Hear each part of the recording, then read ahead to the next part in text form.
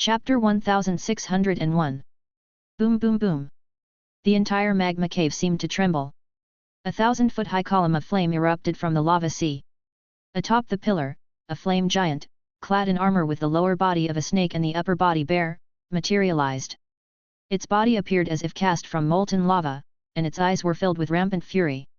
"I am the flame destroyer. How dare you disturb my slumber, all of you shall die." In the hands of the flame giant, a massive flaming sword suddenly materialized. The sword cleaved through the void, and a 10-mile-long blade of fiery light struck the Holy Infant. At the critical moment, the fiery flame iron armor appeared on the Holy Infant's body, with mysterious patterns flickering. At the same time, a rusty sword materialized in the mind of the Rust Dragon Wizard and slashed at the fiery light. Boom boom boom. The fiery blade of light and the rusty sword collided, the rusty sword was sent flying, and the blade of light shattered too. The residual shockwave still struck the Holy Infant. The Holy Infant grunted, was flung backward, and then appeared next to Alexandra with a serious expression. "That was close. There is actually a level 6 fire element lord hidden here." Inside him, spell power surged wildly, and his spiritual force was somewhat unstable, but he was not seriously harmed. The remnants of the level 6 attack were all blocked by the fiery flame iron armor, and his spitting blood was just a feint. Alexandra and Elsie looked shocked, but they relaxed when they saw the treasure armor appear on the Holy Infant's body. "It's good you're okay." Fortunately, it was the treasure armor doing its job, otherwise the master would be too defying. Primordial Soul Witch Prime Minister Ancient Rust Dragon. A rusty dragon that stretched hundreds of meters emerged and waged a fierce battle with the Fire Element Lord.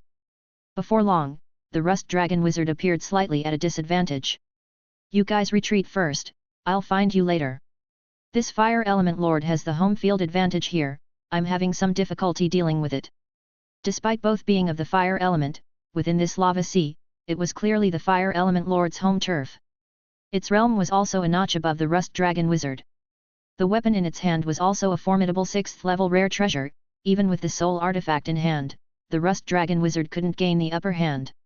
Every motion of the monster stirred the magma in a radius of several miles, combining with the blade light, truly forming a terrifying force. The Holy Infant and others dared not delay and transformed into light rays, swiftly departing from the magma cave. Seeing them gone, the Rust Dragon Wizard fought and retreated, successfully disengaging. After reaching safety, the Rust Dragon Wizard heaved a sigh of relief and said with a wry smile, "This Fire Element Lord has been demonized, has the location advantage, and possesses a rare treasure. Its strength is almost reaching the middle stage of level 6, only a 6th-ring senior wizard could take it down steadily. Although the treasure is great, it seems we're fated not to have it." Alexandra said. "No matter, being safe is what's important. Our main goal this journey was medicinal herbs." The three of them quickly left. Meanwhile, in another shallow cave, Levi had just wiped out a tribe with a peak level 5 Balrog flame demon. In his hand appeared an antique staff resembling a purple long eggplant. Levi, somewhat familiar with Abyss text, muttered. "Level 5 demon artifact, Staff of Fire Joy, crafted by the enchanting demon lord, Buloniagenas." After inspecting it, Levi looked bemused. This staff was an early work by an enchanting demon lord and served three purposes. First, to amplify the spell-like abilities of fire demons.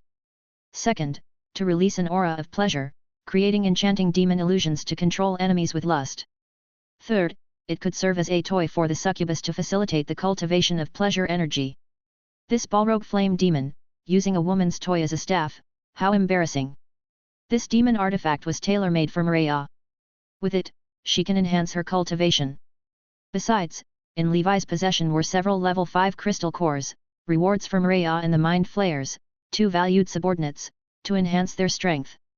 Next, I'll hunt some more demon crystal cores on the way. Suddenly, an image of the Holy Infant emerged in Levi's mind. The Holy Infant just encountered a level 6 Fire Element Lord. Levi's mind raced. "I wonder if Mana and I together could subdue the Fire Element Lord. Not sure if we could use the Scarlet Contract to enslave it."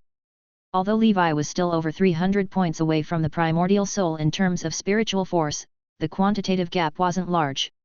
He still had 2 contract slots. If he could contract another Fire Element Lord, it would be greatly beneficial, both in battle and future weapon refinement. Moreover, that Fire Element Lord also possessed a 6th level rare treasure, essentially getting 2 for the price of 1. Never mind, let's give it a try first. If it doesn't work out, just kill it. Either way, it's a win-win. Levi reached out to Fairyland. Mana and Martha were chatting about sisterly topics. Although Mana claimed to be the older sister and indeed was older, her mind seemed less mature than Martha's. She pursed her lips at the moment, apparently talking about something unpleasant. Levi said, "Ladies, you might need to take action soon." Mana looked at Levi and smiled brightly. "What's up?" Levi briefly explained his plan. Mana replied, "No problem. If there's a Fire Element Lord in this fairyland, that would be great." Levi then went to the Ice Sea secret realm and woke up the sleeping Heaven Crystal Dragon Ant. "Prepare for battle." Hearing about the battle, the Dragon Ant got excited. Last time when fighting that cave wizard, it felt like it hadn't performed well. It had just warmed up when he died. This time, it must have a thrilling fight. Chapter 1602. Levi, relying on the positioning and markers left by the Holy Infant, took some effort but finally arrived at the magma cave. Danger perception was in pre-warning, without a doubt, there was a level 6 presence here. Behind Levi, the gigantic body of the Heaven Crystal Dragon Ant squeezed through the tunnel. On top of the Dragon Ant's head, Martha gripped Frost Morning, looking eager to try her hand. Mana was very relaxed, she was the real confidence behind Levi's daring challenge against the Fire Element Lord. With the advantage of terrain and rare treasures, an ordinary 6th circle wizard was no match for the demonized Fire Element Lord. Levi muttered to himself. "Counting me, we are 3.5 against 1, if we lose, I, Levi, would be unworthy of the Transmigrator title." Magma Cave. The Fire Element Lord, having calmed its rage, was preparing to go into slumber in the depths of the magma. Its true name was Flame Destroyer Diabo.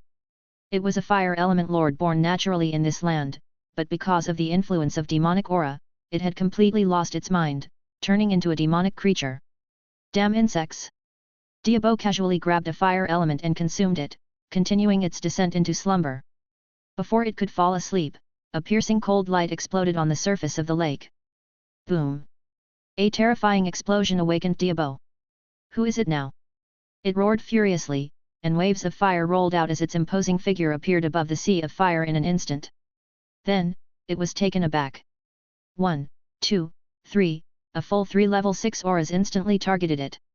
There was also another creature that seemed strong enough to pose a threat to it. Knowing it couldn't win but driven by rage in its heart, it still attacked. In its hand, the flaming saber lifted a crimson river, charging towards the huge ant. The Heaven Crystal Dragon Ant's body was covered in frost armor, its antennae emitting a blue light, sweeping across. The river of fire and frost power collided, freezing and then falling into the magma. Martha descended from above, swinging her great shark-tooth-shaped sword in a dance of swordplay, emitting cold breath. Levi could feel that Martha's cold ice breath realm might be similar to his own. But the same sword skill, when she used it, was overpoweringly stronger than his. This was the difference in cultivation. A round ice crystal ring with a diameter of about 5 miles appeared, binding Diabo with countless ice crystal particles. The might of the ice sword domain was terrifying indeed. Diabo's movements with its great sword noticeably slowed down. But it stood in the magma, its strength continuously surging, waves of fire striking all around. Levi had also considered pulling this Fire Element Lord into the ancient Banyan fairyland to fight through Mana. But ultimately, he abandoned this plan since the strength of the Fire Element Lord was not something that could be compared with a cave wizard.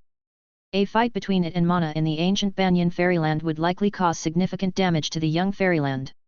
Although it could heal over time, the loss wouldn't be worth it. Most importantly, inside the ancient Banyan fairyland, there were too many rare plants and animals belonging to Levi. Any accident would be an irretrievable loss. Thus, unless there was absolute overpowering strength, Levi dared not allow a level 6 expert to enter the fairyland. Martha used the ice sword domain to restrict Diabo's movements. The dragon ant's jaws clamped down on Diabo's flame sword. The sound of metal clashing came through as the dragon ant, like a fierce dog, bit and didn't let go, the flame sword making cracking noises. Diabo kept waving its arms, trying to shake the dragon ant off. Clearly, it was baffled, having never seen such a ferocious creature. On the flame sword, the flames that burst forth were extinguished by green branches that lashed at it. Mana also took action, her current cultivation had reached the mid-stage. Even though it was just a projection of her strength in the outside world, it was still formidable. She brought her hands together, and a vision of an ancient banyan tree that stretched thousands of kilometers high appeared behind her, almost connecting with the ceiling of the magma cave. 10,000 leaves ceiling realm. Rustling sounds filled the air. Countless green leaves turned into a deluge like the Yellow River, encircling Diabo. Already slowed down by the ice sword domain, the fire element lord was instantly sealed within the green leaf barrier. Mana's slender fingers danced, and the green leaf barrier continuously compressed. Within it came terrifying suppressive force, doubling the pressure on Diabo. Although it was now on its own turf, outnumbered, it was already at a disadvantage. It roared like a true molten demon. Martha said, "If you will surrender to us, we are willing to strip you of your demon body and return you to a normal fire element lord." After demonization, the creature's strength did indeed increase slightly. However, like the black beast, it was always on the edge of madness and chaos, which was a torture of its own. Diabo bellowed. "Die!" Boom, boom. Endless magma surged toward Diabo, forming a suit of molten armor. Diabo's body finally emerged from the sea of molten lava, revealing its serpentine rear. Its tail swept across, rolling up a large swath of the sea of fire, charging toward the barrier that bound it. Martha's brows furrowed slightly as she said, "You are no match for me." With a single thought, the queen banyan within the fairyland rustled, and vast green energy flowed into her body. In terms of endurance, as the divine tree rooted in the earth and possessing the power of a whole realm, how could Martha lose? Inside the green leaf barrier, the pressure increased. The heaven crystal dragon ant and Martha's ice sword chi continuously weakened Diabo's strength. Its fire element body was immune to massive damage, and with magma providing energy, it managed to hold on until now. Any other sixth circle ordinary wizard would have already surrendered. It roared furiously, its flaming saber breath freely spitting out, striking the barrier, causing it to tremble ceaselessly. Unmoved, Martha had streams of green energy wrap around Diabo. Diabo's enormous body struggled relentlessly, along with the barrier, darting around the cave, shattering the surrounding rock walls. The wind rises. Levi's wind disaster pearl emerged, and the overwhelming wind disaster power surged forth, forming a giant tornado, engulfing Diabo into it, turning it into a fire tornado. Diabo's treasure sword was now firmly clutched by the heaven crystal dragon ant, preventing it from flying back to its master. Martha's ice sword chi left Diabo's fire element body scarred and damaged. The green leaf barrier compressed Diabo's massive body down to only 10 meters tall. A green orb floated in the air, hot to the touch. Diabo struggled within, its movements and aura growing weaker and weaker. At this moment, even Martha looked solemn, clearly at a critical point. She was drenched in sweat and said, "Levi, get ready to make your move." Levi replied, "Thank you all, let me give it a try." Levi's primordial spirit projection emerged. Behind it, the shocking apparition of the Thunder Emperor took form. Seeing this, both Martha and Martha were taken aback. They subconsciously thought this was Levi's primordial spirit wizard form, even wondering how Levi had silently broken through to the sixth circle. Upon closer inspection, it was merely a technique similar to wizard forms. Levi flew into the body of the Emperor, closing his eyes, channeling all of the Scarlet Dragon's power within him. In the Emperor's apparition's hand, a crimson lance materialized. Chaotic power wrapped around the lance, dyeing it white. The lance was thrown, piercing through the barrier and into the body of the Fire Element Lord. The surging Scarlet Dragon's power, protected by the chaotic power, spread wildly within the weakened body of the Fire Element Lord. Inside Diabo's mind, it was a world-shattering scene. An apparition of an emperor standing atop 6 dragons commanded, "Submit to me." Boom! Like the roar of thunder, like the descent of heavenly might. Levi realized that in terms of spiritual force, this Fire Element Lord was, after all, inferior to his current self. The apparition of the Emperor overwhelmed its spiritual sea, and the Fire Element's true soul, with the serpentine body, eventually bowed its proud head under the influence of the Scarlet Dragon's power. In the outside world, Levi looked pale. To ensure success in one strike, he had expended all his Scarlet Dragon's power, and his spiritual force was also depleted. It seemed as if he hadn't fought, but in reality, the expenditure was significant. A smile appeared on his face, feeling a secret joy within. Another level 6 was in hand, and the lineup of the 4 heavenly kings was now complete. Chapter 1603. Dragon Ruins Mysterious Realm. Magma Cave. The green leaf barrier burst apart, revealing the weakened fire element lord within. Under the scarlet contract, Diabo lowered his noble head, submitting before the Thunder Emperor. Master. The Emperor slowly dissipated. Levi said. I'll take you out next, and find a way to purify this demonic aura enveloping you. As a lord-tier demonic creature, staying within the fairyland for too long would inevitably contaminate the surrounding environment, and Levi didn't want to associate the fairyland with the abyss's demonic aura. While demonic aura was useful to him, overall, the disadvantages outweighed the benefits.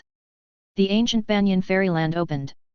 Martha and the others took Diabo with them into it. Levi temporarily placed him in another fire elemental spirit, convenient for Diabo's cultivation. As for Flaming Mountain, he worried that the demonic aura might have contaminated both the Ashen Dragon Egg and the Black Lotus Beast that were in seclusion. Inside the fairyland. Martha said. Do you have a way to purify this demonized fire element lord? Levi replied. I do. My purification elixir can now be mass-produced. Next, I'll find a way to gradually remove the demonic aura and restore its true nature as a fire elemental spirit. Martha responded. That's good. Becoming a fire element lord is not easy. Martha sheathed her long sword, smiling. Sir Levi's methods are truly formidable. To actually subdue demonic creatures I am impressed. Levi responded. Haha, it's nothing. Thank you for your help, Martha. Martha replied. No problem, we're all family now. Shared glory, no need for formalities. Besides, if I stay too long in the fairyland without fighting, I'm afraid I'll forget the Ice Crystal clan's combat techniques. Elsewhere. The Heaven Crystal Dragon Ant was still holding Diabo's treasure sword in its jaws, shaking its head wildly. Levi seriously suspected that in its past life, the ant was very likely a dog. He called the dragon ant over and took the 6th level treasure from its mouth. It was a simple-looking great sword, and its maker was unknown, but it seemed quite good. Levi asked. Would either of you seniors be interested in this rare treasure? Martha showed no interest at all, having returned to swinging on a tree, looking preoccupied. Martha shook her head. I have the Frost Morning, that sword is superfluous to me. You keep it, Sir Levi. The Heaven Crystal Dragon Ant seemed to express its desire. Levi smiled. What would an ant do with a great sword? I should return it to Diabo, it is his treasure after all. Within a volcanic vent, Diabo lay in the magma, facing upward, absorbing the fire elemental power to heal his ravaged body. Levi said. Diabo, I'm giving you back your treasure. Diabo propped himself on the edge of the vent, speaking in a low voice. Thank you, Master. I found this treasure, and it has served me well. Truth be told, I was somewhat reluctant to part with it. Levi replied. Focus on your recovery. He went back to the outside world. In the magma cave, there seemed to be several rank 5 fire elemental spirits, which Levi didn't waste. He slew them all, turning them into crystal cores. Phoenix is following me and is indeed fortunate. Such precious fire element crystal cores are excellent for making 5th circle wizard tools, all to be fed to it. I hope this youngster will reach level 6 soon and not let down my expectations.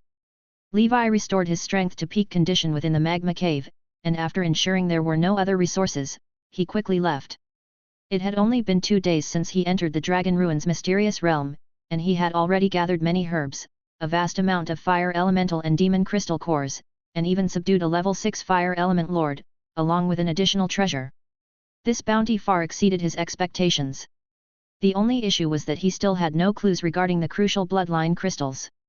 Through Diabo, Levi learned that the creatures in these devil's dens seldom left their lairs. But Diabo was different. It had migrated from the deeper parts of the catacombs 3,000 years ago. The reason for its departure was the overpowering strength of the creatures dwelling deeper within. This included powerful dragon abominations. This piqued Levi's interest, but unfortunately, Diabo also couldn't remember how to reach these dragon abominations' lairs, and such creatures might be mobile. The coordinates from 1,000 years ago were likely different now. In essence, it seemed Levi could only rely on luck.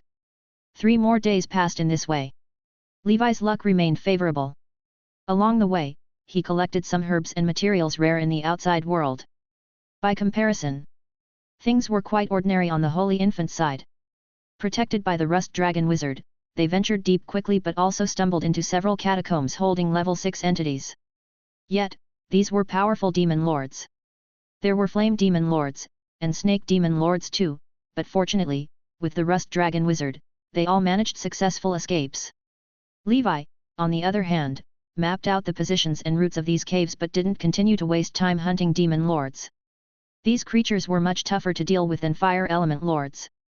Even with his many guardian Vedras, Levi didn't want to risk it without substantial benefits. His successful contract with Diabo also involved an element of luck. Of course, once Diabo recovered, if there was time, Levi wouldn't mind letting the 4 King Kongs take action and annihilate these demon lords. That way, he could use the crystal cores and other materials in future weapon-making and pharmacy endeavors. Moreover, through the Holy Infant's information, Levi found out that the Dragon Ruins mysterious realm was only open for 1 month. Chapter 1604. Before the deadline, Levi had to leave the demon land and return to the surface. At that time, the tokens on their bodies would take them out. The next opening would be in 500 years. Levi felt that this shadow realm was somewhat like a low-end dark ancient tower and might also be the work of a wizard. The demon dragon crystal core he needed was likely in the deep cave. Levi dared not delay, and continued to delve deeper. Along the way, Jin gradually demonstrated the powerful aspects of being a treasure-seeking mouse. There were several catacombs that Levi couldn't be bothered to enter. But when Jin sniffed out the scent of treasures, Levi followed and indeed found some decent items.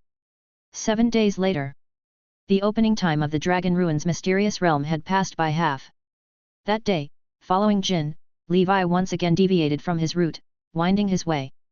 While passing through a medium-sized catacomb, something like a scythe demon spirit suddenly emerged. These things seemed to be formed after the death of some powerful demons. The scythe demon spirit stood 30 feet tall, exuding overwhelming demon flame and the aura of peak rank 5.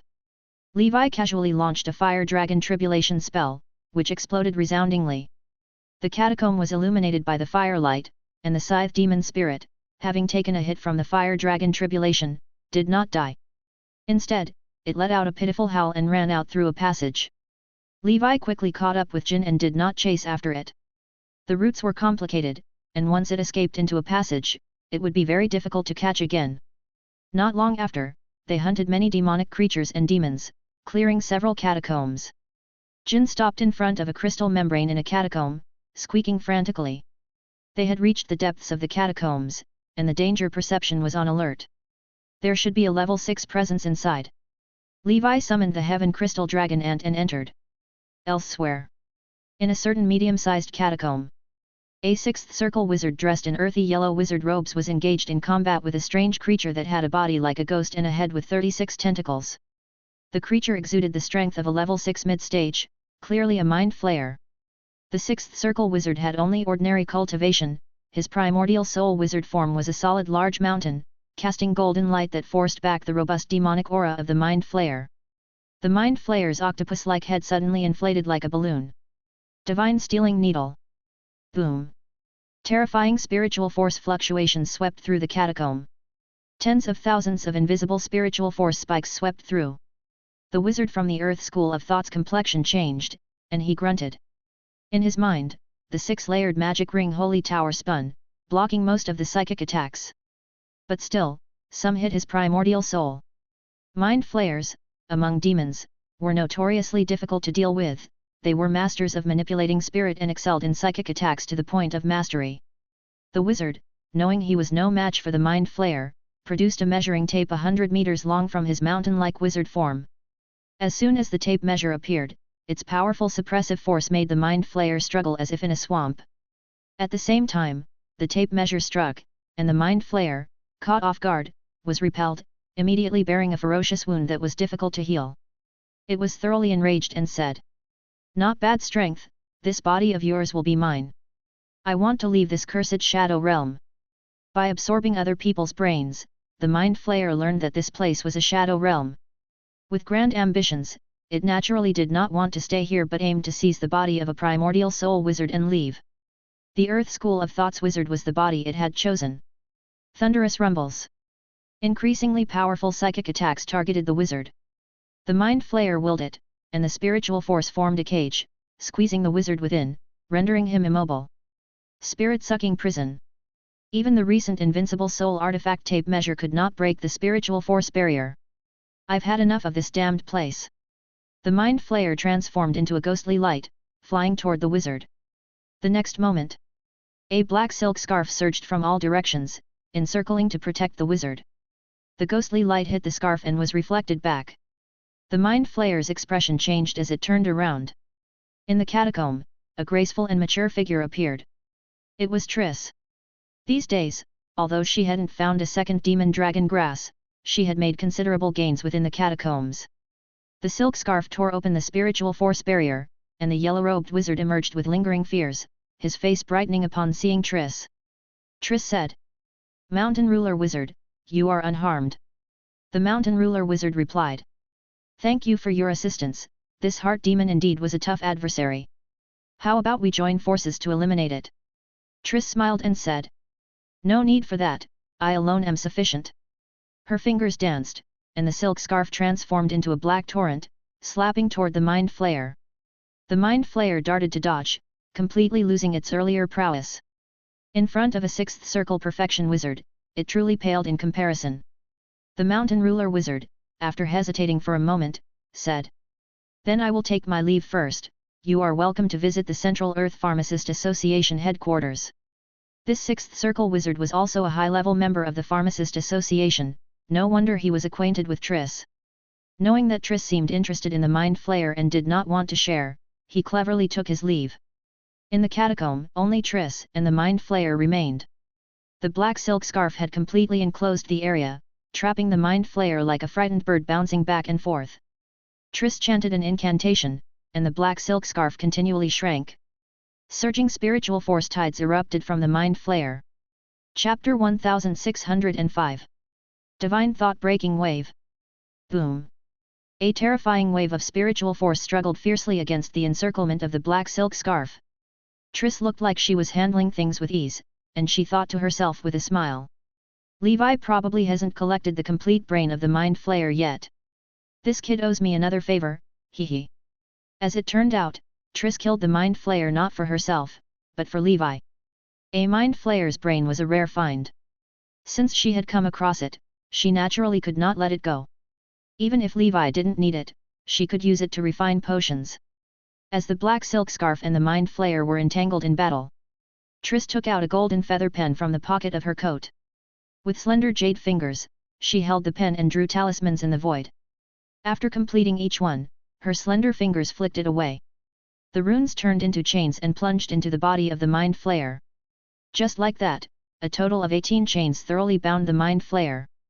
Ripples of spiritual force continuously emitted from around the mind flayer. Around Triss, an invisible protective force field emerged, blocking all shocks. This woman was a treasure trove of artifacts. If the mountain ruler wizard from before had seen her, he would have been green with envy. Triss used the feather pen as a hairpin, inserting it into her hair and twisted it up. Then she took off a beautiful pink butterfly hair clip, another sixth circle wizard tool. "Go, clamp it to death." The butterfly hair clip transformed into a butterfly with a wingspan of hundreds of meters. Its wings, like clamps, fluttered towards its prey. The mind flayer looked desperate, unable to use any of its transcendent abilities against such a combination of moves. How could this woman be so terrifying? The colorful light swallowed the mind flayer. The cries of the mind flayer could be heard. After a brief moment, the hair clip returned to Triss's side, holding a semi-transparent octopus-like head. A black suitcase appeared on Triss. From within, white arms extended holding scalpels, test tubes, and various potions. Soon, the mind flayer's body was dissected as if by a skilled butcher. A fresh, pulsating brain floated in midair, and lastly, was tucked into the suitcase. Triss joked, "I really am too considerate. Levi must be incredibly touched. However, it seems the mind flayer hasn't completely died, I just saw a part of its demon soul escape. It doesn't matter, as long as the brain is in hand, the rest has nothing to do with me. It wouldn't dare to try and possess me." The black silk scarf flew back, landing on Triss's fragrant shoulder. The lady found an exit and disappeared. Somewhere in the catacombs, the scythe demon spirit, which had been severely injured by Levi before, suddenly emitted a purple glow. An extremely ethereal shadow of a mind flayer emerged. Damn it, where did that wretched woman come from? My thousands of years of cultivation, ruined in an instant. Fortunately, I have a demon soul avatar, otherwise, I truly would have no place to be buried.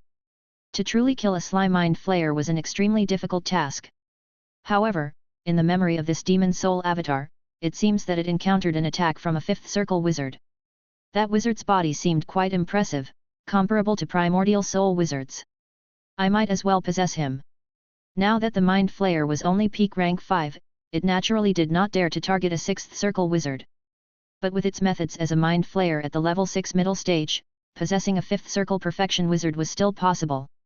Even if the wizard was extraordinary, it would make no difference. In matters of possession, the primordial soul of wizards paled in comparison to the mind flayer.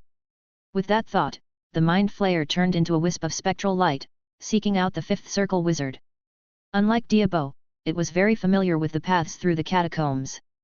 That fifth circle wizard was like a lamb in a maze, waiting for slaughter. He. I will be free very soon. Before Levi was a small catacomb. The place was shrouded in clouds and mists, with a demonic aura pervading the air. In the foggy distance, a giant fir tree nearly a kilometer tall could be faintly seen, as if a mountain peak. The fir tree rose high into the clouds, straight and towering. Wrapped around the trunk was a decaying monster snake, its flesh rotting away, bones and flesh intertwined. The colossal snake emitted the aura of a level 6 upper-level creature. Clearly, it was a level 6 demonic lord. It coiled around the giant tree while, below the tree, the accumulation of food remains from over the years spread an atrocious stench. Levi was excited, not because of the level 6 giant snake, but because of the kilometer-tall tree. The dragon fir. The legendary rare giant tree, maturing in 2,000 years and then bearing fruit every 100 years. Its fruit dragon scale fruit is a sixth circle medicinal herb that can significantly strengthen one's physique. When consumed by dragon clan creatures, it even aids their physical development. This is a true heavenly material and earthly treasure, beyond price. Besides, dragon scale fruit was also a material for various primordial soul potions, with infinite medicinal value. Compared to the iron tree, which only grew 100 feet in 10,000 years, dragon fir grew extremely fast, 1 meter a year. Its current height meant it had lived for 1,000 years. 1,000-year dragon fir itself was an excellent weapon-making material. In terms of value, bloodline crystals couldn't even compare to the dragon fir. It was an heirloom treasure that could benefit generations to come. With that in mind, Levi firmed his resolve. I must take this thing away. He patted the heaven crystal dragon ant beneath him and asked. Do you think you can kill it? Should we call Senior Mana out? Chapter 1606. The dragon ant's antennae lifted as it said. No problem, I am enough by myself. Levi thought for a moment and then said. I'd better call out Diabo, just to be on the safe side. He actually didn't want to trouble Martha and Mana with everything. Having recovered for some time, Diabo's strength had been restored by half. Paired with the heaven crystal dragon ant, killing this giant snake lord shouldn't be a problem. The giant snake lord obviously noticed Levi's presence as well. Its grim gaze fixed on Levi, its snake tongue flickering in and out. The snake's mouth opened, and a surge of poisonous breath came forth, even corroding the surrounding void, clearly demonstrating its mastery of poison. The heaven crystal dragon ant charged like a raging bull, its antennae sweeping across, its blue light freezing the poisonous breath. At the same time, a spatial rift appeared and Diabo's towering figure, holding a great sword, emerged from within. Standing before you is the flame destroyer, Lord Diabo. It roared, its blade cleaving through the mist and flames trailing behind it as it charged towards the giant snake. Levi hurriedly said. Be careful not to destroy that tree. Diabo responded.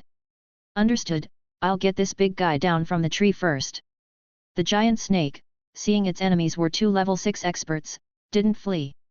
But it refused to descend from its high perch, spewing poisonous fog that spread over a 10-mile radius. The heaven crystal dragon ant ferociously bit onto the tail of the giant snake and then started dragging it toward the base of the tree. Diabo's great hand grasped the snake's head, aiding the dragon ant in dragging the giant snake away. The giant snake, with ordinary strength when facing single combat, was no match for either Diabo or the dragon ant. Now, caught between the two, it was even more powerless to fight back. Soon, the giant snake was pulled down from the magic tree and dragged aside, where the 2 brawny men surrounded and beat it down to the ground, where it writhed in struggle. The heaven crystal dragon ant's jaws clenched onto the head of the giant snake and exerted a powerful force. Crack, crack! The head of the giant snake was crushed to pieces. But in the next instant, a new snake head sprouted from the wound. The new head bit the dragon ant and flung it through the air with a violent shake, causing it to crash into the ground with such force that the mountain quaked and the earth split. Diabo raised his flaming greatsword, gathering the fire elemental power from within a 10-mile radius. The blazing sword light swept across, decapitating the giant snake once more. Boom! The giant snake's tail thrashed, sending Diabo flying. The headless corpse struggled, and yet another snake head grew in its place. This time, both the dragon ant and Diabo were stunned. An immortal body. Upon seeing this, Levi's primordial spirit projection emerged, and the silhouette of the Thunder Emperor appeared. Chaotic power wound around the Emperor's sword's surface, radiating a destructive aura. "Hold it down for me, I'll give it a try," he commanded authoritatively. The dragon ant and Diabo attacked again, the two colossal beings slamming the airborne giant snake back to the ground. Diabo's flames enveloped the giant snake, and magma submerged it. The giant snake struggled and squirmed in agony within it. After the flames subsided, the heaven crystal dragon ant's frost swept in. The giant snake was encased in ice, momentarily trapped within. Under the dual torment of ice and fire, the giant snake's body was already deeply scarred. Just at that moment, Levi descended from the sky, stepping out of the void, as an aura of profound mystery wrapped around him and flowed into the Emperor's sword. Boom! The Chaos Sword energy slashed towards the giant snake's vital spot. Having already suffered from the devastations of ice and fire, the body of the giant snake was extremely fragile.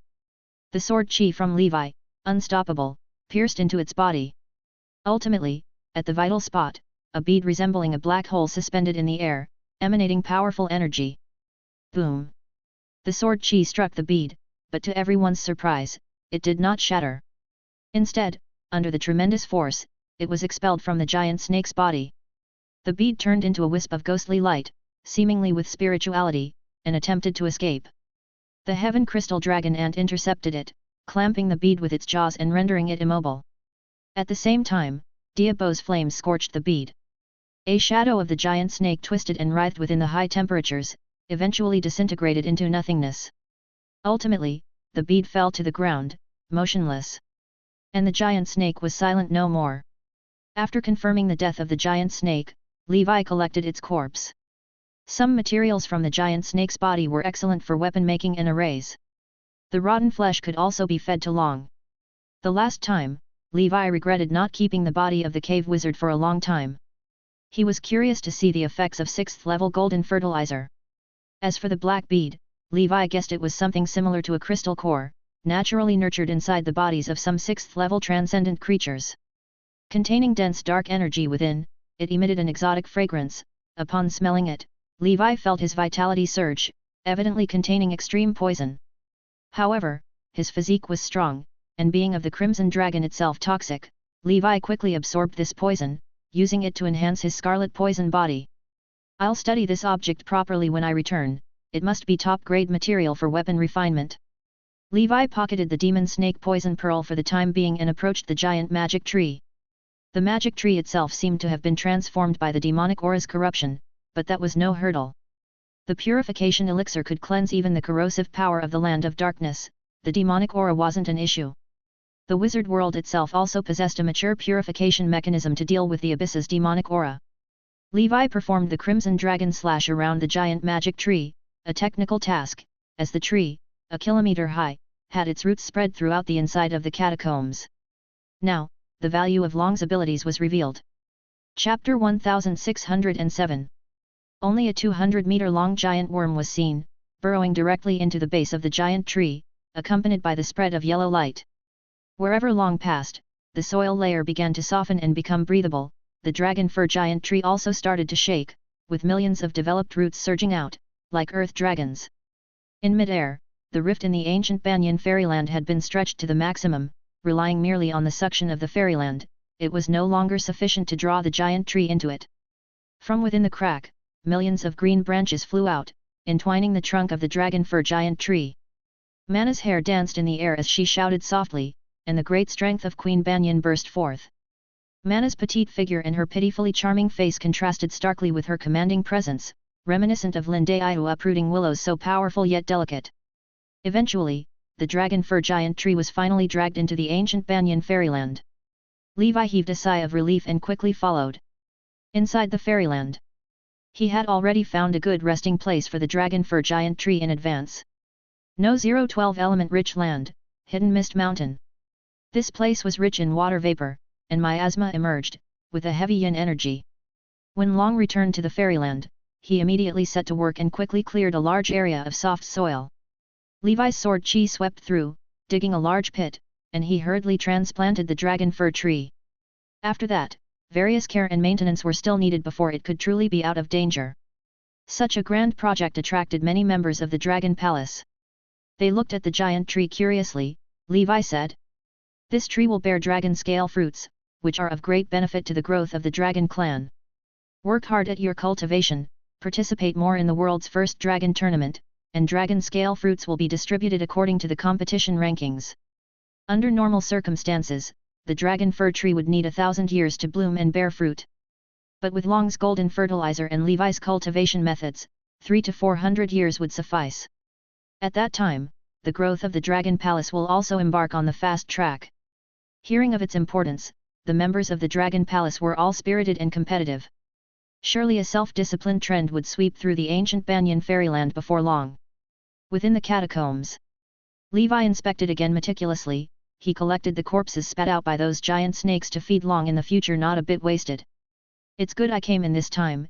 If I had been as timid and hesitant as before, who knows how many opportunities I would have missed.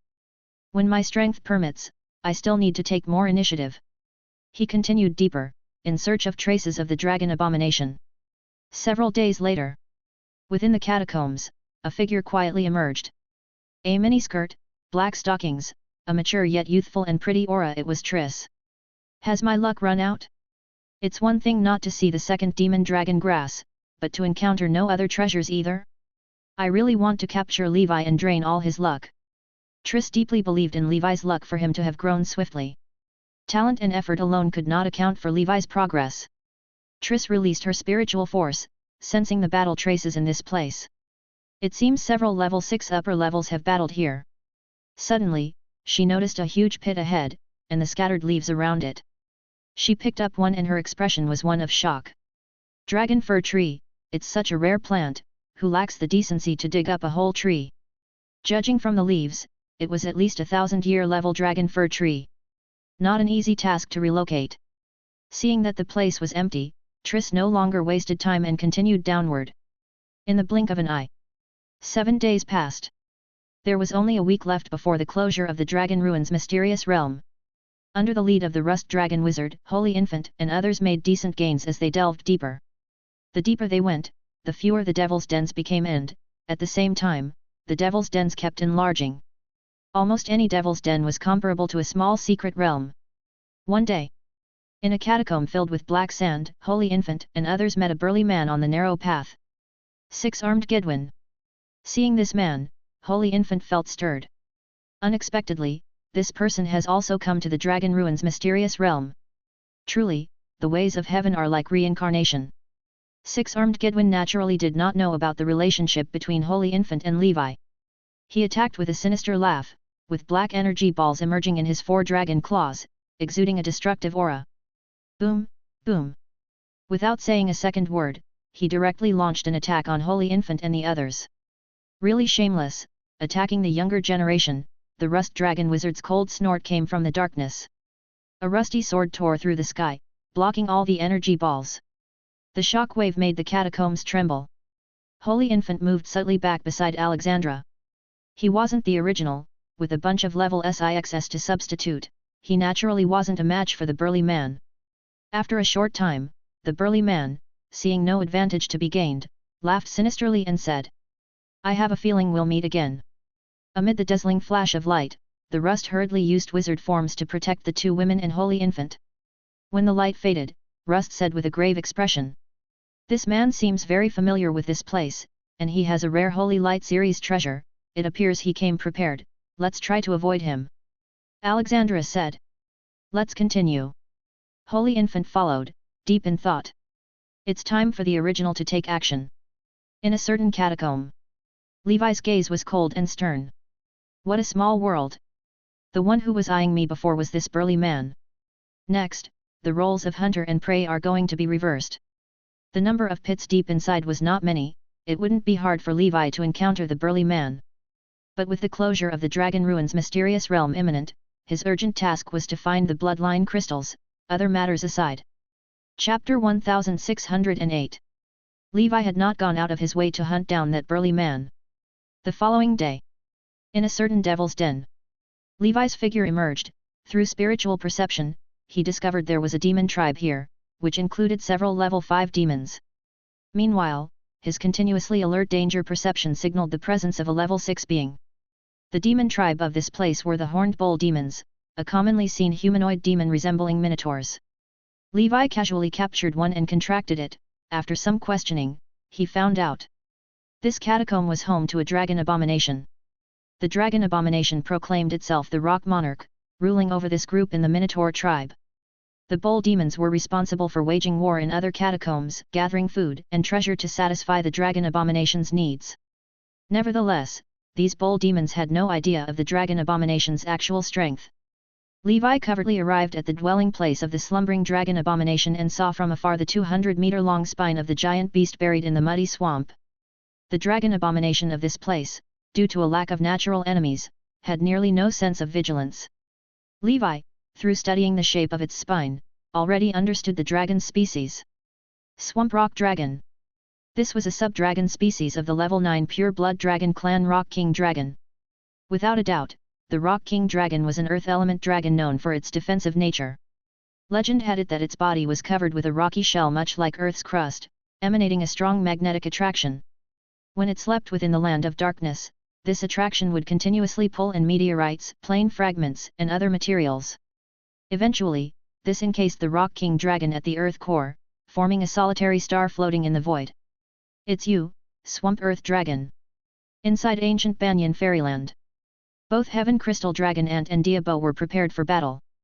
With a wave of his hand, Levi opened a massive spatial rift, and Dragon Ant transformed into a streak of cold light, charging first into battle.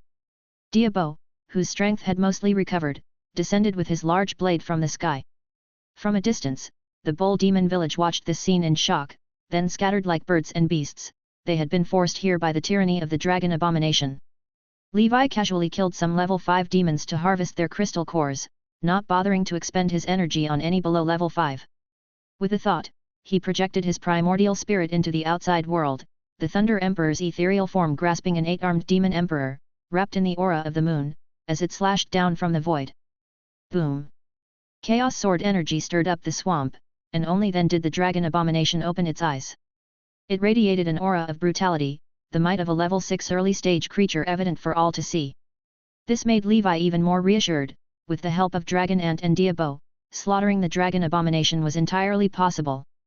The dragon abomination roared, causing the swamp within a 10-mile radius to churn and convert into armor around the beast.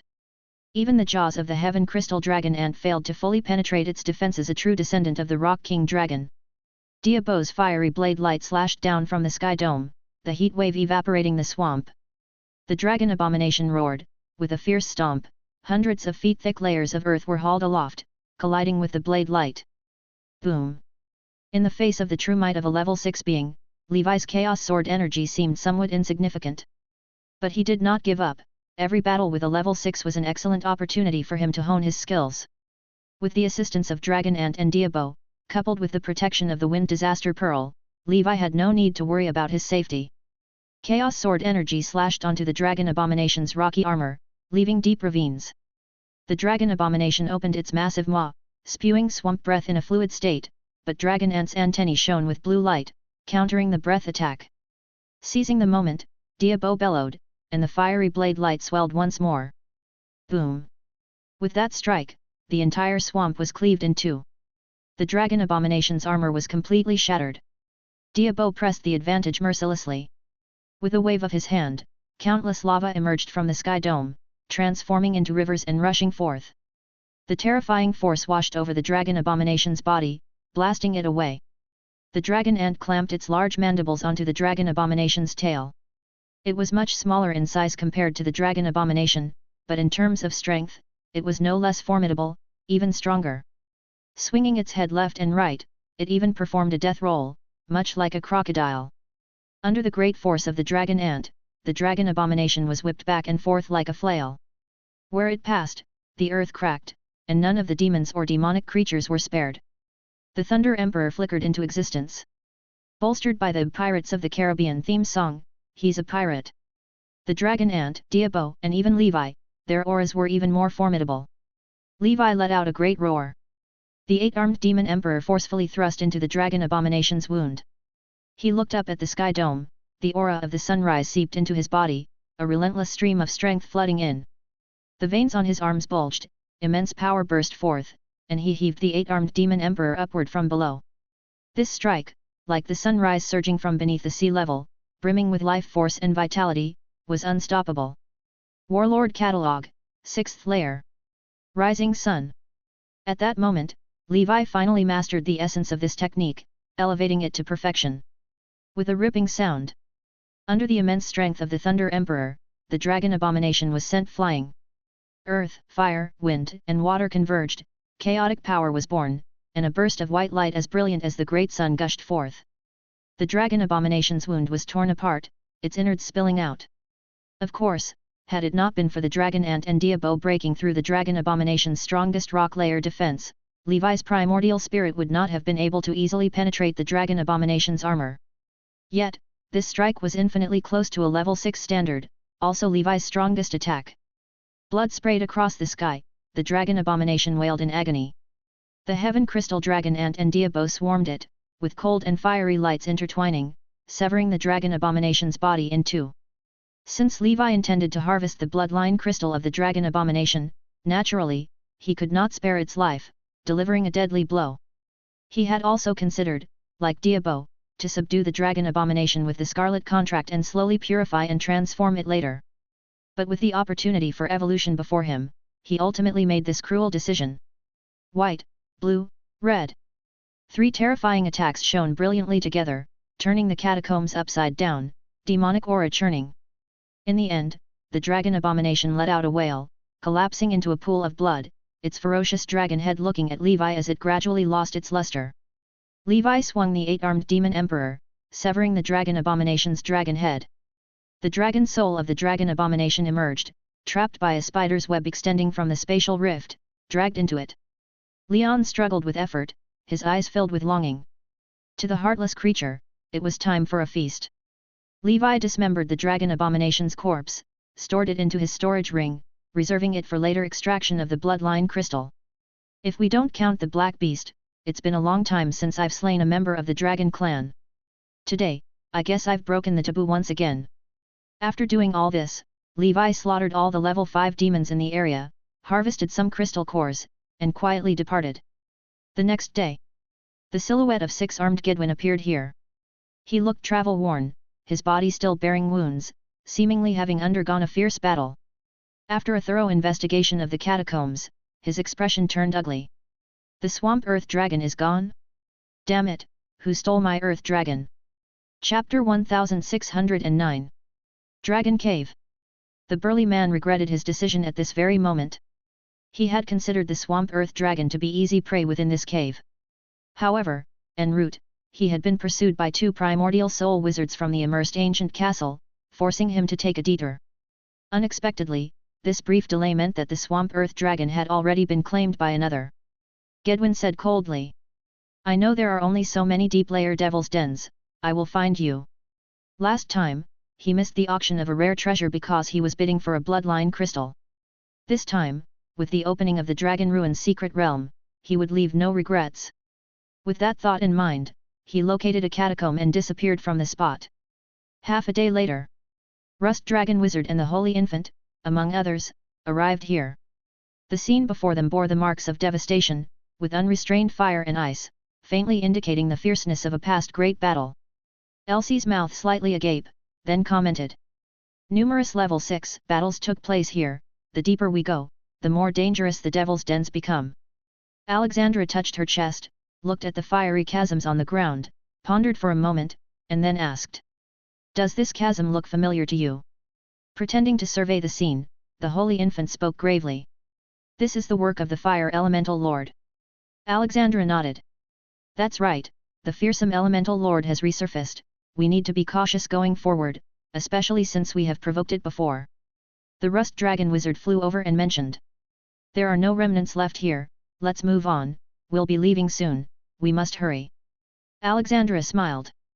Our luck hasn't been bad this time, we've collected most of the main materials we needed, just missing the fire dragon fruit and other such rare items. If we can't gather it this trip, we'll wait for the next auction. Elsie added. Safety first. As time passed, the remaining wizards within the catacombs ventured even deeper. Soon. Just 3 days were left before the closure of the Dragon Ruins mysterious realm. In the deeper large catacombs, opportunities increased, but so did the dangers. Yellow Sand Catacomb. This place probably hid an ancient wizard ruin, evidenced by the crumbling remnants of wizard civilization buildings submerged within. Levi was meticulously investigating the area but ultimately found nothing. This place has already been visited, most likely by people from the immersed ancient castle. For some unknown reason, the immersed ancient castle had acquired numerous keys, greatly outnumbering other organizations. Suddenly, Levi's danger perception intensely warned him, as if a level 6 was descending. Levi's figure flickered, disappearing swiftly from the spot and reappeared on the other side of the catacombs. At the original spot, a mysterious amethyst light appeared, accompanied by a surprised voice. Void travel capabilities, seems like a 5th circle elite wizard. A figure in a black robe looked around. He was dressed in the uniform of the immersed ancient castle and seemed to possess the strength of a 5th circle perfection. However, the spiritual force fluctuations and aura he emitted were already touching a 6th circle standard. This entity was indeed a remnant soul of the level 6 heart stealer that Triss had obliterated that day. The demon soul had been reborn within the measures it had left behind and, after a period of recovery, now barely had the strength of a half-step level 6. It had tracked Levi down because it was deeply impressed by his body, despite some complications along the way. It thought that its stealth abilities would allow for a successful attack at once. Unexpectedly, Levi seemed to have foreknowledge of the danger and blinked away as if anticipating the attack. Forget it. Let's switch targets, this person is too complicated. The heart demon pondered briefly, then transformed into a dim light, preparing to leave. Suddenly, in the void, a golden divine palace descended from the sky, its immense suppressive force abruptly pinning the unsuspecting heart demon to the ground.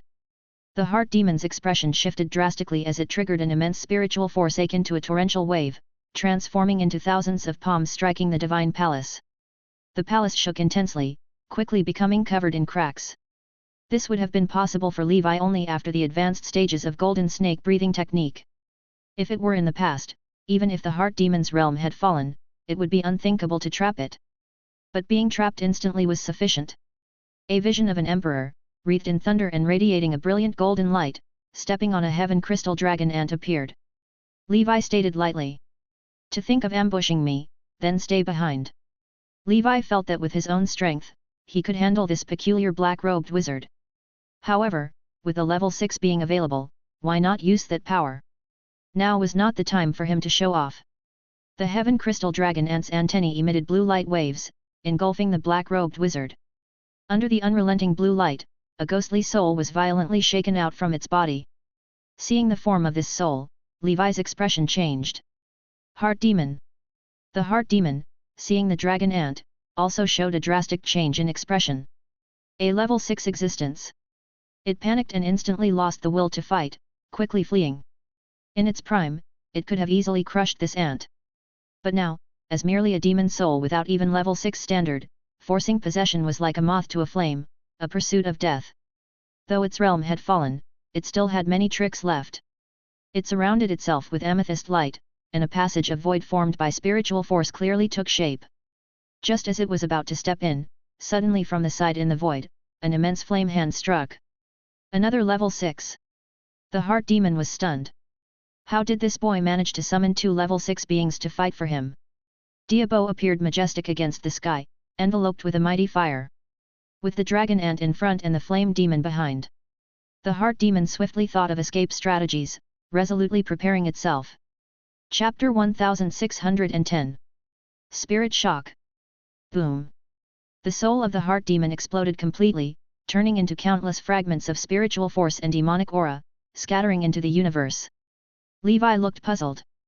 Self-destructing when unable to win?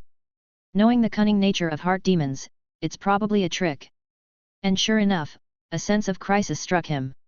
Amidst the explosion of spiritual force, a worm-like creature, with the mouth of a seven-gilled eel, darted through the void directly towards the Thunder Emperor's primordial spirit. This kid is the only rank 5 here, his spiritual defense must be the weakest.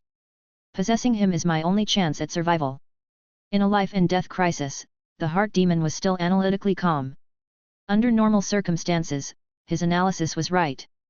With its ability, even a cornered tiger could easily possess a 5th circle. However, its target for possession was Levi. The Nightmare Divine Palace descended from the sky, protecting the Thunder Emperor's primordial spirit. Levi, having anticipated the heart demon's attack, was already prepared. Crack! The worm, with extreme penetrating power, actually pierced through the spiritual defense of the Nightmare Divine Palace. This sort of defense, you think it can stop me? Disdain filled the heart demon's heart. A ghostly light surged, pushing deeper. The next moment, on the head of the Thunder Emperor's primordial spirit, a fantastical black helmet appeared, emitting a blast of spiritual breath. The heart demon, struck as if by thunder, endured this hit but barely penetrated the helmet's defense. Ha ha ha, I've reached his mind, now this body is mine. The heart demon looked forward and saw Levi's primordial spirit sitting cross-legged inside the divine ring tower, looking at it with a quasi-smiling expression. Thud! Thud! Thud! With a sound akin to a grand bell tolling, the heart demon's soul felt shattered. Divine ring tower, you're a primordial soul wizard? Impossible! Its soul, like facing devastating waves, was thrown out. Boom! Just as the heart demon's soul left Levi's mind, a beam of blue light swept across and captured it. At the same time, a spider web shot out, wrapping it layer by layer. Leon, while injecting venom, muttered. Inexhaustible, truly inexhaustible. The soul of that dragon abomination from the other days hadn't been consumed yet. And now, another feast. Such is the drudgery of a bug's life. The voice of the heaven crystal dragon ant in Levi's mind. This guy's tough. Levi said. Heart demons are like that, unpredictable. But now that Leon has him under control, there's no worry. Ancient Banyan Fairyland. Levi looked at the heart demon's soul, now deeply asleep and wrapped up like a huge dumpling, with Leon lying on top, slowly sucking. This guy must have been a 6th level being before, or he wouldn't be so difficult to deal with. Can it be that inside the Dragon Ruins mysterious realm, there are 6th level heart demons? My quest for the Heartstealer brain has a destination now. This realization brightened Levi's eyes, the journey to the Dragon Ruins mysterious realm truly paid off. The crucial element for the advancement of knights and wizards to primordial soul was seemingly within grasp. With that thought, Levi approached the heart demon's soul, wondering if he could use the Crimson Contract to subdue it while it was in deep slumber, thereby learning the whereabouts of other heart demons. Leon stepped aside, and the force of the Scarlet Dragon in Levi spread to the ephemeral soul of the heart demon. Eventually, Levi left with a pale face. It didn't work, it failed. The soul of the heart demon is so powerful, compared to Diabo it's nearly a junior. Its realm before death had to be at least middle stage level 6. Levi pondered. Now, with less than 3 days until the mysterious realm closes, I must leave a day to return the same way to the surface and converge with the Holy Infant. With another day to explore, even if we find nothing, we must leave. The rules of the mysterious realm explained by the Rust Dragon Wizard, he dared not violate.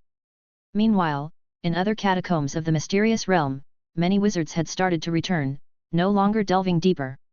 Only those bold and skilled primordial spirit masters continued downward. The next day, in a certain catacomb, the Holy Infant and others appeared.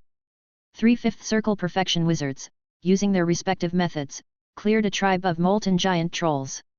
Not long after, they reached the air above a rift. Below, there was a pile of messy red bones, still radiating some heat. The Rust Dragon Wizard said. This is a dragon abomination that died over 10,000 years ago, seemingly fire element. Look around here, if there are no fire dragon fruits, then we can head back the way we came. Going deeper might even be beyond my ability to protect you all comprehensively, and our time is also running short. Alexandra said. Let's split up and look. Everyone dispersed, sweeping their spiritual force across the bottom of the rift. The Rust Dragon Wizard also helped in the search. Soon, the Holy Infant stopped in front of a crevice, looking at a cactus-like, emerald green plant rooted there. Its leaves were full of sharp spikes, gleaming coldly. In the center of the leaves were several plump, round fruits covered in dragon scales and radiating heat, tantalizing to the eye. Is this the legendary fire dragon fruit? He immediately contacted Alexandra and the others.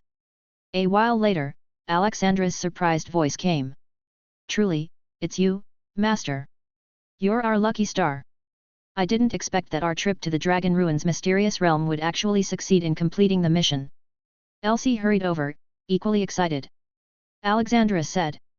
There are a total of 5 fruits. My sister and I need 2 for alchemy, 1 for Rust Senior, and 2 for you, Master. Chapter 1611. Holy Infant sincerely said.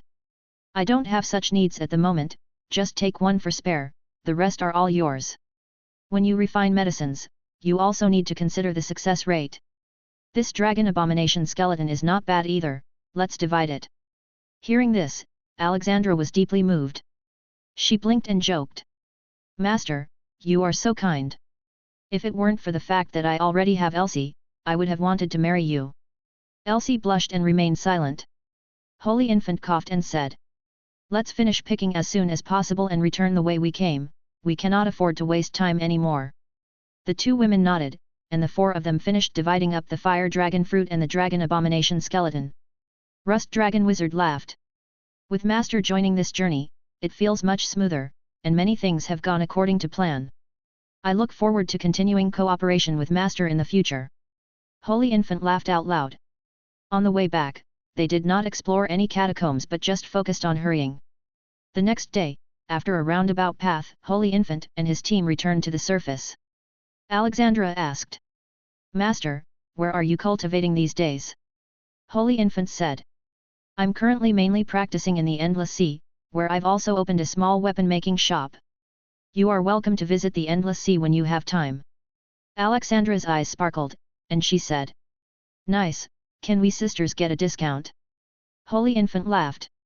Be bold, I'll give you a 69% discount. Elsie said.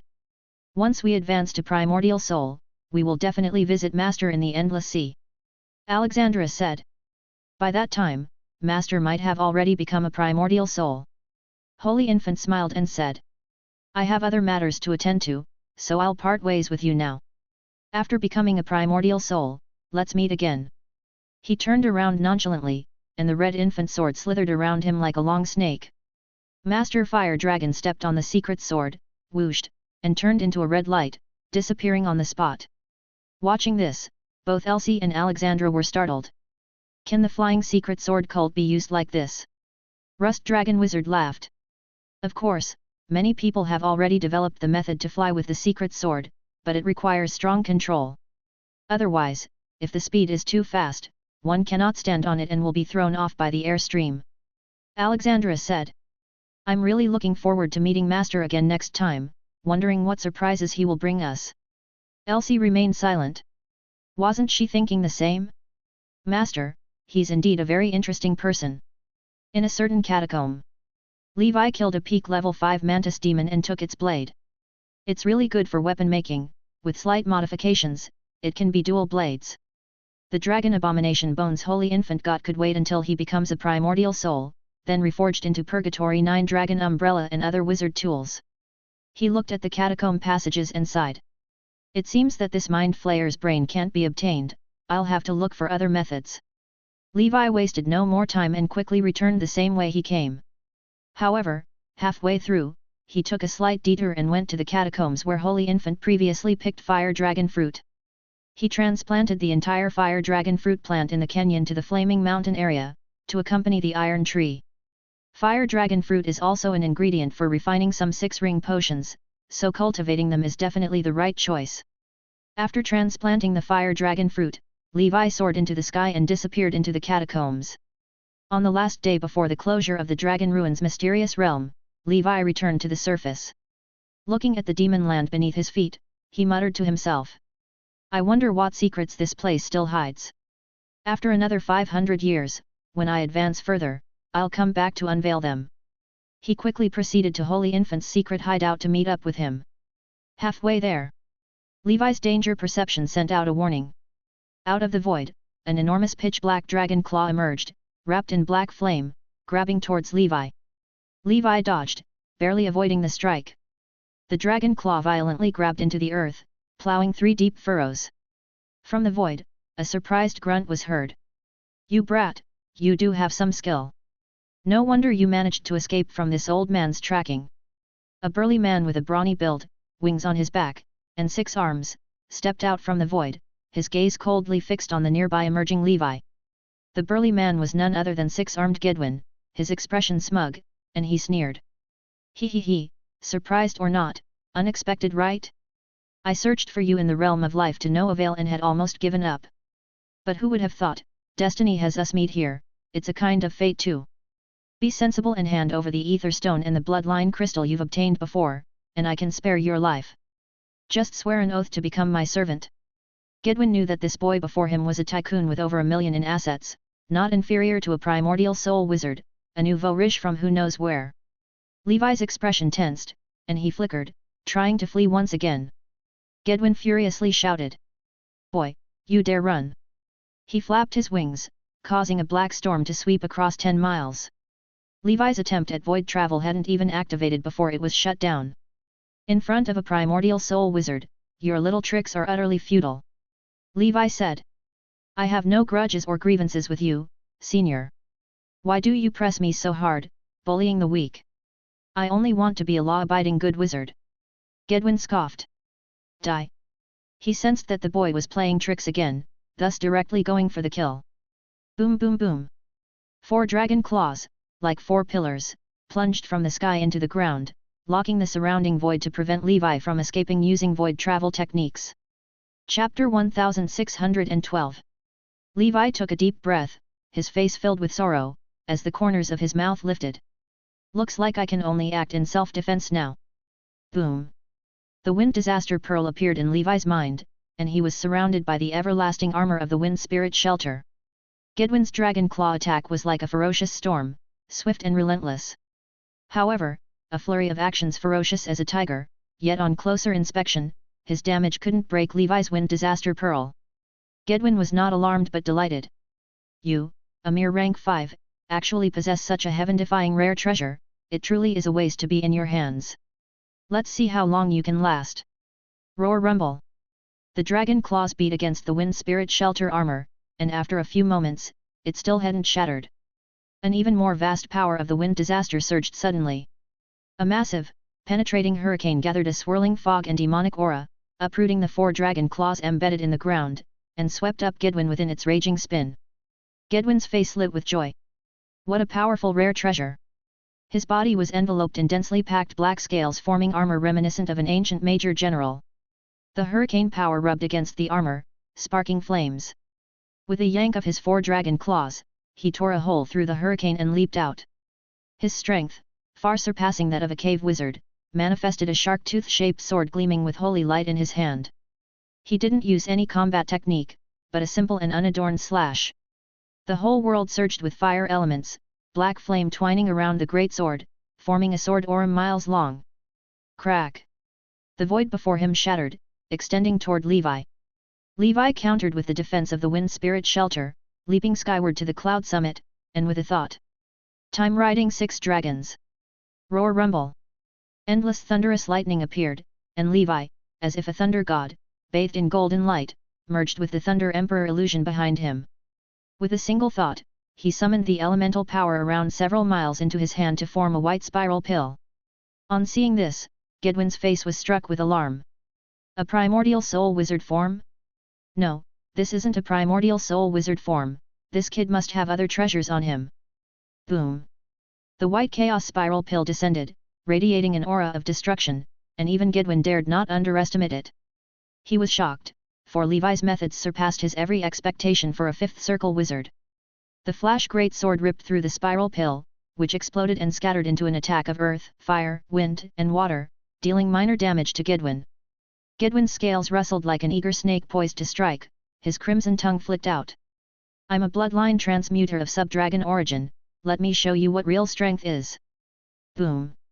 He flapped his wings, transforming into a black cannonball. The Thunder Emperor drew a circle, and a chaotic shield in the likeness of Taiji appeared. Levi blinked away, as Gidwin's sword shredded the shield, then stepped into the void, instantly blinking behind Levi. Boom!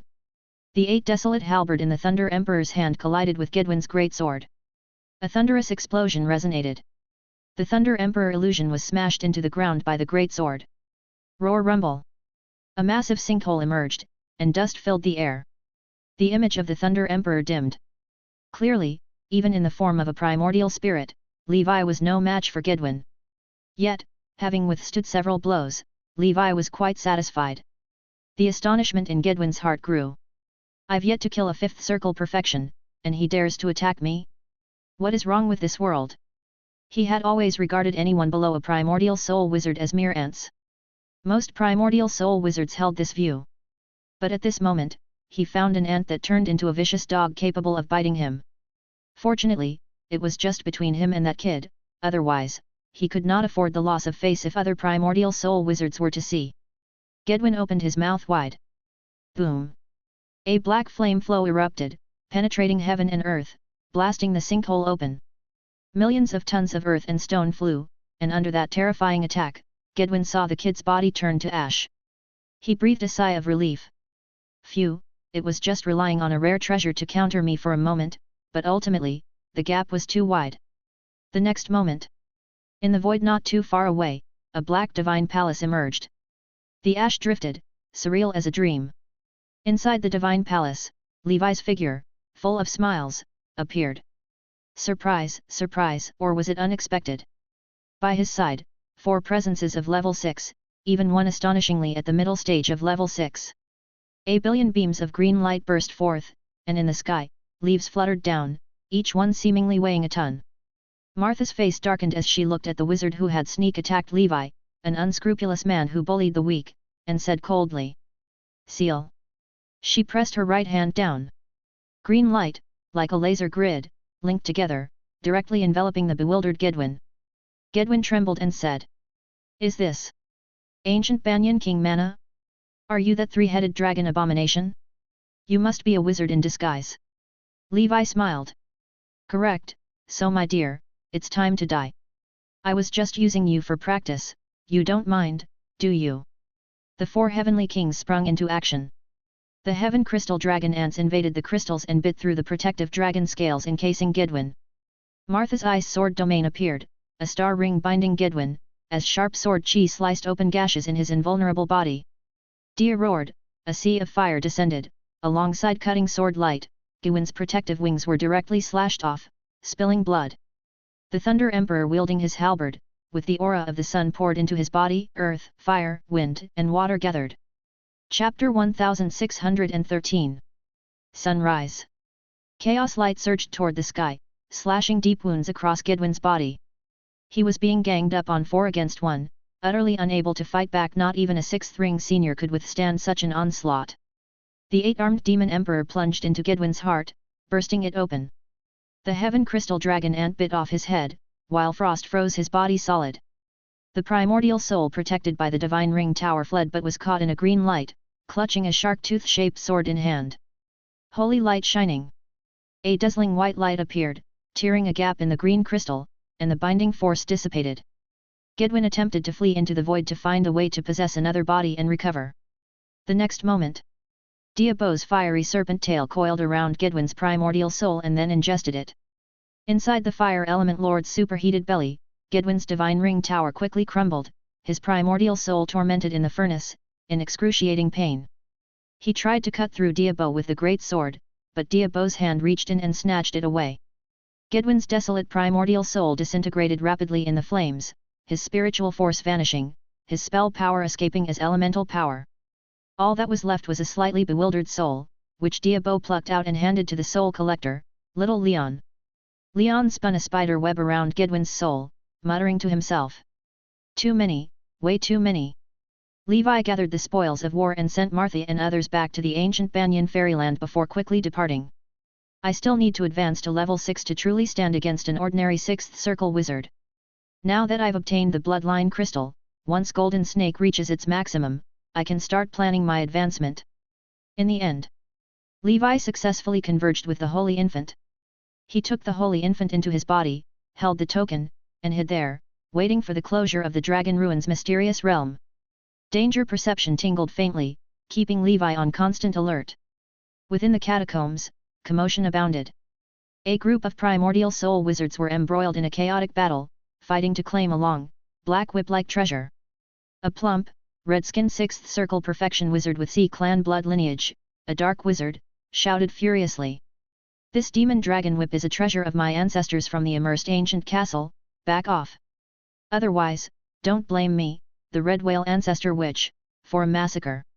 A few sixth circle wizards, including the black shark devourer, guarded him. Their purpose here was to seek the level 8 exotic treasure, the demon dragon whip, lost by their ancestor in this place. This treasure was refined by the city lord of their time after acquiring a level 9 demon dragon tendon in the Dragon Ruins' mysterious realm. Later, it was obtained by a talented primordial soul wizard of the ancient castle. 500 years ago, he perished exploring the Deceit Realm cave, and the treasure was lost here. At this moment, the demon dragon whip was held in the hands of a level 6 peak enchanting demon lord. Her figure could no longer just be described as explosive, it was defying the heavens. She wielded the whip, creating snaps in the void. A sixth circle wizard was accidentally struck, nearly wiped out in soul and spirit, revealing the might of the demon dragon whip. Even so, the enchanting demon lord couldn't fully unleash its power. A level 7 or even a level 8 powerhouse would produce a completely different effect. A level 8 exotic treasure was highly coveted, even by top wizard organizations. Everyone at the scene lusted after it. A group surrounded the enchanting demon lord in an attempt to take advantage. The curvaceously mesmerizing demon lord, wielding her whip, laughed sweetly. You don't know how to appreciate a fine lady. Since that's the case, become the servants of Buloniagenas. I'll treat you well. This person was actually the true owner of the Fire of Joy magic tool that Levi had found. She was also one of the most powerful beings in the Deceit Realm cave. The battle was intense, the primordial soul wizards were anxious, fearing they might be trapped in the realm forever if they couldn't settle the fight soon. Seeing this, the red whale ancestor witch played his trump card, tearing a spell scroll that summoned a 1,000-meter-long giant whale with the power of a 7-ring spell. The sixth circle wizards scattered, their faces draining of color. A 7-ring spell, madness. Boom. With a ground-shaking explosion, the proud figure of the enchanting demon lord was directly battered. At the critical moment, she surrounded herself with the demon dragon whip but was still nearly killed, such was the might of a 7-ring spell. Her severely injured figure hastily fled, while the red whale ancestor witch emanated a fierce aura, sweeping everyone aside.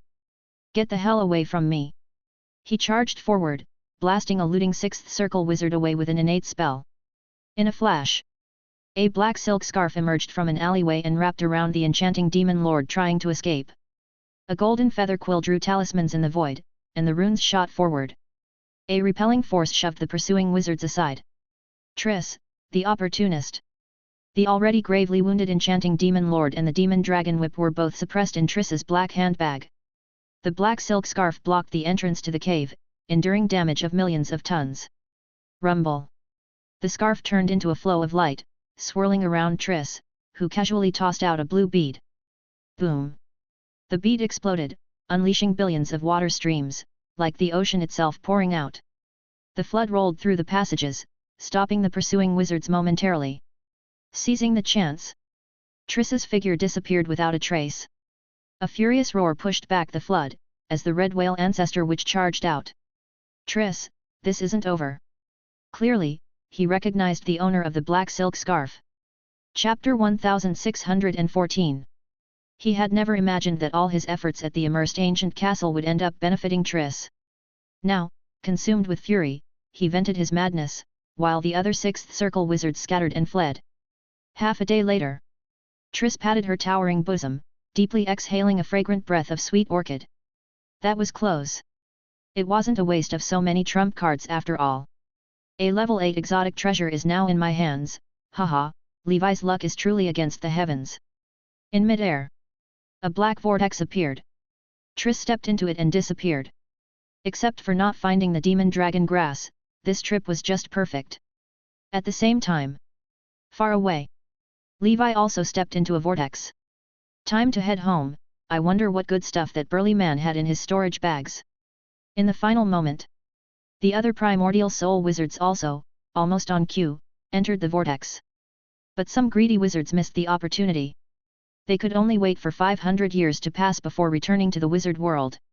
One primordial soul wizard, in a rush against time, traveled directly through the demon land. A strange, low growl came from the void as a black-scaled giant claw that blotted out the sky reached out and caught him without suspense, and he disappeared without a trace. Endless sea. Witch's family. Back home, Triss immediately opened her black briefcase. Inside the case, the enchanting demon lord's body lay lifeless, her whip radiating treasure light. A level 8 exotic treasure, the demon dragon whip. With this, I have another trump card. When I advance to a 7th circle wizard, I'll be much more confident in battle. Also, the body of this 6th level peak enchanting demon lord was a treasure all over. Especially the enchanting demon crystal core, which was priceless. Finally, Triss pulled out a rattling heart-stealer brain from a jar in the briefcase. With a smirk, she murmured to herself. Next, we'll see how Levi performs. Ancient Saint Plain. Emperor's Palace. Seeing the vortex disappear, Levi exhaled and said to himself. Although brief, this journey was incredibly intense and exciting. It's probably because most of the beings I faced were once unreachable level 6 entities to me. After making repairs, Levi took out a shark tooth-shaped sword. The sword was forged from a special metal and radiated an undying holy light. A light element treasure? That's rare. After all, this wizard world and the many fantasy novels of my previous life are different. The presence of the light element is very weak here. The sword bore the shallow restriction left by the burly man, which was easily unlocked by Levi, now that he was dead. After some study, Levi learned that the item was the Flash Greatsword, indeed a light element rare treasure with two functions. 1. It released a powerful spell, Holy Light Shining, that would fill a 10-mile radius with blinding light, severely disrupting enemy perception and proving to be a valuable tool for ambushes or escapes. The holy light also had a burning effect but primarily targeted dark creatures, with a general effect on other races. 2. The Greatsword, being forged from the special metal holy gold, contained powerful light power. It inflicted high damage with attribute suppression against most dark creatures. After reading, Levi pondered and said. This shark tooth-shaped sword's function is indeed simple and straightforward. One is to blind others with holy light shining, and the other is to slash dark creatures, with built-in critical hits. Beyond that, it's a bit of a white elephant. Now, Levi had too many rare treasures of the sword variety, he simply couldn't use them all. Besides, his main weapon was the Crimson Dragon Slash. Gondalf didn't even own a single rare treasure, so this thing would be quite suitable for him. Over at the Midland continent, the Hydra organization and demons were inseparable. It's very likely that Gondalf could face retaliation from them in the future. If he had this Flash Greatsword, facing demons, every slash would be a critical hit, every strike a blazing fire, that would be quite satisfying. With this thought, Levi sent a message to Gondalf, asking him to find time to come and collect the sword. He continued to crack the storage ring of the burly man. Time flew by, and in a few months, the ring was cracked. Levi tallied all the loot inside, and joy spread across his brows. First of all, there were the ether stones. Although the burly man was a primordial soul wizard, the cash in the ring was only 90 million. Levi guessed it was because of the auction for that Flash Greatsword that he was so destitute, but that was still much better than the cave wizard. Add that to the ether stones that Levi had scavenged from those two 5th circle dark wizards. This operation netted him another billion ether stones. Now his net worth had reached 3.5 billion. Levi couldn't help but reflect that he had industriously made money from weapon making and alchemy for decades, without eating, drinking, or spending. He earned just a few tens of millions, nothing compared to a month's earnings in the Dragon Ruins mysterious realm. Indeed, earning money through skills has its upper limits. The real capitalists, they never amassed wealth through skills, it's always through looting. Of course. For Levi, relying on this kind of robbery to make money, while hugely profitable, also bore great risk and uncertainty. It was unstable. His main direction in the future would still be the steadier trade of the 3 arts of wizardry. Aside from the ether stones, inside the burly man's ring, there was an abundance of spells from the life school of thought. Most of them were related to bloodline modification, even including several 6th circle spells. Levi collected all these as references for studying his ninth talent. Levi also noticed that the ring contained many vials and jars, inside which were various transcendent creatures' bloodline essences. Among them, a few were precisely the 6th level bloodline essences needed for the advancement of his future breathing techniques. Thunderhorn Dragon and Gale Dragon, these two could advance the Sky Dragon breathing technique. And the Ghost Energy Dragon could advance the Scarlet Dragon breathing technique. These 3 bloodline essences came from 6th level sub-dragons, and there was a considerable quantity of each. Aside from advancements, part of them could also be used for cultivation. I've struck it rich. Levi continued his treasure search and found 28 5th level abyss crystal cores. Plus those from the Holy Infant and his own hunts, the number of crystal cores exceeded 50, plenty for the Mind Flayers and Mia to cultivate for quite a long time. Without demonic aura, they could only evolve by absorbing crystal cores of the same kind. In fact, demons in the abyss did the same. Half a day later, Levi found many herbs in the ring that had not yet been sorted out. The variety was so rich that even Levi was astonished. This guy was quite lucky, too bad it's all mine now. Hey, there's even a 7-circle demon dragon grass. Demon dragon grass. As far as Levi was aware, once refined, this herb could strengthen the primordial soul and aid in advancing one's cultivation. It just needed to be made into the appropriate primordial soul potion, or else it would be wasted. Let's keep it for now, and after strengthening my primordial soul, I'll look into how to utilize it. Chapter 1615. Ancient Saint Plain. This day, Gandalf quietly returned home and met with Levi in the Emperor's palace. The old fellow was now in high spirits, with countless female fans in the Midland continent. Some of the more sycophantic even called him Big Brother. Levi solemnly said, "Don't forget the cultivation of the body tempering technique. Once all the body tempering techniques reach 5th circle perfection and are fully fused, you'll be able to ascend to a primordial soul. With these top-grade wizard tools and treasures I've bestowed upon you, there shouldn't be any issues with achieving a primordial soul. As for the breakthrough potion, Gandalf needn't worry. As long as Levi had the Heartstealer brain, the materials he had on hand were enough to refine 3 vials of Heartstealer's pure fairy tale. When the time came, he, the Holy Infant, and Gandalf, would each have one. Gandalf took the flash great sword from Levi's hands, and he said, "I understand. Just as the saying goes, passing through a myriad of flowers, a single leaf does not stick. My actions are also for work. I will diligently practice my cultivation and strive to become a primordial soul as soon as possible." Levi waved his hand. Gandalf played with the flash greatsword and then left. Several days later, Gandalf refined the flash greatsword. From then on, he also had a 6th level treasure to protect himself. He returned to the Midland continent once more, dedicating himself to Levi's cause. Maria's office. She was now a busy person, but as a succubus, she always had moments of loneliness and solitude. That day, Levi's figure appeared and startled Maria, who was indulging in self-pleasure. Maria, without a hint of shyness, dressed herself and said with a smile, "Master, do you have any orders?" After being scolded by Levi several times, her true nature was now concealed in front of Levi, and she dared not act up any more. Levi took out a purple staff and said, "This is a 5-ring magic artifact named Fire of Joy. Take it as a reward for your hard work recently. Also, take this crystal core and use it for your cultivation." The succubus gleefully accepted the magic tool and crystal core without any formalities. "Thank you, Master, for thinking of me and finding this magic tool especially for me. He, how can I repay you?" Levi said. "You practice diligently and work hard, that will be the best repayment to me." Maria, scolded again, pouted and said, "I know, I'm going to get busy." She happily took the magic tool and went to practice. Next, Levi called the Heartstealer, and compared to Maria, Guillermo was still more of a relief to him. Therefore, he gave more crystal cores to the Heartstealer. "Practice hard." Guillermo thanked him. "Thank you, Master. With these items, my strength will take another step forward, and advancing to the late stage will not be a problem." Guillermo had already reached the intermediate stage while working in the demon race. Levi asked, "Besides the abyssal plane, do you know where in the wizard world there are Heartstealers above level 6? After a moment of thought, Guillermo said, "Master, I honestly don't know. When I escaped from the abyss well in the 100-eyed demon territory, I had no knowledge of any powerful heart stealers that had already hidden themselves in the wizard world. Levi said. No worries, for now, go and strive for the late-stage realm. The heart stealer left. Levi thought to himself. If it really comes down to it, I'll go and ask Madame Triss.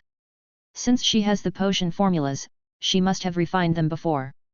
She probably has clues about the heart stealer brain. The 8 Heavenly Dragon Prison. Godnik sat cross-legged in the center, guarding the Chien Kun. In the Inferno Hell, the Thunder Rock and Phoenix dwelled. The Thunder Rock essentially was not exploited, its strength was extraordinary, and it had recently advanced to the middle stage of level 5. And Phoenix, the former Flame Avenger, had long been tempered by the blessings of 007, softening its edges. Seeing Levi coming, it quickly flew over, bowing and scraping, and perched on his shoulder. Even if it had endless grievances deep inside, it dared not show it. Looking at its pitiful appearance, Levi laughed and said, I am a man of my word, your good days have come. After speaking, over a dozen red crystal cores floated in mid-air, exuding highly refined fire elemental power. The demonic aura in them had already been cleansed by Levi's purification potion. Levi said, if these crystal cores were to be sold, they could fetch tens of millions of ether stones, all yours, today. Continue your good practice here and strive for a breakthrough. Over the past years, I might have been a bit harsh on you, but it was all for your own good, just to train you. Now, as the hardships end, enjoy the sweet fruits, don't forget my kindness towards you. Phoenix breathed rapidly, unable to believe that all in front of it were fire element crystal cores. With its excited heart and trembling claws, it gathered all the crystal cores, inwardly shocked. I actually wronged him. He truly cared for me, otherwise, how would he bestow so many precious cores on me? I was wrong, so very wrong. In this moment, Phoenix was utterly convinced, with no more dissatisfaction. From then on, Levi would be its foster father. It was no longer Flame Avenger Enveda but Fire Phoenix Phoenix. Holy Brilliance Calendar 1277, Month of Beginning. Ancient Banyan Fairyland. Small Stone Pond. Levi ran through the golden snake breathing technique once more, and after a drenched bath, a group of palm-sized shell demon clan girls were responsible for scrubbing his back and massaging. Now that the bloodline breathing technique crystals were complete, only advancement was left. Levi's pressure wasn't as massive as before, and he began to enjoy himself. As long as he became a level 6 knight first, he'd have the power to dominate an area in the ever-changing human realm. Chapter 1616. Other things can come slowly. Suddenly, the innate spell Shadow Dragon group in Levi's mind flickered with a ghostly light. This meant that the enemies he had killed some time ago had all transformed into his shadows. The thought struck him. Behind Levi, one distorted figure after another surged out like asphalt, solidifying into their original forms. Finally, a team consisting of over 300 shadows firmly took shape. Leading them were 4 rank 5 shadows, namely the Rotten Giant Snake, 6-armed Gedwin, Swamp Earth Dragon, and Bone-Eroding Wizard. The rest of the shadows mostly possessed rank 4 or 3 battle strength. The shadow army of over 300, 90% of which were demons and demonic creatures, were all beings Levi had slain in the Dragon Ruins mysterious realm, with hardly any wizards. Not bad, my shadow army has initially formed, just waiting to shine on the battlefield. Among them, apart from those 4 rank 5 shadows, the others were mere cannon fodder on the battlefield, but that was also sufficient. Levi waved his hand, and all the shadows returned to the shadow plane. The 177th Round Table meeting was convened, and the knights entered one after another. This year marked the 10th anniversary of the knights' campaign to pioneer the nightmare world. 10 years of experience had made the temperament of the knights' members more mature and steady, with an air of solemnity. Over these years, the Flower Knight had often visited the ancient Saint Plain, almost letting her sword Flower Tower run wild. This time at the meeting, the Flower Knight herself came in person. She looked at Levi with a smile, as if she had some good news to announce. After the meeting began, everyone first reported on their respective responsibilities. Currently, setting aside the 18 Twilight Cavalry, there were over 500 level 1 knights at the Dusk Holy Temple, more than 50 level 2 knights, and over 10 level 3 knights. The total number of people in the Holy Temple still remained around 3,000. Since the Holy Temple's purpose was quality over quantity, the selection requirements were very high. Too many people would only dilute the efficiency of resource utilization. Thus, the number Levi had set during the initial stages at the Dusk Holy Temple was around 3,000. The Holy Temple itself also had a fairly strict elimination mechanism. If one couldn't meet the temple's goals, it was possible to be stripped of the Holy Temple Knight status and relegated to various logistical departments as an ordinary staff member. Therefore, to stay at the Holy Temple, the Knights had to constantly be vigilant and strive for improvement. Over the years, the resources that Levi brought had been consumed by a good half. However, the contents of the romantic ring had not yet been touched. Holy Temple Knights, along with the equally well-developed Fur Clan Knights, could barely form a small level 3 battle group. The ancient Dragon Empire, after its rapid growth in prior years, had also entered a period of gradual ascension. There were now 6 level 5 ancient kings. A new Green King was born, who was also one of the earliest batch of ancient saints. There were over 70 level 4 ancient saints and more than 500 level 3 ancient snakes. This was the current main battle group of the ancient saint plane. At the meeting, the Blood Knight also reported the situation of the human realm to Levi. In a word, chaotic. According to incomplete statistics, more than a dozen interdimensional rifts had appeared within the boundaries of the Seven Kingdoms continent. Of course, these alien races were mostly inconspicuous small to mid-sized civilizations like the Ice Crystal Clan. The strongest being in their planes was possibly just a level 6 entity, which posed no threat to the wizard world. However, it still caused quite a bit of trouble for the church. Now, the human realm's moon had turned into a blood moon, reflecting the influence of the Blood River will. In the near future, with the power of the plane convergence, the spatial channels between the Blood Clan world and Nora would also be opened. When that time came, the Blood Clan's large army would surely come surging back, bringing disaster. The Wizard Council would certainly respond. Similarly, other worlds like the Blue Frost world and the Werewolf world, having level 10 entities and significant strength. Mentioning the plane convergence, the Flower Knight pointed out. This significant plane convergence was both a crisis and an opportunity for the wizard world. As long as Nora could successfully survive this ordeal and absorb all the converging planes, Nora's rank would advance further, leading far ahead among the major worlds. Even if it couldn't compare to super worlds like the Abyss, the gap would gradually lessen. For human beings in Nora world, whether wizards, knights, or other transcendent professions, the elevation of their mother world's rank was also their opportunity. A larger world meant more territory, resources, materials. These were the foundations of civilization's development. Of course, a significant plane convergence is a long historical period. Especially this convergence, which might span thousands to tens of thousands of years. And right now, these invading alien races, even those like the Blood Clan and Blue Frost with level 10 entities, were just minor disturbances for the wizard world, incapable of shaking the foundations of civilization. 11 legendary wizards were not to be trifled with. With the Wizard Council in place, these early appearing civilizations and worlds couldn't stir up any significant upheaval. In history, the real enemies during plane convergence were always from the abyssal plane.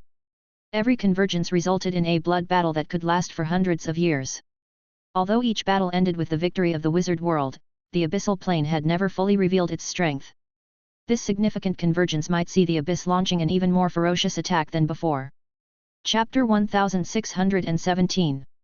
Blood battle was even more terrifying than the dark and righteous war between wizards and the Great Expedition, like a flesh-grinding machine of horrors.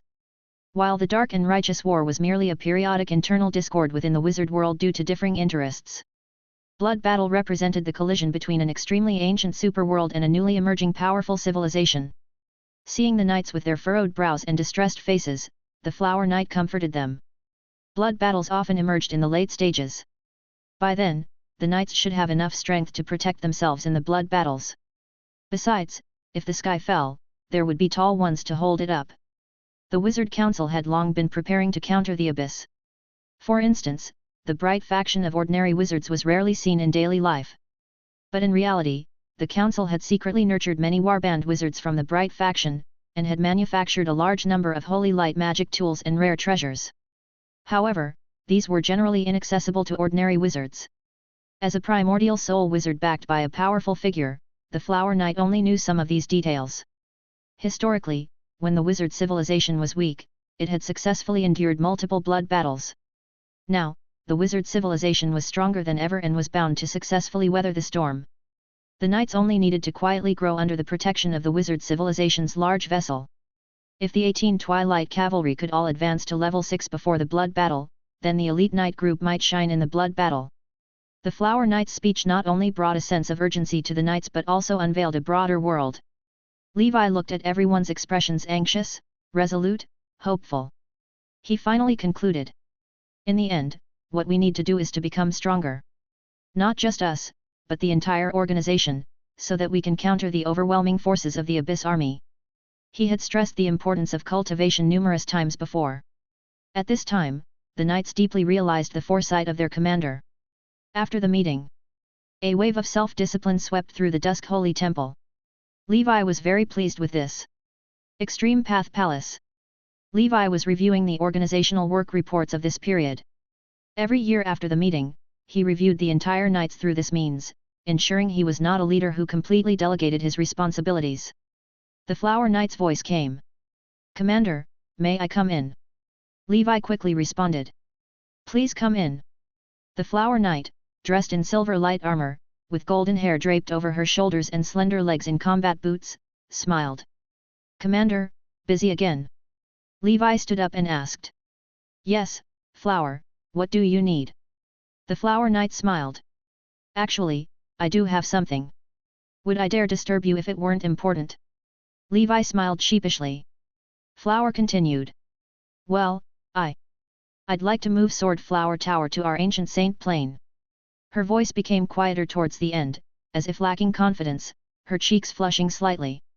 Levi, surprised by the Flower Knight's usually bold and straightforward demeanor, was rarely seen blushing, causing him to pause. Noticing Levi's gaze, the Flower Knight, feeling doubtful, asked. "Commander, can it be done?" Levi thought deeply for a moment. "As long as it's done according to our organization's rules, it can certainly be done." The Flower Knight smiled lightly. "Of course, the talent of the 24 flowers isn't top level, but it's also not bad. You could incorporate them into the Tower of Dawn, perhaps as instructors or something, to give them responsibilities and prevent them from idling away their days." Levi asked. "Flower, why do you want to move Sword Flower Tower here? Are there issues at the witch's family?" The Flower Knight explained. "Sword Flower Tower was just something I started on a whim during a particularly lonely period of cultivation, just to have some young girls for company. They're all my people, so I can manage them as I please, and the witch's family won't interfere. Of course, those like Rosa who have already settled down and married, I naturally won't disrupt their lives." Levi responded. "Oh, I see."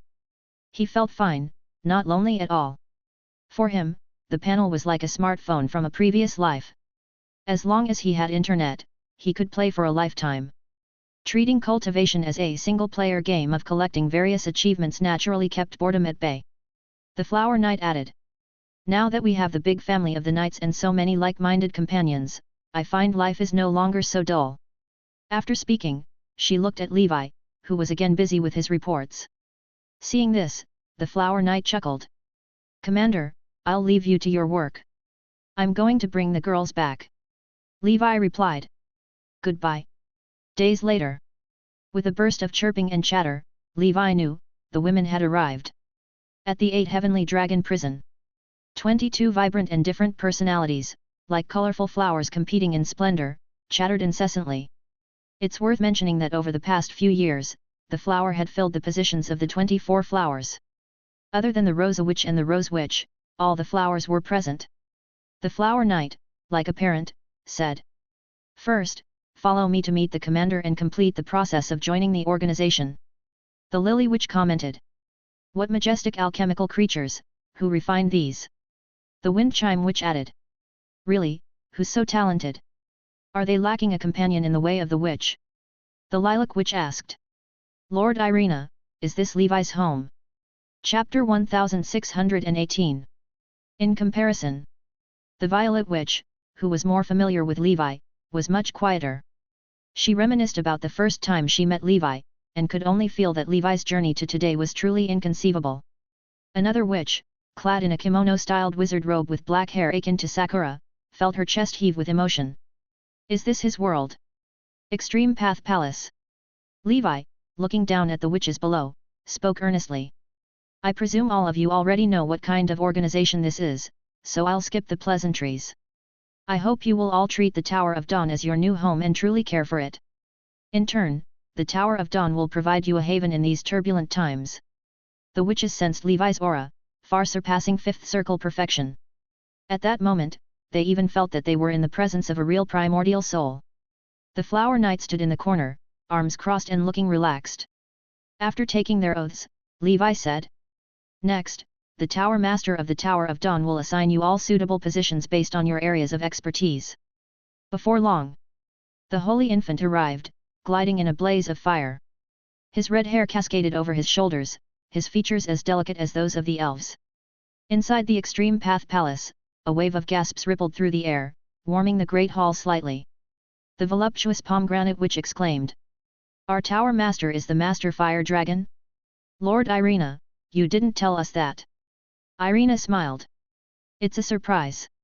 The demure and attractive Molly Witch said in a soft voice.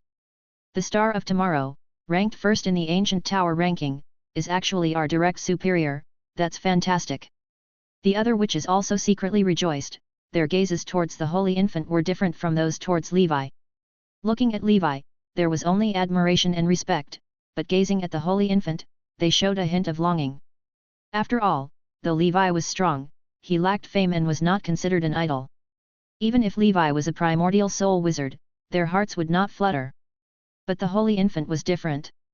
The Master Fire Dragon was their idol, cultivated step by step during the activation period of the Ancient Tower. Now, in the wizard world, his fame surpassed the ordinary primordial soul. With such a filter, Ace seemed even more imposing. The Jasmine Witch, shaking with excitement, chuckled. "With the Master Fire Dragon as the Tower Master, we will certainly treat this place as our own home.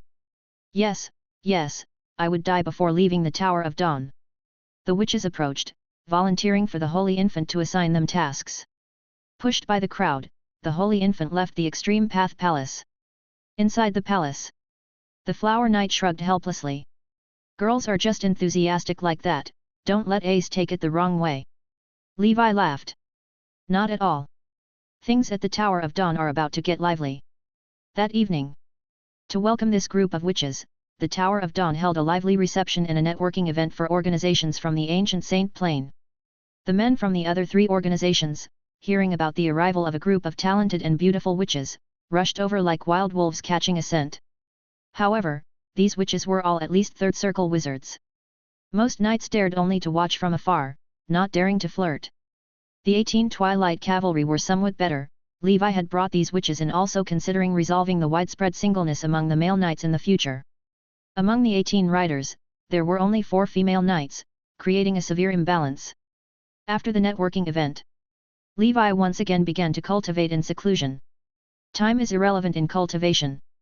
In a blink of an eye, 3 years had passed. It was the year 1280 of the Holy Brilliance calendar, the month of Wheatfield, and Dragon King Li was 290 years old. It had been 50 years since the end of the Dark Ancient Tower. On his lonely birthday, Levi couldn't help reflecting on his life, recalling his past starting from Blackwater Valley.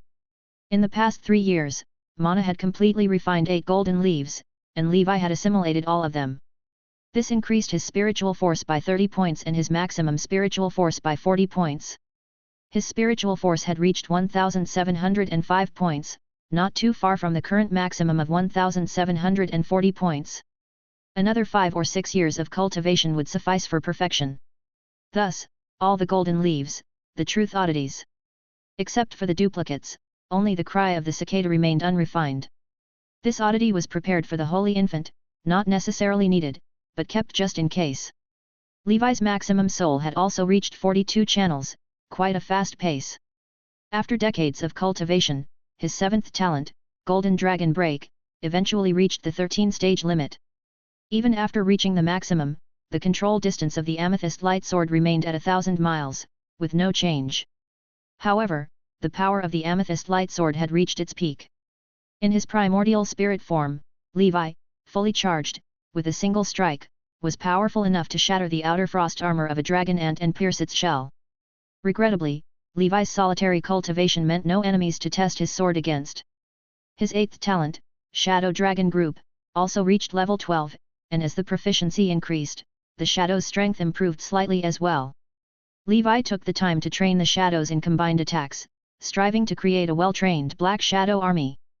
Additionally, Levi's strength rune first reached level 12, with a strength increase of 110%.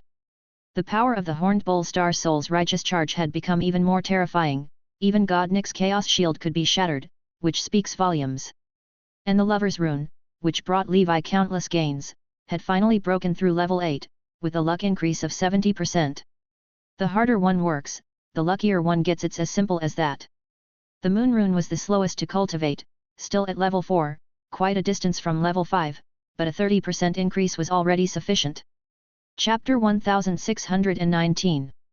Golden Snake Breathing Technique was only about a tenth away from reaching its maximum. Levi hoped to achieve perfection before he turned 300 years old. When measured by standard realms, Levi was already a peak level 5 expert. His cultivation in the Warlord catalog was stable at the 6th layer, albeit not yet perfected. Both Lion King Battle Technique and Eagle Divine Scripture had initially engaged the 6th layer. Cold Ice Breath still stood at the 5th layer realm. Aside from his cultivation, Levi continually devised and researched his 9th talent. He already possessed formidable cards at hand with Book of the Undead and Shadow Dragon Group. After weighing the pros and cons of the School of Death versus the Life School of Thought, he ultimately decided on the Life School of Thought. The Life School of Thought was similarly a broad sect. The bloodline modification represented by Gidwin was just one of its branches. Like most other mutant sects, the roots of the Life faction could also be traced back to traditional sects. Earth and water represent the cradle of life, while fire and wind are catalysts for evolutionary progress.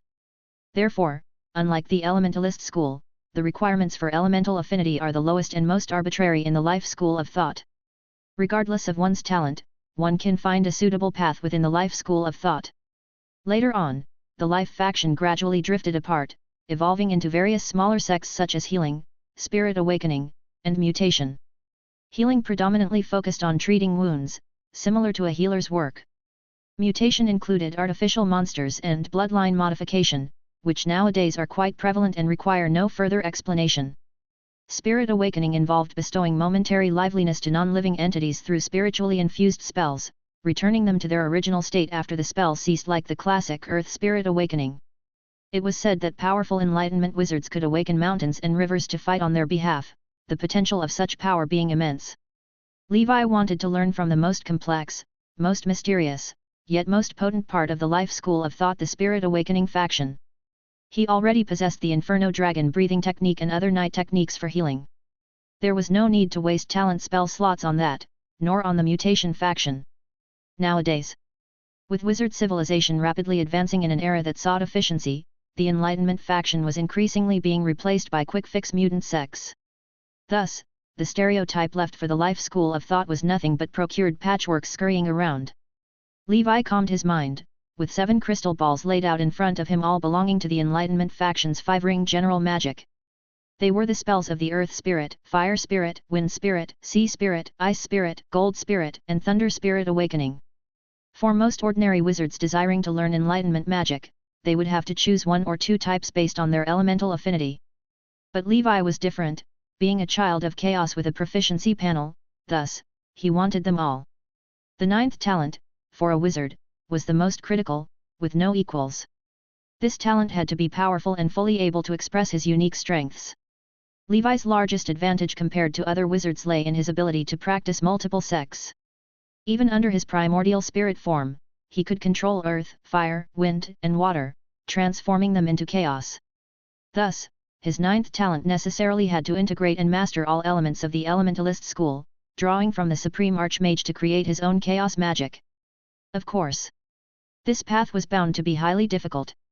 Not to mention practicing 7 sects, even cultivating a single Earth Spirit Awakening was a challenge for other wizards. Enlightenment wizards believed flowers, trees, mountains, rivers, lightning storms, all things in this world possess spirituality. But in the wizard's perception, all organic life, including animals and plants, are innately spiritual. Rocks by the roadside could only rely on a wizard's spirit to enlighten and awaken their spirituality. Thus, Practicing spirit awakening magic had to test one's elemental affinity and also required one to comprehend the spirituality in all things. Wizards are a practical group. Elemental powers such as earth, fire, wind, and water are established basic forces, and energies of various other sects are similarly so. However, spirituality is hard to articulate. Although some Enlightenment wizards walked into luck and managed it, still, no effective methodology could be proposed. Actually, the mainstream view in the wizard world nowadays had already recognized the existence of spiritual power and was actively studying advancements, although substantial progress had yet to be made. Thus, the Enlightenment faction remained a minority and dispersed community. These individuals often secluded themselves like hermits from past lives, in deep mountains and lonely islands, seeking to comprehend all things spiritual, hoping to one day achieve enlightenment and become great people who could command mountains and seas in battle. Levi spoke to himself. This retreat, taking out 10 years to understand the spirituality of these 7 elements, with my proficiency panel, as long as I can get started, I should be able to continue practicing. Otherwise, if it ends up like the spirit fire sect heart from the energy sect, where I completely fail to perceive it, then it means I lack such comprehension. In that case, I'd better give up early and switch to other practices. Anyway, Levi was still far from obtaining the 81 soul limits, so he had plenty of time for trial and error. Research is just like that, many things are unknown until tried. With eyes closed, Levi's mind constructed spell models while adhering to the spell's requirements to gain understanding.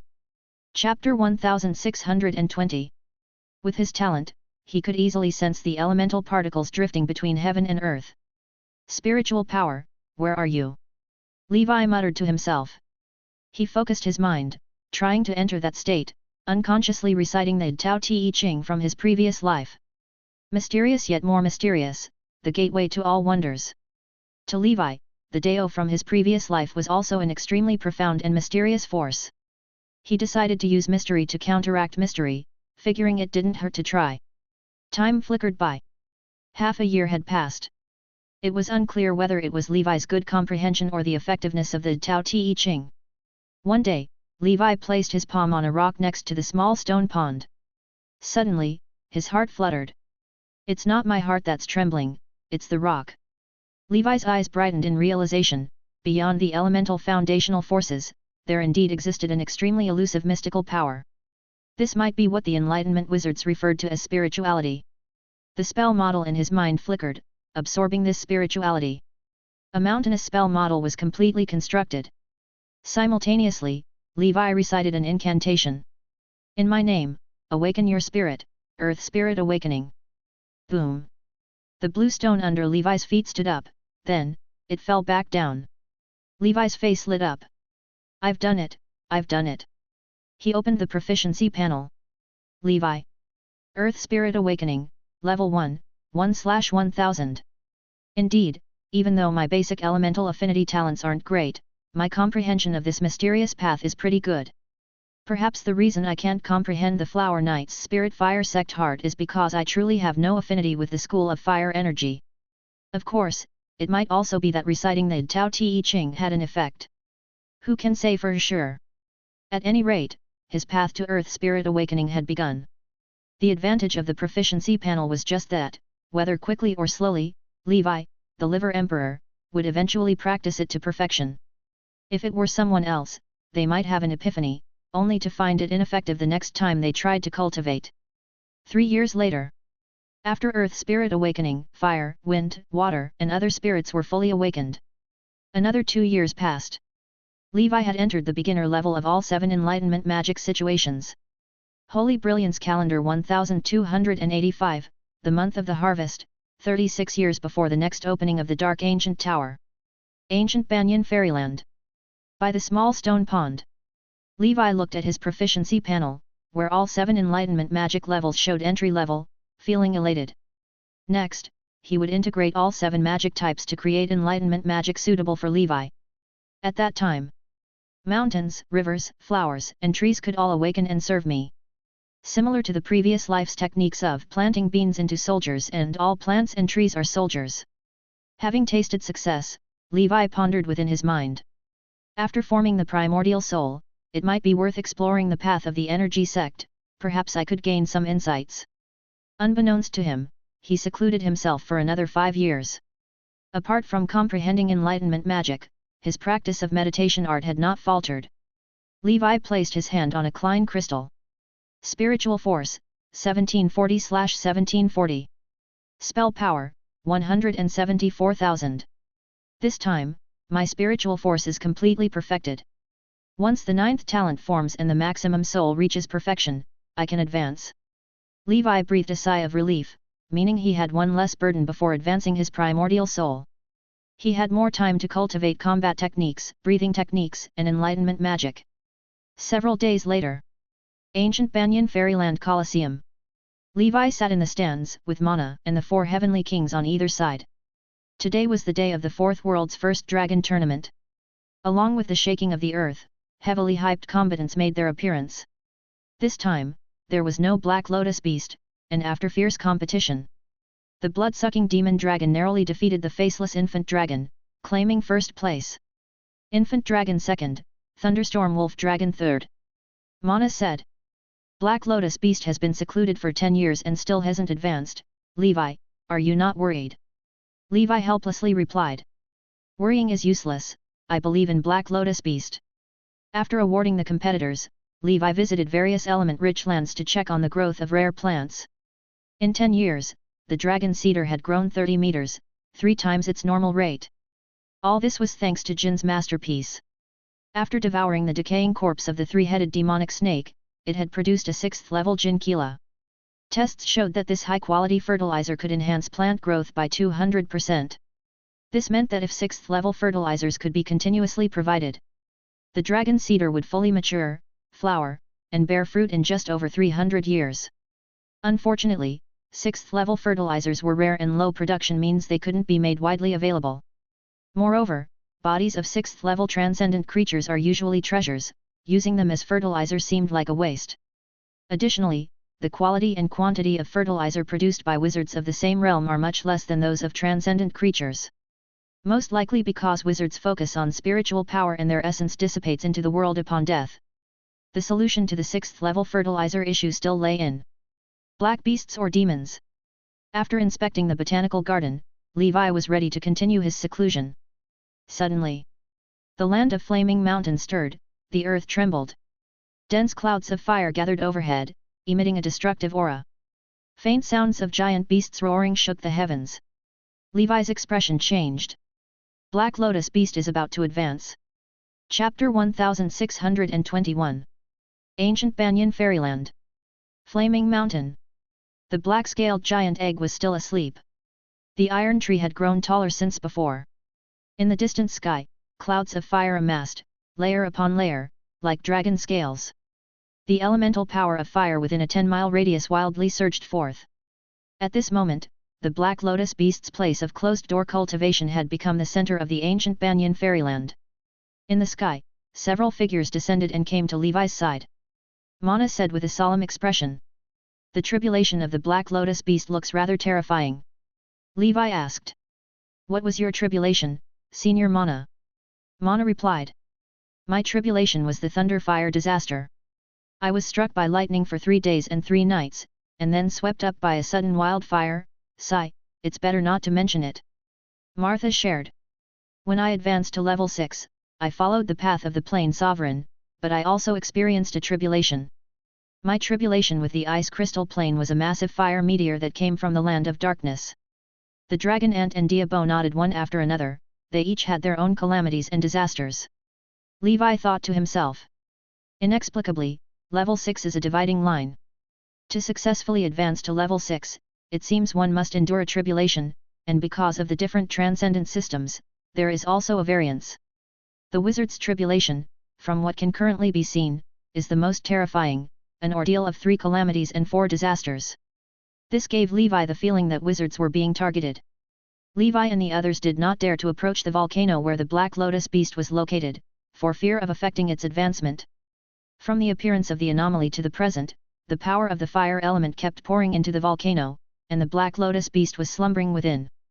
The area of the flame clouds continued to grow, as if someone was splashing ink and wielding a brush on the canvas of the sky, depicting a massive creature. Dragon scales, dragon wings, dragon claws, dragon heads, and dragon tails appeared one after another. The only thing not depicted was the hallmark golden eyes of the giant dragon. Seeing this scene, Levi was shocked. Red Lotus Dragon. Yes. The shapes formed by the flame clouds in the sky were conclusively that of a red lotus dragon, the bloodline ancestor of the black lotus beast. Indeed, for a sub-dragon species like the black lotus beast to advance, it must pass through the trial of the bloodline's primordial ancestor. This was consistent with what Levi had previously speculated. My golden snake breathing technique is formed through the fusion of two legendary creatures, the black snake and the golden horn beast. Must I endure the trials of these two bloodline ancestors as well? Or is it that I must face the trial of the golden snake, which has never truly been born throughout ancient to modern times? Levi thought of the Crimson Emperor dragon breathing technique, which contained an even more potent bloodline. When the time comes for his tribulation, it might not be as easy as he imagined. It looks like I need to make further preparations, first experiment with the golden snake breathing technique before applying it to other breathing techniques. Once a wizard's tribulation began, it could end quickly. However, the Black Lotus Beast's disaster was just brewing for 3 full days, with the volcano continuously trembling, as if it would erupt at any moment. The Red Lotus dragon formed by the flame clouds, apart from lacking eyes, could be said to be lifelike, as though a real Red Lotus dragon descended to the world. It silently observed from above, emitting a formidable aura. Even Mana and the others couldn't help but feel their hearts palpitate. The voice of the Holy Grail echoed in the mind. Worthy of the strongest fire dragon, a mythical level existence. Although it's only an illusion, such majesty is still so daunting. Perhaps even the Chaos Ancient Serpent, which controls earth, fire, wind, and water, is not necessarily its match. Levi asked. Why? The Chaos Ancient Serpent commands chaotic power, shouldn't it be able to suppress the Red Lotus Dragon? The Holy Grail shook its head and said. Not at all. Commanding the power of chaos is indeed very strong, but if one's understanding isn't sufficiently profound, then it's better to take the ultimate path of fire instead. If we were to quantify it with what the Heavenly Father calls authority, the Chaos Ancient Serpent only holds a small portion of the Chaos authority. The real bulk of it lies in the hands of a god in the astral world. Levi understood in his heart. What the Holy Grail referred to should be the Lord of Chaos. This god, although not as prominent as the 7 orthodox gods in Nora, when looked upon the multidimensional plane, his influence far exceeds any one of the 7 gods. The Holy Grail continued. The Red Lotus Dragon is the pinnacle of strength. The Flame Dragon of World Annihilation is proficient in strength and flame. However, these are too far removed from you, and in time you will understand. Levi nodded. These things mentioned by the Holy Grail, he probably wouldn't be able to engage in until above level 9. As days went by, on the 7th day. Boom! Accompanied by the eruption of millions of tons of magma and volcanic ash reaching the sky dome. The volcano where the Black Lotus Beast was in closed-door cultivation erupted. A giant beast, 200 meters tall and wrapped in black flames, opened its eyes and looked towards the sky dome with a gaze of destruction. There, the Red Lotus Dragon with a wingspan of more than a kilometer had hollow sockets that now emitted a radiant golden light. With the finishing touch, the giant dragon's golden eyes were finally complete. Roar! Accompanied by a dragon roar that echoed throughout Flaming Mountain. The Red Lotus Dragon came to life. It plunged down ferociously, its wings of death cutting through the heavens, searing pieces of the void. Levi was startled. Senior Mana, can the ancient Banyan fairyland hold up? Mana seemed somewhat uncertain, and she said. It should not be a problem. The two forces have not yet reached a true level 6 standard, they are only infinitely close. Levi calmed his heart and watched intently to see how the Black Lotus Beast would overcome its disaster. Facing the oncoming Red Lotus Dragon, the Black Lotus Beast's body instinctively trembled, a suppression at the level of bloodlines. With the might of the Black Lotus Beast, if it were to undergo a wizard's 3 calamities and 4 disasters, it might not be difficult at all. Chapter 1622. But what it had to overcome was suppression from the power within its own bloodline. To reach level 6, it had to tear apart the bloodline ancestor that weighed upon its own head. The Black Lotus Beast mustered its courage and let out a roar, its feet stomping the earth, its sturdy dragon claw reaching out to collide with the Red Lotus Dragon's claw. Boom! The explosive shock wave flattened the volcano, spilling magma everywhere. Fire meteorites splattered across the sky. Thankfully the area was uninhabited, otherwise the plant life would have suffered greatly. The Black Lotus beast had chosen this place to undergo its tribulation, considering this very point. Unbeknownst to it, the Black Lotus beast grew to a height of 200 meters. Its strength had multiplied several times over from what it had been before. But under the immense pressure of the Red Lotus dragon, its massive body was mercilessly flung away. Rumble! The Black Lotus beast carved a ravine in the earth with its body, scales bursting apart, blood vessels gushing blood. At that moment, Levi felt incredibly distressed. He almost wished he could rush over with a jar and collect it all. But he dared not, fearing he would disturb the Black Lotus beast's tribulation, or get himself involved, which would be disastrous. To him, the Red Lotus dragon's aura was no less than that of the cave wizard he had previously killed. In other words, if the Black Lotus beast wanted to overcome this tribulation, it had to rely on its not yet fully formed level 6 body to defeat the level 6 Red Lotus dragon. The Red Lotus dragon, seizing the opportunity to be relentless, flapped its wings, drawing in the fire elemental power within a range of 7 or 8 miles, and then unleashed the extremely high-temperature solar wind. Wherever the solar wind passed, the earth turned to scorched earth and molten lava. The Black Lotus beast stood up, let out an enraged roar, and charged forward, resisting the solar wind while simultaneously opening its gigantic maw. It unleashed the annihilation breath, which was significantly more powerful than before. Even Levi wouldn't dare to withstand it directly. Black light ran wild, striking the Red Lotus dragon and sending it flying. Levi thought to himself in a whisper. Come on, Black Lotus beast, I believe in you. He had seen the Black Lotus beast's efforts firsthand. The Red Lotus dragon's chest was blown open, flames and clouds constantly repairing it as it roared, opening its dragon mouth. Boom! A Red Lotus breath that was even more massive than the annihilation breath shot out.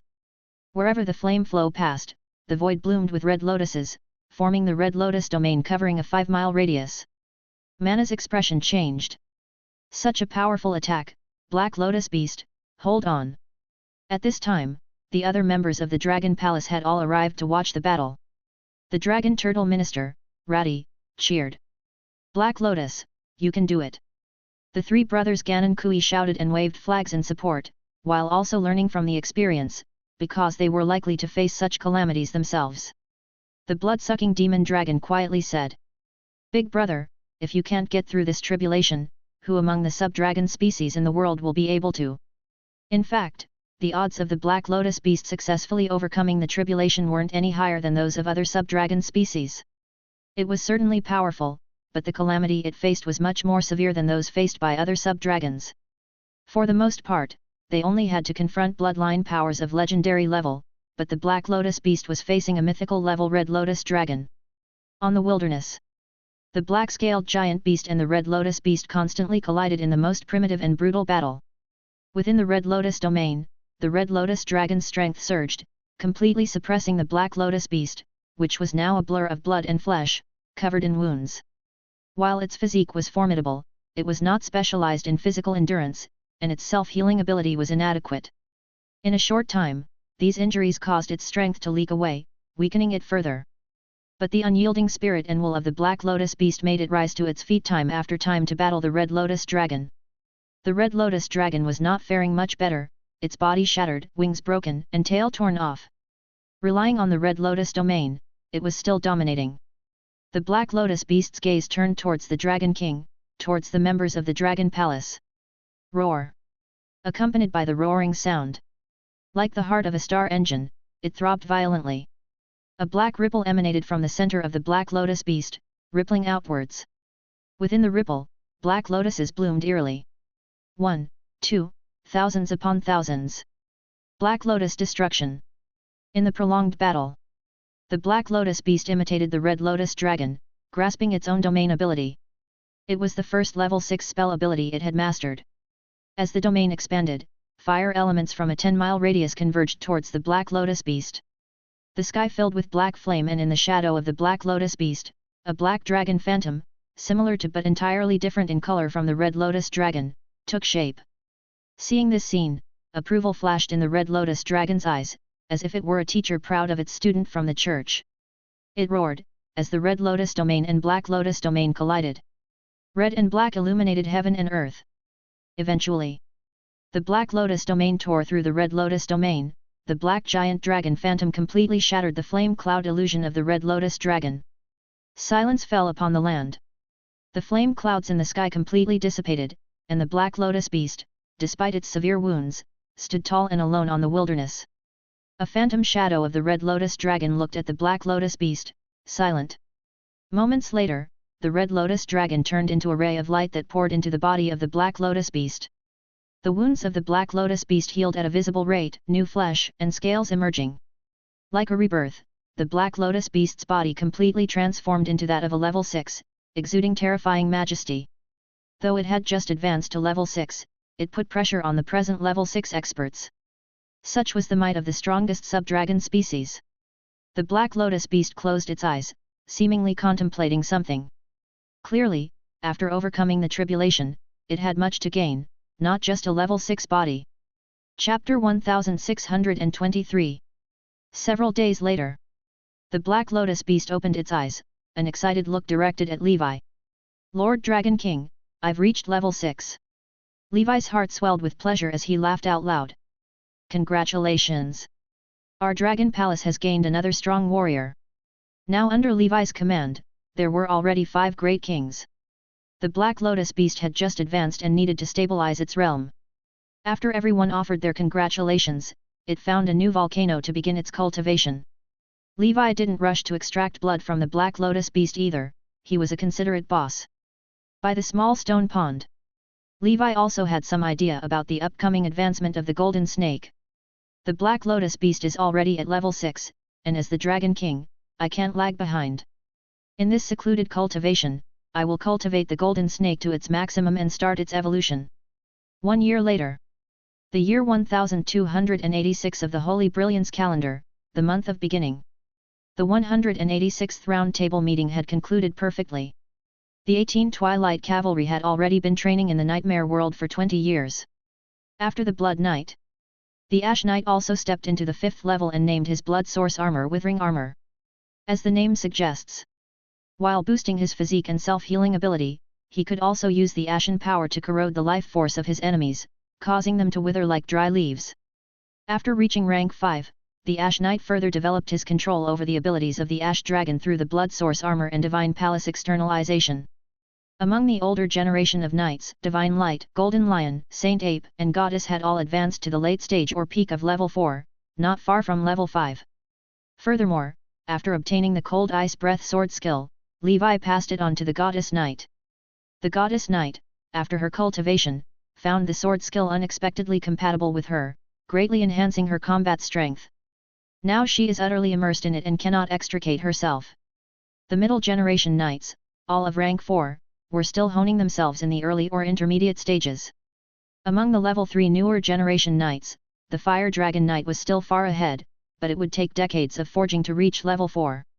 After the 24 flowers joined the Tower of Dawn, they filled the gaps in personnel, propelling rapid organizational development. After more than 50 years of growth, the Tower of Dawn now had a total of 200 disciples and masters.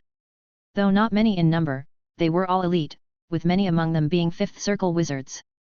In the Endless Sea, this was enough to hold their ground in the Inner Sea region. Over these years, Levi's weapon-making and pharmacy enterprises had steadily grown. In Inner Ring District 1, the Fire Dragon shop's business was still booming. Whenever the Holy Infant introduced new wizard tools, they were snatched up in an instant, in high demand but short supply. Everyone was eager for Master Fire Dragon to increase production capacity, otherwise, it would be impossible to meet market demand. Regarding this, Master Fire Dragon stated that his time was limited, and as the shop pursued a top-quality approach, a production increase was not possible for the time being. However, he would gradually put up for sale some top-quality witch artifacts made by his students. Those interested could make purchases.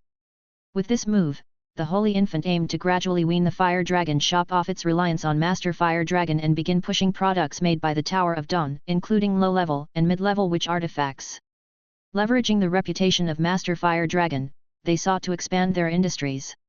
Of course, to avoid tarnishing their own reputation, all witch artifacts sold at the Fire Dragon shop were to be strictly quality controlled by the Holy Infant or the alchemy masters trained by the organization.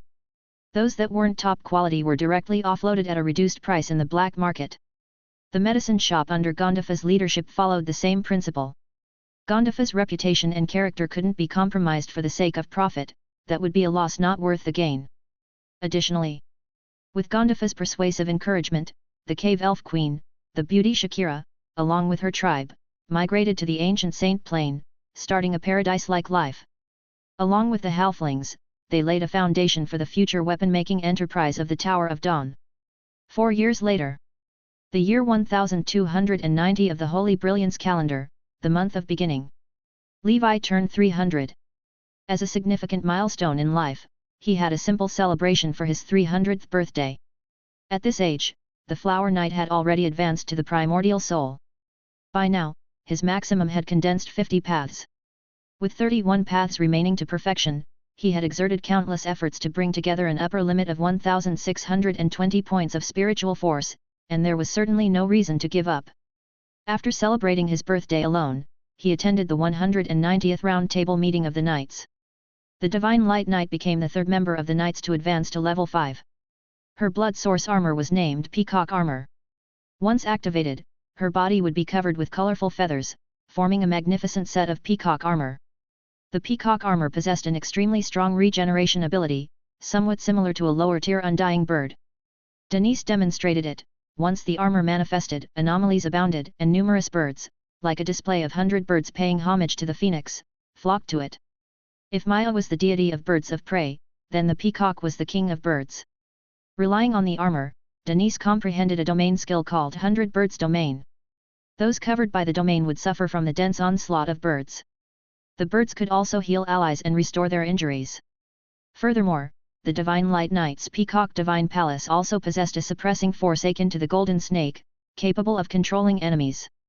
It could also allow teammates to enter the Divine Palace to replenish their strength, serving as a mobile supply station. Paired with the 5-colored Divine Light Dharma Idol, Denise instantly became the team's premier healer, arguably the strongest support of the version, without a rival. Teammates just needed to take a swig of healing to be invigorated and could fight the enemy vigorously for 300 rounds. After the Knights reached level 5, the first thing Levi had them do was to reforge their divine weapons using level 5 metals, thoroughly refining them. Chapter 1624. To test the combat prowess of ordinary knights beyond level 5, he asked the Coral Witch, who was of the 5th Circle Ordinary Realm, to spar with the Blood Knights and others. Because it was a friendly spar, both sides certainly couldn't use their full strength, fearing they might hurt their allies. In the end, apart from the Blood Knight who was of a slightly higher realm and ended in a draw, the other two were clearly at a disadvantage. Firstly, Ash and the Divine Light Knight had just broken through not long ago and had not yet fully mastered their own power. Whereas the Coral Witch had been an advanced 5th Circle Ordinary for decades. Secondly, the Coral Witch herself was a child of the elements, with strength far above the average wizard combat power, truly a genius of the wizard world. All in all, losing was quite normal. For the Knights, they were already surprised. Wizards had always been an unattainable existence for them. The 5th Circle, as the strongest level below the primordial soul, was even more so. Yet today, relying on their own methods, they were able to contend with a 5th Circle wizard. It was nothing short of a miracle. After reviewing the situations of major organizations, Levi did not delay and continued his retreat. Several months later, by the small stone pond, Levi performed the Golden Snake breathing technique for the last time, and with the prompt from the proficiency panel, Levi knew. Golden Snake breathing technique, maximum. Levi. Golden Snake breathing technique, level 17, maximum, evolvable/advanceable. 300 years, level 5 maximum, the path of the Knight, is about to embrace a new stage. Levi felt sentimental in his heart, murmuring to himself as he looked at the panel. By now, his breathing technique, as well as his divine weapon, everything, had reached a bottleneck at the 5th level maximum. Levi opened the evolution and advancement options. He found that just as he had originally guessed, the basic potion material recipe was still the same. However, whether it was evolution or advancement, both indicated. To ascend to level 6, one will undergo a tremendous metamorphosis. This metamorphosis will trigger what is known as blood tribulation, to defeat the blood tribulation master. What is the blood tribulation? It is a trial caused by the bloodline factor within the body, like the Black Lotus Beast. And the Red Lotus Dragon is the blood tribulation master of the Black Lotus Beast. But unlike the Black Lotus Beast, it only needs to pass the Red Lotus tribulation to successfully advance. Levi's Golden Snake breathing technique, on the other hand, needs to go through the Black Snake tribulation and Golden Horn tribulation to advance. And if it is to evolve, additional bloodline factors need to be added. In other words, Levi's breakthrough this time required him to brave fourfold tribulations and face 4 blood tribulation masters. The Black Snake tribulation, Golden Horn tribulation, Turtle Shell tribulation, Rock King tribulation. Furthermore, whether for advancement or evolution, for Levi's self-created bloodline, he also needs to pass through an additional tribulation. This tribulation is known as Dark Tribulation. The land of darkness is the cradle that nurtures all things in the world. Planes, life, they all originate from it. Levi, in such a defying manner, to create a new powerful bloodline. To reach level 6, he must overcome the tribulation from the land of darkness. But the panel did not inform what this tribulation specifically entails.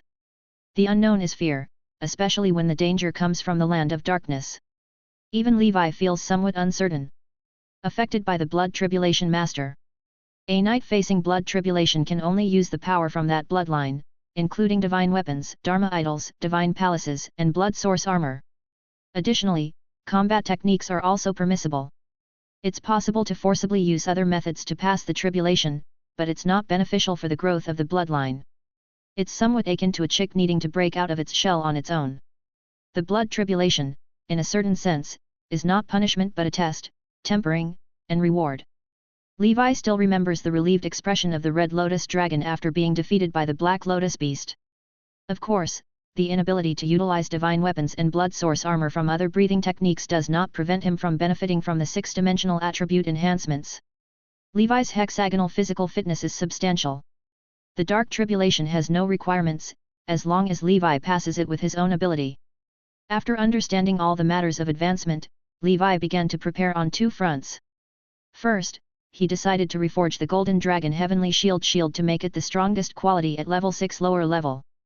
Second, to polish various combat techniques and sword skills to the most potent state at level 6 lower level. He had to rely on the strength of the Golden Snake to pass through a full 4-fold tribulation. Therefore, he had to train all usable methods to perfection. Cultivation knows no years. A year later, Levi's Golden Dragon Heavenly Shield was reforged. He refined 6th level water element and earth elemental metal into it and incorporated dragon scales obtained from the swamp earth dragon. After the reforging was complete, the shield's defense was strong enough to resist the standard attacks from heaven crystal dragon ants for a short while. It should be sufficient to pass the tribulations. The shield can now be called a half-step 6th level divine weapon, waiting for Levi to advance before it can also ascend to a level 6 divine weapon, just like a wizard's soul artifact. Compared to polishing divine weapons, mastering combat techniques required considerable time. Levi's main combat techniques now included the Heavenly Dragon Sword Codex, the 3 Great Barbarian King battle techniques, and Cold Ice Breath. In order to advance to level 6 as soon as possible, besides continuing to condense the maximum soul, Levi slowed down his practice of the rune language and other breathing techniques. Day and night, like an everlasting robot, he practiced the combat techniques once, twice, 10 million times. Now, there was only one thought in Levi's mind. Level 6. In the blink of an eye. Another 4 years passed. In the year 1295 of the Holy Brilliance calendar, the month of beginning, Levi was 305 years old. Chapter 1625. The world's first dragon tournament had already reached its 5th edition. Black Lotus Beast was no longer competing, and the blood-sucking demon dragon narrowly clinched first place. There was no helping it, the faceless infant dragon, who took second place, used incredibly tricky methods that were hard to anticipate. At this rate, its top position was bound to be lost sooner or later. Having witnessed its elder sibling, Black Lotus Beast, advance, it became even more self-disciplined and strove toward level 6. Having solidified its level 6 realm, Black Lotus Beast had developed abilities like Black Lotus Domain and Black Lotus Breath, significantly boosting its strength. Twilight Cavalry. The Black Knight had stepped into the 5th level realm, becoming the 2nd rank 5 Knight in the Midland Division. The Black Knight's blood source armor, named Frenzy Blood Armor, immensely boosted his strength, defense, and other basic attributes. On the other hand, the Black Knight also mastered a skill called Bloodbath Frenzy. Under the influence of rage, Each enemy he killed temporarily increased his strength by about 1/10, stackable up to 10 times, ultimately doubling his strength for a brief period. This was another divine skill comparable to the illusion shadow clone of the Thousand Illusion Knight. Even Levi found it impressive. With this ability, the Black Knight, upon barely reaching the 5th level, managed to slay an ordinary 5th circle dark wizard in Midland, quickly rising to become a strong new hero in this version. Thus, the 18 Twilight Cavalry now had 4 level 5 knights, their combat power skyrocketing. The resources Levi had previously brought back were now exhausted, and they started using the reserves from the 9 Cities Alliance. At the Tower of Dawn, the progress of the disciples and their teacher was equally evident. The Deputy Tower Master, the Herman couple, now possessed strength comparable to late-stage level 5. When working together, they could even rival a perfected 5th circle wizard. Led by Herman, the tower began to gradually select alchemical geniuses to develop the path of the mechanical school. Herman's idea was to eventually transform the current school of alchemy within the tower in the future, aiming to usher everyone into a more advanced era of mechanical transformation. At that time, the artistic style of the ancient Saint Plane might diverge somewhat from that of the wizard world. Traditional alchemy is still in the cyberpunk era, while the ancient Saint Plane has already begun adopting cyberpunk. As they say, what era is this to still be stuck in traditional alchemy? Of course, mechanical transformation would inevitably require a tremendously long time to develop and could not produce immediate effects. Friends from the Great Tower, like Winnie and Leah, had already advanced to 3rd circle wizards with a lifespan of 500. Marlene, under Levi's special care, had also perfected the 3rd circle and was preparing to break through to the 4th circle. The Holy Infant's 2 major female assistants, Mia, had solidified her 5th circle senior realm, and her cultivation was steadily improving. Maria, after refining a portion of the Abyss crystal core, had suddenly broken through to the middle stage level 5 realm, and she could advance further once she had refined it all. After reaching the late stage level 5, Levi once again sent out the level 6 Heart Stealer to search for clues about 6th level Heart Stealers. Inside ancient Banyan Fairyland. With the sweeping tide of self-discipline, the members of Dragon Palace saw rapid progress. Shrimp soldiers and crab generals reached the middle stage of level 5. The faceless infant dragon advanced to peak level 5, becoming the top contender for the first place in the next dragon tournament. 8 Heavenly Dragon Prison. Phoenix finally reaped the rewards of its hardship. It refined a series of fire element crystal cores and stepped into the middle stage of level 5, now even sprinting toward the late stage level 5. It had also refined a trace of divine fire from the Church of Eternity's sacred relics. With so many trump cards, its future prospects of becoming a 6th level fire element lord like Diabo were quite promising. The entire ancient Saint Plane was thriving. But in the mortal world, the situation was becoming increasingly tense. Such peaceful times might not last much longer. The calm before the storm was the most deadly. Levi himself was at the back mountain of the Emperor's palace, silently practicing his combat techniques. He held a large halberd, sweat pouring like rain. After countless practices, his warlord catalog had reached the perfection realm of 6th layer. Rising Sun had reached a mastery level. Levi. Warlord catalog, 6th level, maximum, special effects, uncontainable fury, brave man is fearless. Rising Sunday. It was now noon when the sun aura reached its peak. Levi stepped forward, holding the large halberd, lifting a great sun ray of light from below. Boom. Sunrise eastward slash. With Levi's aura rising, within a 3-mile radius centered on him, the rock layer cracked into irregular stones that rose into the air as if called by the forces of nature. Rumble. The might of a single strike was terrifying. The great sun's light made the void continuously tremble, spreading cracks. It seemed like it could shatter any moment, yet it was just shy of breaking completely.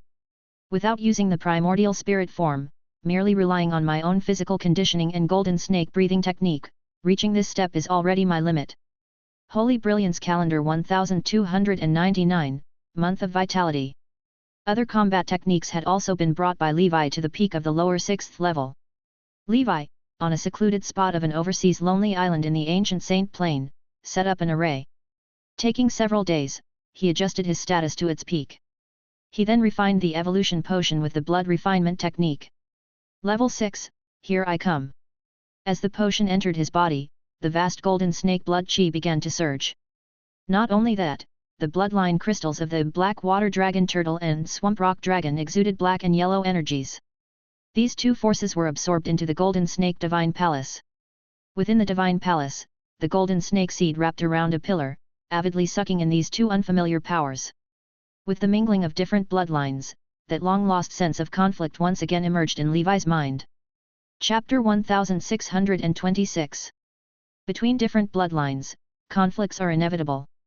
Levi was well aware of this fact. In the past, relying on the proficiency panel, he successfully resolved these conflicts and fused them together. Now, he had even given birth to something magical, the primordial soul. He could see the primordial soul in his mind emitting a soft glow, soothing the powers of these different bloodlines one by one. Afterward, the golden snake seed was able to absorb these bloodline factors smoothly. As time passed, the bloodline factors from the turtle-backed dragon and the rock king dragon caused new changes in the golden snake seed.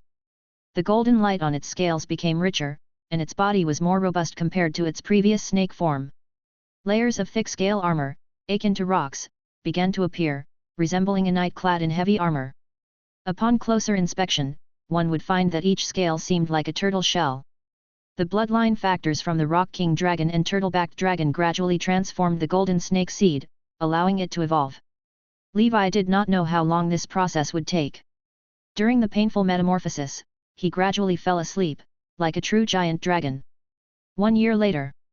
Holy Brilliance Calendar 1300, month of beginning.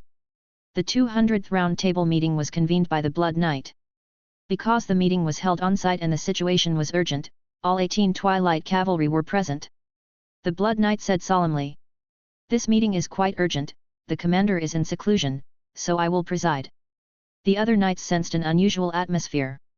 Usually, meetings would be postponed if the commander was in seclusion. The lack of delay this time must mean something significant had happened. The Blood Knight said, "Our intelligence department in the human realm has learned that the Black Dragon Empire has fully declared war on the Seven Kingdoms continent. The Earth General and the Fire General themselves are leading the 1st to the 13th legions, spreading the war across the entire continent, causing severe damage to the 7 major churches." The Black Knight said, "It appears this war has escalated to the level of primordial souls." The Golden Lion Knight said, "Indeed, the Black Dragon Empire can no longer wait, seeking to quickly eliminate the Church and gain the upper hand in the 7 Kingdoms continent." The Blood Knight said, "The Wind General and the Water General, leading the other Black Dragon armies, have begun to sweep operations against other alien forces in the human realm. Their goal appears to be to invade the world behind these alien races and use it as the main base for the Black Dragon Empire. The Forsaken Land of the God was no place for humans. The Black Dragon Empire, having accumulated strength until now, could no longer bear it and had to take risky military actions." The Fire Dragon Knight said, "I wonder when the commander will end his seclusion."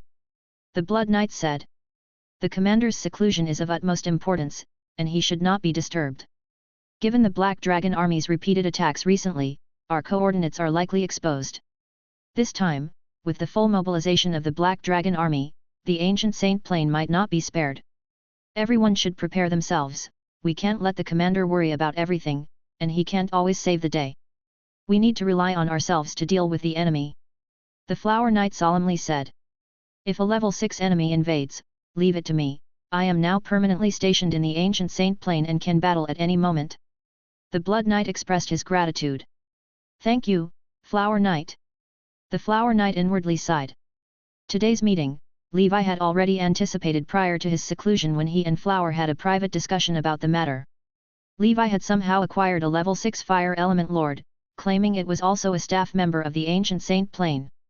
Flower didn't know about Levi's trip to the Dragon Ruins mysterious realm and assumed he had brought it from the Dark Ancient Tower. Regardless, having a capable level 6 ally greatly relieved the pressure on Flower's side. As for Mana, Martha, and other level 6 individuals, in order to hide his dragon abomination identity, Levi did not openly reveal them. He didn't know that Flower had guessed his disguise as a dragon abomination, and he continued to pretend, not laying his cards on the table while Flower still played along. After the meeting, the ancient Saint Plain entered a pre-war alert state. The Knights, Fur Clan, Lizardmen, and other battle groups were training combat arrays and combination strikes in addition to their cultivation. The Holy Infant tirelessly refined new Dragon King orders and distributed them to newly promoted level 3 members. The Wizard battle group of the Tower of Dawn wasn't yet ready for large-scale warfare, only the teachers and higher UPS could fight. However, in a joint effort to protect their homeland from the invasions of the Black Dragon Empire. Everyone from the Fifth Circle wizards to the apprentices became busy. Regardless of whether the Black Dragon Empire would invade or not, being prepared and anticipating future threats was necessary. A year later. Holy Brilliance Calendar 1301, Month of Grass. Endless Sea. Inner Sea Region, Zone 1. Azer Continent. Number 1 Which city? That day, news spread throughout the city. The city lord, Surging Wave Wizard, is suspected to have fallen, and the Congress is investigating this matter. With no Sixth Circle wizard suppressing things, undercurrents stirred in Number 1 Which city, a gathering place for nomadic wizards. Fire Dragon Shop. The Holy Infant, who happened to be inspecting the area, showed a slight change in expression. This Surging Wave Wizard is suddenly gone, it's quite suspicious. The Surging Wave Wizard was one of the backers of the Fire Dragon Shop. Now that he had fallen, the shop was definitely affected. However, the shop still had the Flower Witch as its honorary store manager, which should be enough to deter those who lurked in the shadows. The Fire Dragon Shop had always conducted its business discreetly without causing trouble or expanding aggressively. Thus far, the three major families hadn't suppressed it. Moreover, after hearing that Elena was the store manager, they even attempted to form a good relationship with the Fire Dragon Shop. After pondering for a long time, the Holy Infant decided to temporarily close the shop for a few years until the situation stabilized before resuming business. 6 months later. One of the three major families, the Schubert family, announced it was officially entering the wizard tool industry. Witch's family. Triss looked at the communication device. She had something she wanted Levi to do recently, and the reward was a mind flayer brain. But after sending the message, Levi had yet to respond. He's probably in seclusion again, this guy. A year later. Holy Brilliance Calendar 1302, Month of Northern Wind. Ancient Saint Plain. Overseas Lonely Island, a congregation of winds and clouds. High in the sky, a black scale giant serpent spanning hundreds of meters coiled, holding a bright candle in its mouth, lighting up all directions, its golden eyes gazing toward the island. A figure clad in golden armor, surrounded by a shield, holding a purple great halberd, stood in the void. The halberd was forged by Levi using amethyst, an ordinary cold weapon. It was just made of a special material, neither a wizard tool nor a rare treasure. His aura was impressive, his eyes flickering with divine light, looking at the giant serpent. The giant serpent was the clan emblem of their Black Snake family, Black Snake with a candle. When mythical legends transcend into reality, and celestial giants descend from the skies, the once frail mortal lord could now calmly face it. Levi felt endlessly emotional with boundless bravado. Come forth. P.S. Forgot to mention yesterday, we're collecting ideas for the 9th talent's name, preferably in the format of X Dragon X, though if a suitable 4-character name is found, that works too. Chapter 1627. Ancient Saint Plain. Overseas Lonely Island. After 3 years of closed-door cultivation, the golden snake seed within Levi had undergone earth-shattering changes. In the divine palace at his heart, there was only a golden dragon egg, its surface covered with dragon scales like molten gold. There were 4 distinctly different patterns on the surface of the dragon egg. They were the black snake, the rock king dragon, the turtle-backed dragon, and the golden horn beast. The 4 giant beasts connected head to tail, encircling each other. To completely fuse them together, a critical step was required. That was to shatter the 4 blood tribulation masters and obliterate the dark tribulation. In the end, the new bloodline created by Levi would officially descend upon the world. In the sky, the black snake encircled. It measured hundreds of meters in length, its aura nearing level 6. Yet, over these 6 years of metamorphosis, Levi's own cultivation had also reached the brink of level 6. He just needed to defeat these tribulation masters to solidify his cultivation. If he failed, at best he would fall back to the 5th level, at worst, he would be dead and his path destroyed. It would be ideal to vanquish enemies solely using bloodline techniques and combat skills. If his life were in danger, then he would resort to using rare treasures, or the wizard's methods for assistance. In any case, staying alive was the top priority, obtaining the highest rating from the blood tribulation masters was secondary. In the sky. At the moment when Levi incited the blood tribulation, the black snake, akin to a divine dragon, encircled the sky dome. Levi responded unchangingly to the myriad changes, with shield circling his body and the purple crystal halberd ready to strike.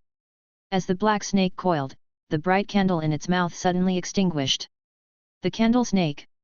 Once the candle was out, darkness fell. In an instant, a chilling sense of darkness swept over. Inside Levi, the power of the golden snake roiled, transforming into a 10,000 jong golden light, resisting the darkness. After an indeterminate amount of time, seeing that this move was ineffective, the black snake's bright candle relit. Waves of black water swirled around it, forming a vast black swamp. The swamp descended from the sky, pouring down. Splash! In the distance. Within the sea. A group of sea lizardmen trembled with worship as they watched the giant snake in the sky from afar. Levi, gazing at the pitch-black swamp, murmured. Golden Dragon Heavenly Shield. The golden shields encircling him transformed into a trail of light, growing with the wind. The shield eventually expanded to cover several miles around. Thunderous booms. The erosion-filled black swamp was blocked by the divine weapon. Levi rose to the heavens, the brilliant golden dragon armor trembled with a buzz, and a surging blood chi poured into him, swelling his form large enough to resemble the heavenly earth transformation. He propped up the golden shield, burst upward against the flow, and the swamp buckled and dispersed. Boom! The massive body of the black snake lay across the golden shield. Levi felt as though he was shouldering Mount Tai. The golden shield spun, flinging the black snake away. Go! Levi hurled the golden shield like a flying sword, striking the black snake in midair. The hitherto unbreakable scales suddenly cracked, spilling black blood. Roaring in rage, the black snake plunged into the vast ocean. Like a violent flood dragon stirring up the seas, it caused a 10-mile radius of the sea to churn in its wake. Fortunate was it that Levi had chosen such a desolate place for his tribulation, otherwise innocents would have been caught in the crossfire. In the end, the entire sea, under the ferocious might of the black snake, coalesced into a water tornado and surged towards Levi. Not only that, but the bright candle in the black snake's mouth burned fiercely. Streams of ominous black flames descended from the sky, dense and numerous. Fire and water assaulted him. Levi remained undaunted, like a nimble hawk, sweeping across the tempestuous sea. He dodged the flames with his movement skills and faced the black water by stepping forward and swinging his halberd. The star aura entered his body, turning into dazzling light. Traceless star stepping, slash! The black swamp was cleaved apart, exposing the black snake lurking behind. Like a hawk pouncing on a rabbit, like a lion crashing into an elephant, his halberd pierced through. With the clash of metal, the halberd shattered the black scale, stabbing into its flesh. The black snake shrieked in agony. Levi gripped the halberd and dashed across its body, rending the scales it prided upon. The giant snake gutted, turned into a pool of black water, and dissipated into nothingness. The black snake tribulation had been broken. Overall, the first tribulation was simpler than Levi had anticipated. But he was given no time to breathe, as the second blood tribulation master, the golden horn beast, had already descended. In the sky, vaguely, a earthy yellow spherical plane appeared, reminiscent of a planet from a previous life. Upon the planet, a dragon beast slumbered, with the earth elemental power forging its golden scales for it. The golden horn beast. Levi felt that the strength of the golden horn beast was significantly greater than that of the black snake he had just faced. It looked at Levi with indifferent dragon eyes and flapped its wings, tearing apart the planet's crust. Roar! Golden star collapse. Along with a heaven-shaking dragon roar, the golden horn beast turned into a golden star and charged. Its mountainous body sent Levi flying along with his golden shield. Levi was blasted away in the air, plummeting toward the sea surface. He cracked a smile. Bring it! Bang! With a sudden stomp, Levi transformed into a golden streak of light. Having just overcome the black snake tribulation, he could feel his level 6 aura stabilizing slightly. He wielded the ordinary purple crystal halberd, slicing through the void. Bang! Purple spear light slashed at the golden horn beast, which countered with its horn as a lance, colliding fiercely. The shockwave spread out in all directions across the sea surface. The golden horn beast and Levi each took a step back. Levi might seem insignificant, but his physical ability was bolstered by the six-dimensional breathing technique. His basic attributes were terrifyingly high.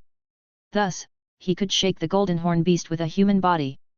Chapter 1628. The golden horn beast's gaze was sharp. Once again, it flew towards Levi, its earth elemental power forming hills one after another. Boom! It hurled a mountain peak towards him.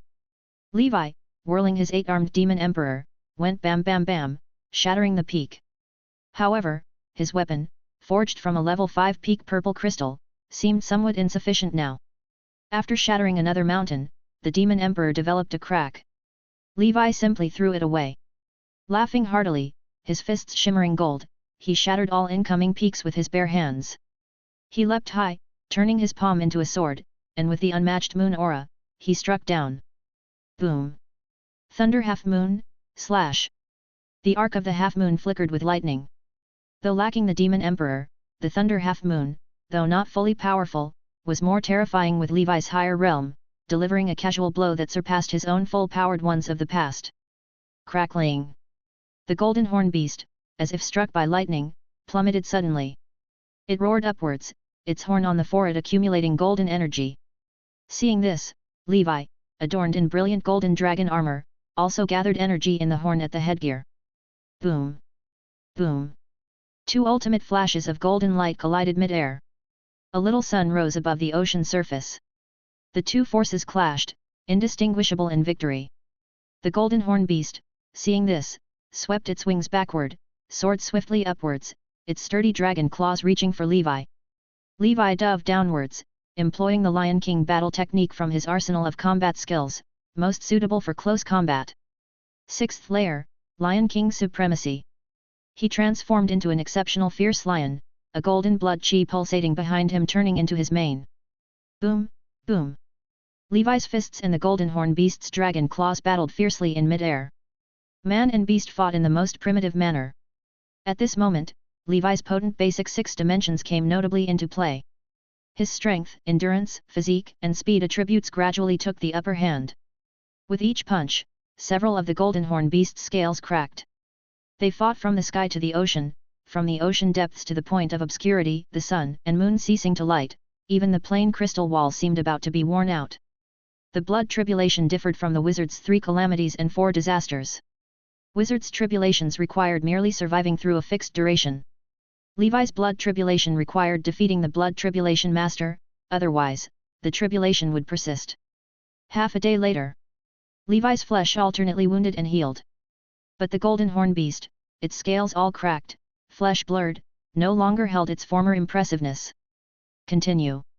Levi, with an unending strength, transformed once again into the undying god of war, rushing back to the attack. Unbeknownst to Wen, a delicate figure arrived from the distant void. It was Flower Knight. She gazed towards the battleground and murmured. He's started already? Is this the tribulation necessary for knight promotion to level 6? Recognizing the golden horn beast, Flower Knight knew it to be among the most paramount existences in legendary creatures. You will succeed. She silently blessed Levi, quietly observing the battle to learn from the experience. On the battlefield, Levi plunged his hands into the heart of the golden horn beast, crushing it, turning it into thousands of golden lights that dissipated. Golden horn tribulation, broken. At that moment, Levi felt his aura increase slightly, getting closer to a true level 6, more complete. Just when Flower Knight thought everything was about to end. On the battlefield, accompanied by a dull roar, the power of the water element began to surge. A beast, resembling both dragon and turtle, emerged in the sky. It possessed the head of a giant dragon, but its body was covered with frightening turtle scales, its broad back more turtle-like in appearance. It was the turtle-backed dragon, another kind of legendary creature. Known for possessing the strongest defense among level 9. This resulted in its speed appearing utterly not on par with a level 6 creature. It leisurely meandered across the sky, seemingly unthreatening. After consecutively defeating 2 blood tribulation masters, Levi was slightly out of breath. The golden horn beast is still too strong. He flashed to the front of the turtle-backed dragon, clenched his fist, and smashed it towards it. Unexpectedly, the turtle-backed dragon retracted its head into its shell, dodging the punch. Currents circled around its body, enveloping it. Levi, struck dumb. This turtle-backed dragon truly posed no danger, the problem was, it hid within its shell, and breaking through might take a while. Seeing the turtle-backed dragon unmoving, he tore apart its water current defense with his hands, exposing a relatively weaker abdomen. Thunder half-moon. Accompanied by the fading of thunder, Levi punched downwards. The next moment, his expression changed. A massive force of recoil emanated from the turtle-backed dragon. Levi grunted, spitting blood, and was sent flying like a cannonball. A deep dent appeared in his chest, several bones broken. Flower Knight, witnessing Levi's distress, worried immensely. "Levi, are you okay?" At this moment, Levi, focused on his tribulation, noticed Flower Knight's presence. He smiled slightly, signaling no harm, silently returned to the battlefield, his wounds rapidly healing. It turns out this turtle shell has its own damage-reflecting armor. No wonder this creature is so composed. To hit or not to hit? Levi pondered for a moment and then said to himself. "Let's see which is stronger now, your shell or my golden ray." Levi stood in the void, the golden light beginning to accumulate once more. Barely level 6, with his strength, he wouldn't be drained from just one shot. Sensing danger, the turtle-backed dragon's giant dragon head suddenly emerged from the shell, spouting a water cannon, attempting a sneak attack on Levi. Golden ray penetrated the water cannon, striking the turtle-backed dragon. Chapter 1629. Sizzle. Like a laser cutting through everything, the turtle-backed dragon's heavy defenses were directly sliced open by a gap. Clearly, the turtle shell could only reflect physical attacks, it was powerless to reflect spell abilities like the golden ray. Upon seeing this, Levi, like a humanoid tyrannosaurus, aimed for the wound with his fists and pounded away. Despite the force of the recoil, Levi's physique was strong enough to withstand it. Half a day later, the turtle-backed dragon was silently hammered to pieces by Levi. In the end, accompanied by countless meteorites falling from the sky dome, a dragon draped in rock armor descended majestically from the heavens. In an instant, Levi felt the surrounding magnetic force field begin to invert. His body uncontrollably fell, and with a boom, he crashed onto the island. The Rock King dragon made its entrance, pinning Levi to the ground. The powerful elementary magnetism attracted more meteorites, piling them around Levi and burying him. The Rock King dragon hovered high in the sky, coldly watching all this unfold. It seemed to want to see how Levi would break the situation. In the world around, a roar was heard. Rising sun. The piled-up meteorites exploded. Under the pressure of the magnetic force field, Levi rose against the odds, like an undying sun. At that moment, he became light itself. Boom! An uppercut hit the Rock King dragon's jaw hard. Crack! Its indestructible rock armor was shattered, and the force of the punch continued unabated, breaking its jawbone. Levi sent the Rock King dragon flying uncontrollably into the air.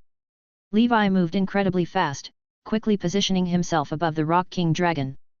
His veins burst forth, and his muscles exploded with sheer strength as he delivered a roundhouse kick. The Rock King dragon plummeted once again. Levi fought more fiercely, and the Rock King dragon gradually adapted to Levi's rhythm of attack. Suddenly, a terracotta-colored glow emanated from its body, combined with elemental magnetism, trapping Levi in a quagmire. The roles were reversed. Under the relentless attack of the Rock King dragon's claws and tail, Levi was at a disadvantage. He was tossed and struck repeatedly, his golden armor shattered and he was badly injured. Having endured 3 calamities in one breath, the fourth was indeed exhausting. Moreover, from the beginning to the end, he had only used golden snake techniques and combat techniques. Other bloodline, divine weapons and divine palaces were not utilized at all. For the sake of evolution, he had to succeed. Levi, like a terrifying monster, brandished his twisted and deformed golden shield, blocking the Rock King dragon's fatal attacks. He headbutted the Rock King dragon, his horn from the brilliant golden dragon armor piercing its body and fiercely jabbing inside. The Rock King dragon's scale armor was torn open, Levi's claws inserted, attacking wildly. The Rock King dragon roared in pain, trying to shake Levi off. Levi clung to it like a relentless parasite, supported by his strong willpower. Until the Rock King dragon, unknowingly, was torn apart bit by Levi's bare hands, and its blood splattered across the sky.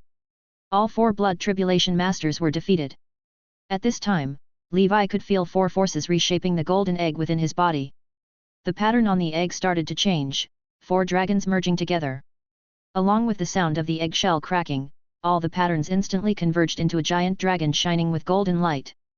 The overall shape of the giant dragon was similar to the golden horn beast, yet it was more slender. Its scales gleamed with a rough beauty, and its forehead's horn grew thicker, resembling a rhinoceros horn. Around it, countless meteorites orbited, forming a star ring. The armor on its back, thick and heavy like a turtle shell. In the end, the eggshell broke open. A new bloodline seed emerged, identical to the pattern of the dragon on the eggshell, just slightly less mature. The giant dragon towered within the divine palace, exuding a noble golden legend aura as well as the supreme majesty of an emperor. Levi had long awaited this day, and the name of the new breathing technique had already been contemplated. Golden Brilliance Dragon Breath Technique. It would be a powerful breath technique second only to the Crimson Emperor Dragon, a truly mythical level existence. At this moment, Levi could almost completely master the level 6 power of the Golden Brilliance Dragon. He waved his hand, and within a radius of 10 miles, countless earth elemental forces converged into meteorites that encircled him, buzzing and trembling. Indeed, like a true sixth circle wizard, he could leverage the bloodline to manipulate the elemental powers between heaven and earth. In the center of the meteorite star ring, Levi stood as unyielding as Jupiter. He circled his fingers, and the meteorites, drawn by the elemental magnetism he mastered, began to spin. Then he raised his hand. In his palm, a dense golden light began to gather strength. I can even fire golden rays from my palm. In another thought, the entire ocean began to surge, the water elemental power steaming up. It formed a gargantuan shield hundreds of meters in diameter around him. A 6th level defense barrier spell from the turtle-backed dragon. Powerful. Unprecedentedly powerful. It was right to have the golden snake breathing technique follow the evolution route, and to refrain from using other means was also correct. In the distance, the Flower Knight shouted. Levi, have you completed your tribulation? The Flower Knight's chest heaved, her face calm, but her heart was not. The recent scene of Levi defeating the turtle-backed dragon and the Rock King dragon was still vivid in her mind. She realized that she did not know the commander she had known for over 100 years as well as she thought.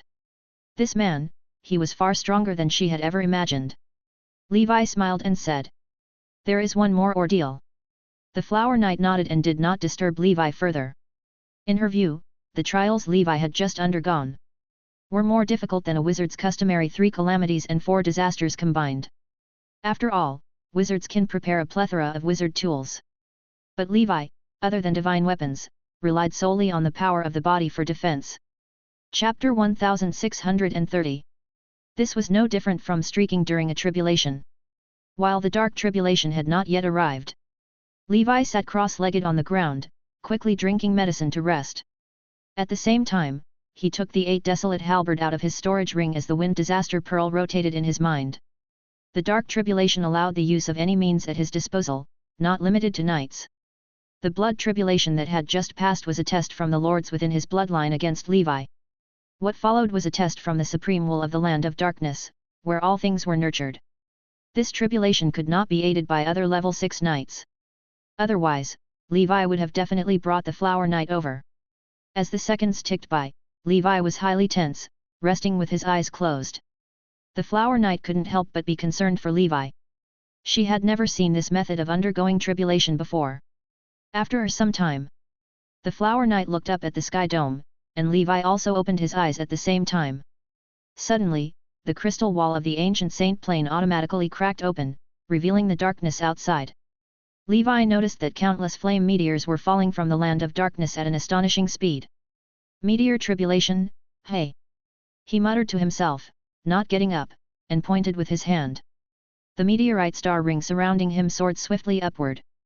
Countless meteorites collided with the dense swarm of flame meteors in the sky.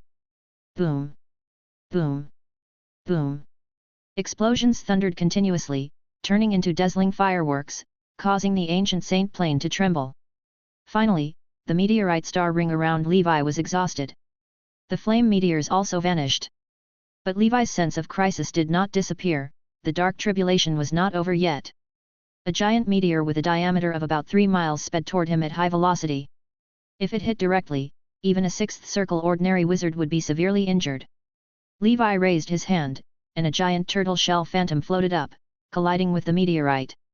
Boom! Cracks appeared on the turtle shell, and the meteorite was also breaking apart. In the end, both were annihilated. Subsequently, accompanied by roars, Countless black beasts of various forms numbering in the tens of thousands squeezed through the cracks in the crystal wall. The sky was obscured by the horde of beasts, blocking out the sun. Among the beasts, there was one that was 300 meters in length, resembling an octopus but with hundreds of tentacles. This was a level 6 black beast lord. Levi was not alarmed, but rather overjoyed. Black beasts delivering themselves to me? Is this the black beast tribulation? Bring it on! He grasped the 8 desolate halberd and soared into the sky, plunging into the black beast swarm. The Flower Knight looked on anxiously. She didn't know if Levi still had the strength left after such a protracted battle. With so many black beasts forming a tide, plus a black beast lord, an ordinary 6th circle wizard wouldn't dare get caught in the middle.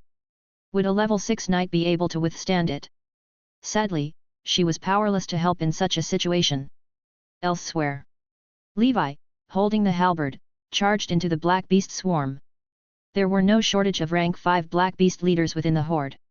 When Levi was at rank 5, he killed them like slaughtering dogs. Now at level 6, it went without saying.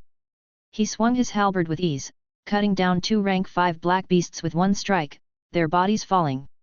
At the same time, the sea beneath Levi was trembling, and the surrounding void was also shaking.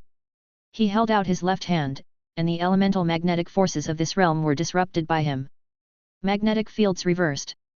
A large group of black beasts floating in the air was suddenly pulled by the powerful gravity originating from the ancient Saint Plane. Boom! Those low-level black beasts fell in droves, ripped to pieces by the elemental magnetic forces. The control over magnetism from the Rock King Dragon was a divine skill for decimating foes on a large scale. The rank 5 black beasts were thrown into disarray by the magnetic field. In Levi's hand, the Crimson Dragon Slash materialized, and he unleashed a strike. Ice crystal particles accompanied the sword chi, forming an ice sword domain around Levi. Levi's sword skill realm hadn't improved since before. But with his level 6 cultivation, this strike was far more powerful than before. The ice crystal star ring swept up countless black beasts, grinding them to death like a millstone, turning them into scraps. Time was unknowable. On the sea surface, a layer of black beast corpses was floating. Looking at the sky, apart from the black beast lord, there were no more living creatures. The octopus-like black beast, seeing that its underlings were useless, roared in anger and entered the battle itself. Thousands upon thousands of bloody tentacles emerged from the void, attacking Levi. The ice sword domain was torn apart by the tentacles.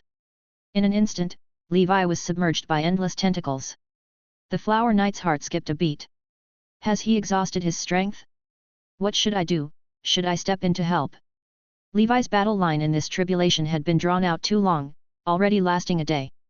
An ordinary wizard would have run out of spiritual force by now. Boom! Boom! Boom! The fleshly mountain trembled.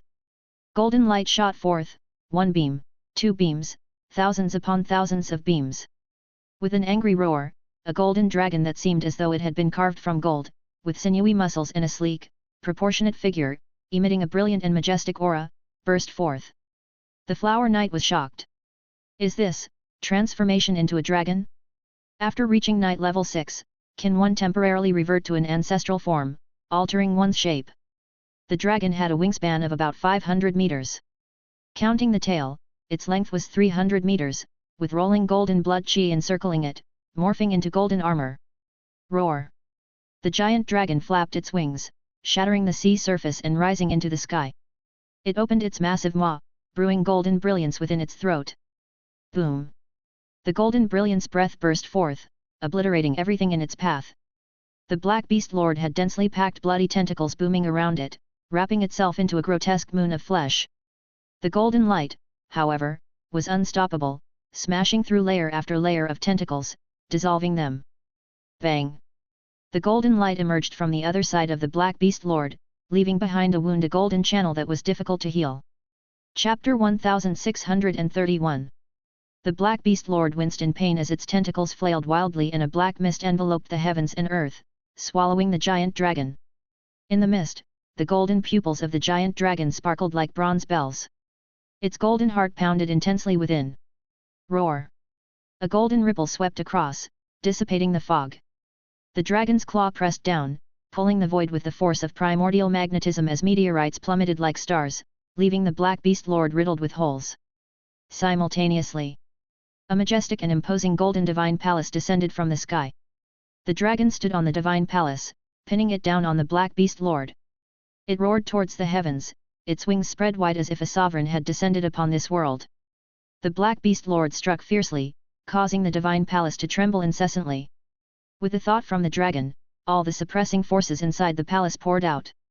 Boom! The fleshly body of the black beast lord exploded into a pool of flesh. The divine palace shrank. Under immense pressure, the flesh was compressed into a black bead, exuding a highly concentrated corrosive power.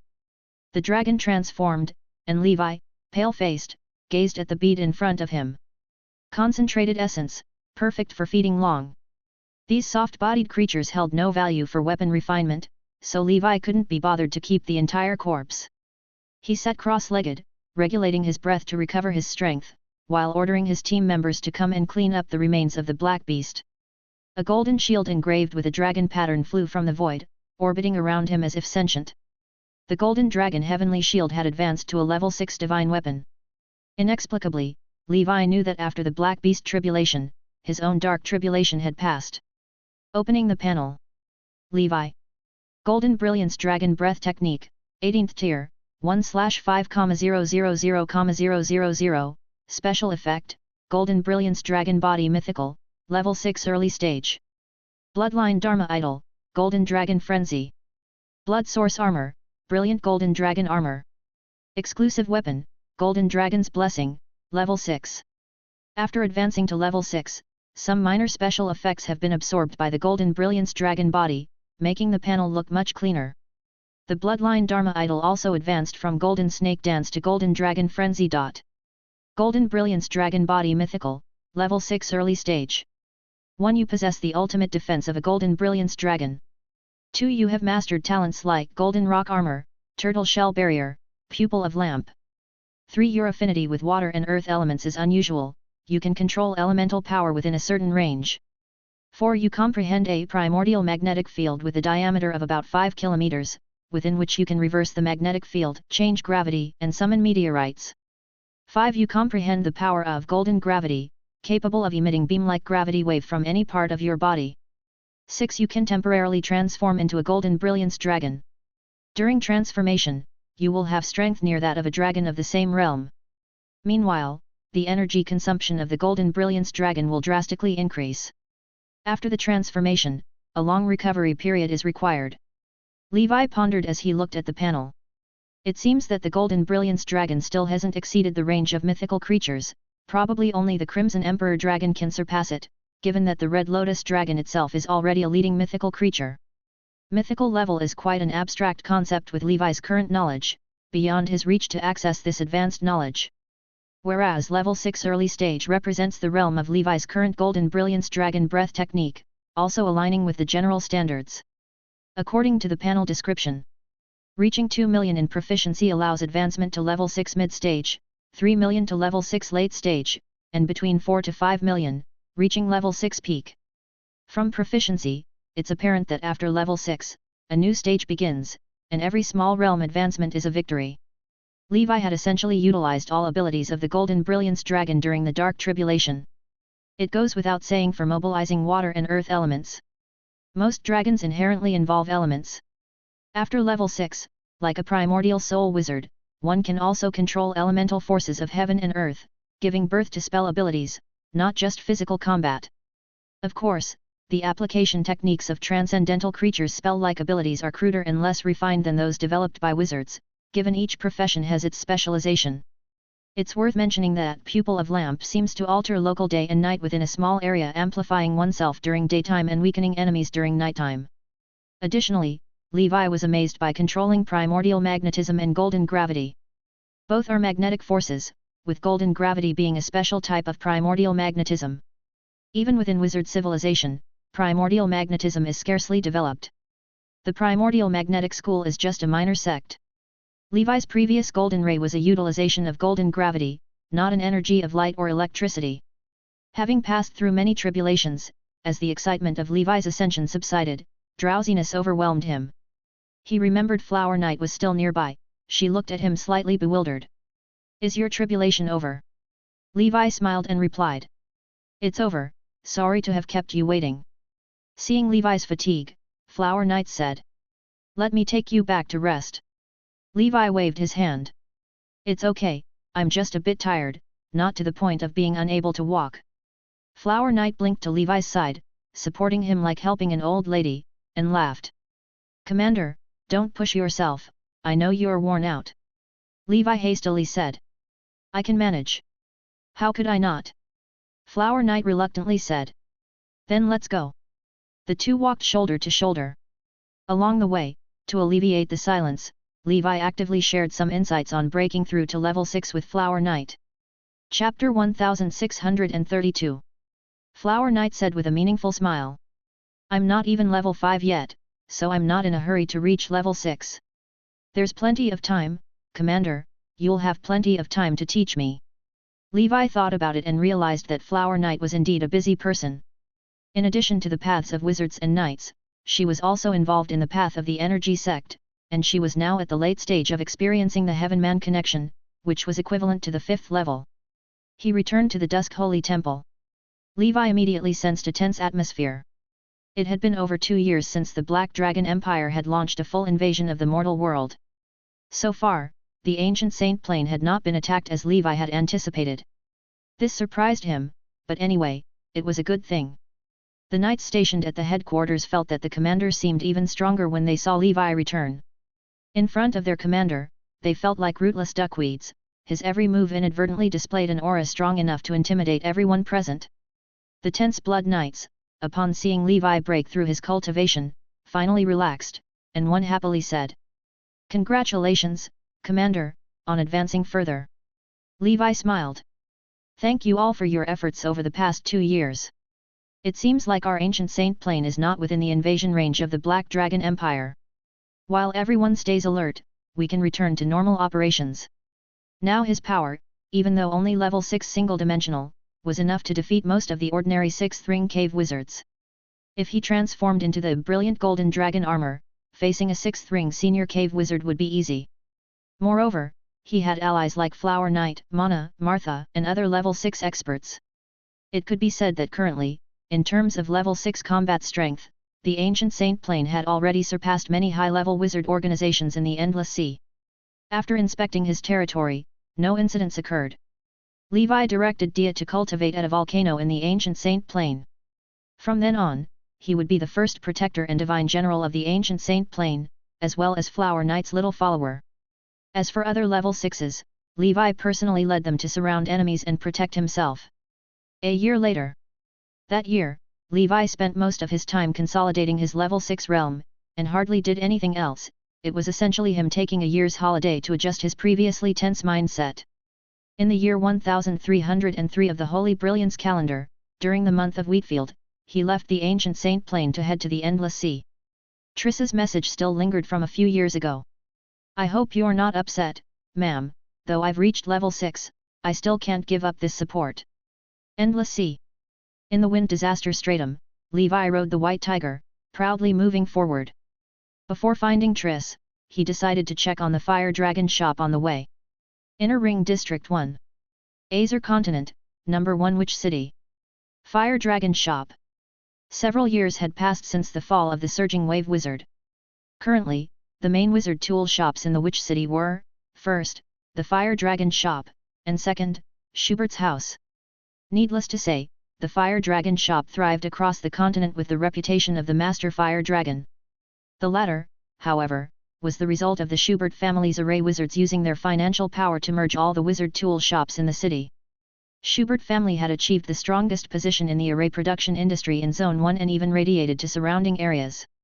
But to progress further, they also hit a bottleneck and thus decided to open up another track. The Schubert family had developed over tens of thousands of years. With the inherited tradition of arrays as their base, there was always a primordial soul wizard in their ranks. Currently, there were 3 publicly known primordial soul wizards. That day. Fire Dragon shop. A red and a blue figure, as swift as startling swans, descended onto the street. It was Yali, Alexandra and Elsie. Their appearance immediately attracted the attention of passers-by. Although not as famous as the Master Fire Dragon, the red and blue dragons still made a name for themselves in the ancient tower.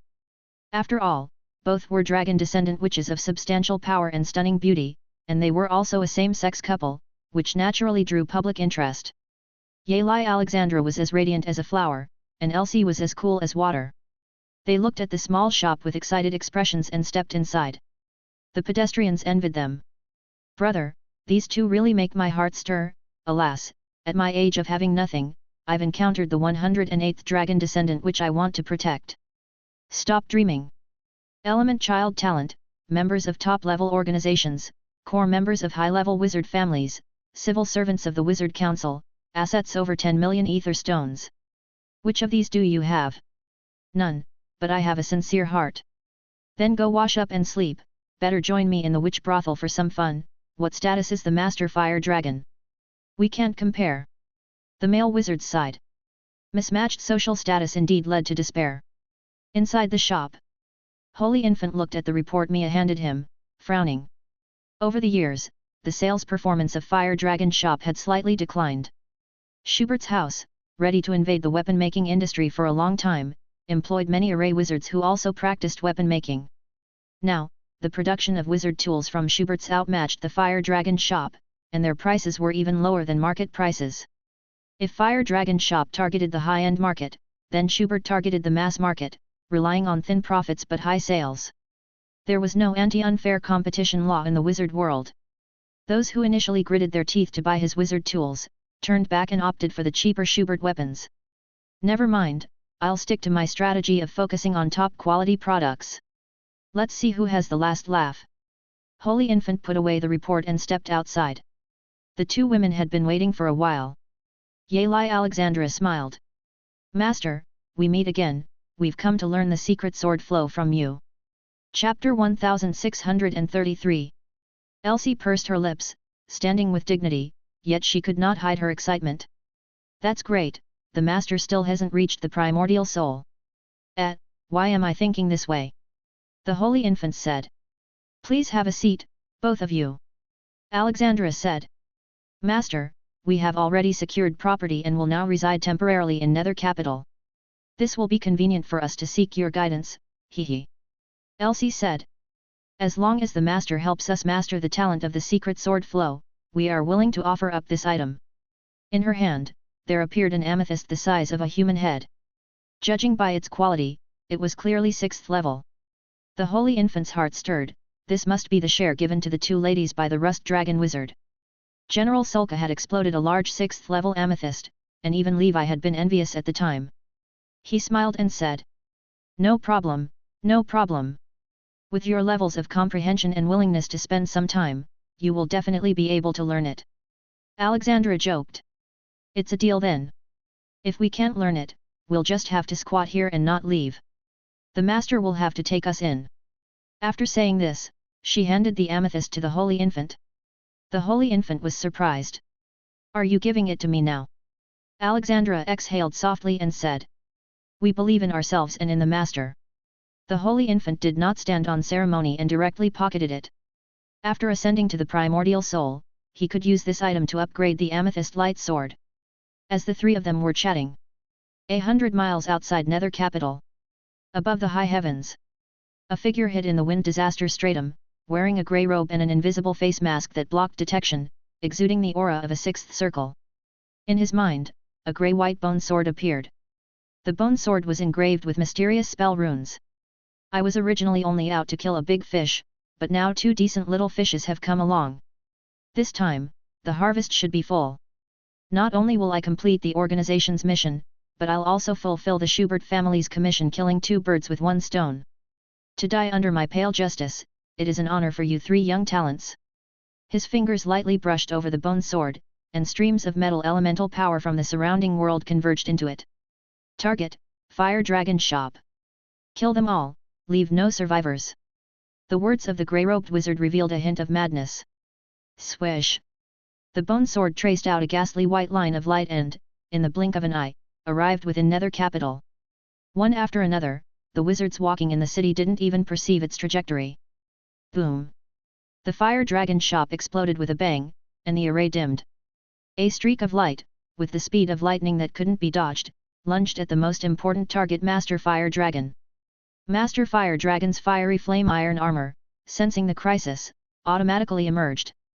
Bang! Accompanied by a sharp collision sound, the bone sword was repelled. Under the tremendous force of the impact, Master Fire Dragon grunted, coughed up blood, and was sent flying, collapsing many wizard towers. 2 rings appeared beneath his feet, and he soared into the sky, flickering into the void, disappearing from sight. Alexandra and Elsie immediately reacted. Someone is trying to assassinate Master Fire Dragon. Outside the city, the grey-robed wizard's expression changed. Worthy of being the top-ranked in the ancient tower's leaderboard. No matter, if the first strike misses and there's a rare treasure involved, with Fire Dragon's strength, he's likely long gone. Better to kill those 2 dragon-descendant witches first, otherwise, this attack will have been too costly. It was apparent that he had prepared himself mentally for the operation's failure. The bone sword changed direction, targeting Alexandra. Bang! Another clang of metal on metal resounded, and Alexandra, pulling Elsie, quickly retreated. On her forehead, a molten red scale emerged, radiating an immensely domineering aura. Clearly, it was this object that blocked the secret sword attack. The grey-robed wizard exclaimed in shock. The giant dragon's reverse scale? Damn it, I refuse to believe that I, a primordial soul wizard, could fail to take even a single person today. This time, he targeted the blue dragon lady. The bone sword shot forth violently, and with Elsie's strength, she could only sense something attacking but had difficulty reacting. Alexandra had already positioned herself in front of Elsie. Quick, void travel! Queen Elsa's complexion turned pale as the dragon scales on her forehead flickered with light once more. Clearly, using such a method that exceeded her own realm was not without significant cost. Bang! The invisible shockwave created by the fierce collision lifted the entire location of the Fire Dragon shop, engulfing it in smoke and dust that spiraled into the high sky. Alexandra opened her eyes in surprise, followed by an expression of shock. Elsie also opened her mouth, disbelieving. A figure in a white robe stood amidst the ruins. It was none other than a transformed Levi. In his palm, he held a bone sword, from which flowed faint golden blood. This blood, upon touching the air, turned into golden particles and dissipated. The bone sword had penetrated his palm but failed to pierce through, instead being caught in between, buzzing and trembling incessantly. Levi grasped the bone sword with his left hand and pulled it out, his mighty grip holding on to the escaping bone sword as he studied it closely. Behind him, the figure of the Holy Infant materialized. He heaved a sigh of relief and said, "Thank you for your intervention, Senior." Levi indifferently replied, "Don't mention it." He gazed into the distance, where a recently closed rift in the void was visible. The one who attempted to assassinate the Holy Infant had already escaped. All of a sudden, he exerted strength, and a golden gravity wave rippled in his palm, pouring into the bone sword. Buzz, buzz, buzz. The bone sword, in violent trembling, exploded with a bang, shattered into fragments that Levi scattered, letting them drift away with the wind. He sneered. Such a shoddily made wizard tool dares to emulate the flying secret sword flow of Master Victor? That man is my idol. Chapter 1634. Endless Sea. Inner Ring District 1. A sudden terror attack had thrown Nether Capital into chaos. On the ruins, crowds of figures gathered to spectate. What happened to the Fire Dragon shop? Someone tried to assassinate Master Fire Dragon. Who would be so despicable and shameless? My order hasn't even been completed yet. If the master is killed, who will make my wizard tool? Who is this white robe wizard? I just saw him catch the assassin's secret sword with his bare hands and crush it. On the ruins. The recent bone knives had unlocked Levi's long-sealed memories. He knew. After the auction in Sea Capital, the mysterious organization that assassinated the auctioneers had returned once again. And this time, they seemed to have set their targets on the geniuses of the ancient tower rankings, like Master Fire Dragon, Alexandra, and others.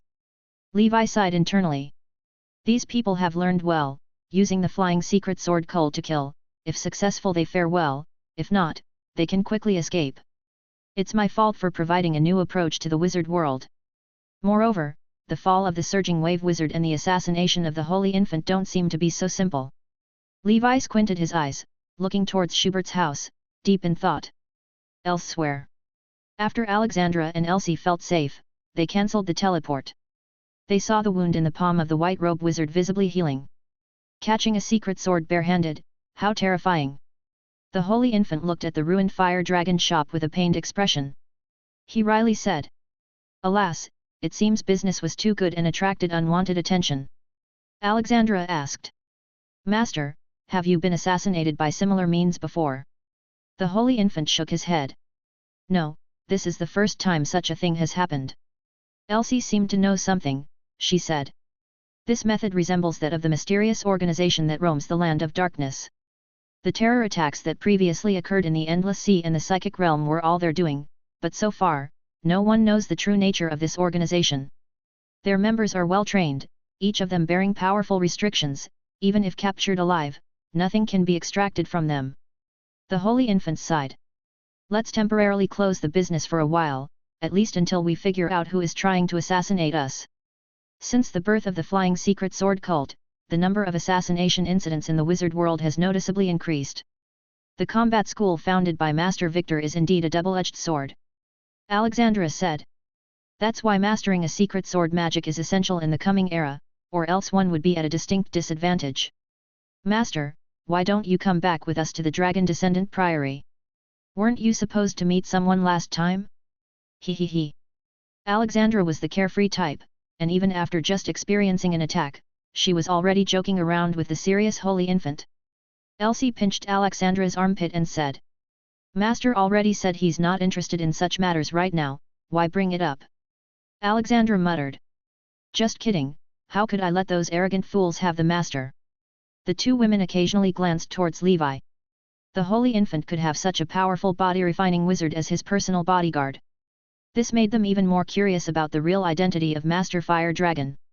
Elsewhere, Master Fire Dragon and his bodyguard seemed to be discussing something. The two women quietly waited. Soon, the white-robe wizard hurriedly left. With the departure of the sixth circle wizard, the atmosphere at the scene finally relaxed significantly. Alexandra exhaled and asked, "Master, this senior is extremely skilled, isn't he? Crushing a sixth ring secret sword with his hands, too cool. Is he your guard?" The holy infant was momentarily startled, then chuckled. "You are mistaken, he is not my guard, just a friend. He was just passing by to visit me, and didn't expect me to encounter this change." Alexandra said. "That senior, he must also be a dragon descendant, right? I felt a certain dragon's might emanating from him." Elsie puzzled. "How come I didn't feel it?" Alexandra pointed to her forehead and said, "I have a treasure given by my father, I naturally can. This senior's aura is reclusive, returned to its original state, even a primordial soul-level dragon descendant wizard might not be able to detect this dragon's might." The holy infant smiled. "It seems the queen's father is quite a figure." "Yes, my friend indeed is a dragon descendant." A thought crossed his mind. From Alexandra's behavior all along, there must be a significant figure behind her, but since they do not take the initiative to say it, the holy infant also does not ask. Alexandra and Elsie chimed in unison. "Master, does your friend want to join the Dragon Descendant Priory?" The holy infant replied. "My friend is a loner, doesn't like joining organizations. Let's not worry about him. Since I've accepted your fees, I must teach you next." A long time later, there was talk that Azer Continent had experienced a sixth circle level terror attack. An enforcer from Star Tower was late to arrive, the one who came was a sixth circle wizard. She wore a tight-fitting star cluster uniform, slim and curved, wearing a Catwoman mask. She also sported a witch's family badge on her chest, her walk as elegant as a cat's. Cat Witch Serena, a senior investigator of Star Tower, one of the 13 publicly known witches of Witch's family, about the same age as Triss, and nearly at sixth circle perfection. She looked at the crime scene, her assistant picked up a specialized wizard tool, seemingly investigating something. At this time, Mia was handling the aftermath of the Fire Dragon shop. Chapter 1635. The Cat Witch asked, "Where is Master Fire Dragon?" Mia replied, "The master has temporarily left to prevent the assassins from returning." The Cat Witch pursed her lips, her nostrils flaring like a cat scenting the air, and a green light flickered in her eyes.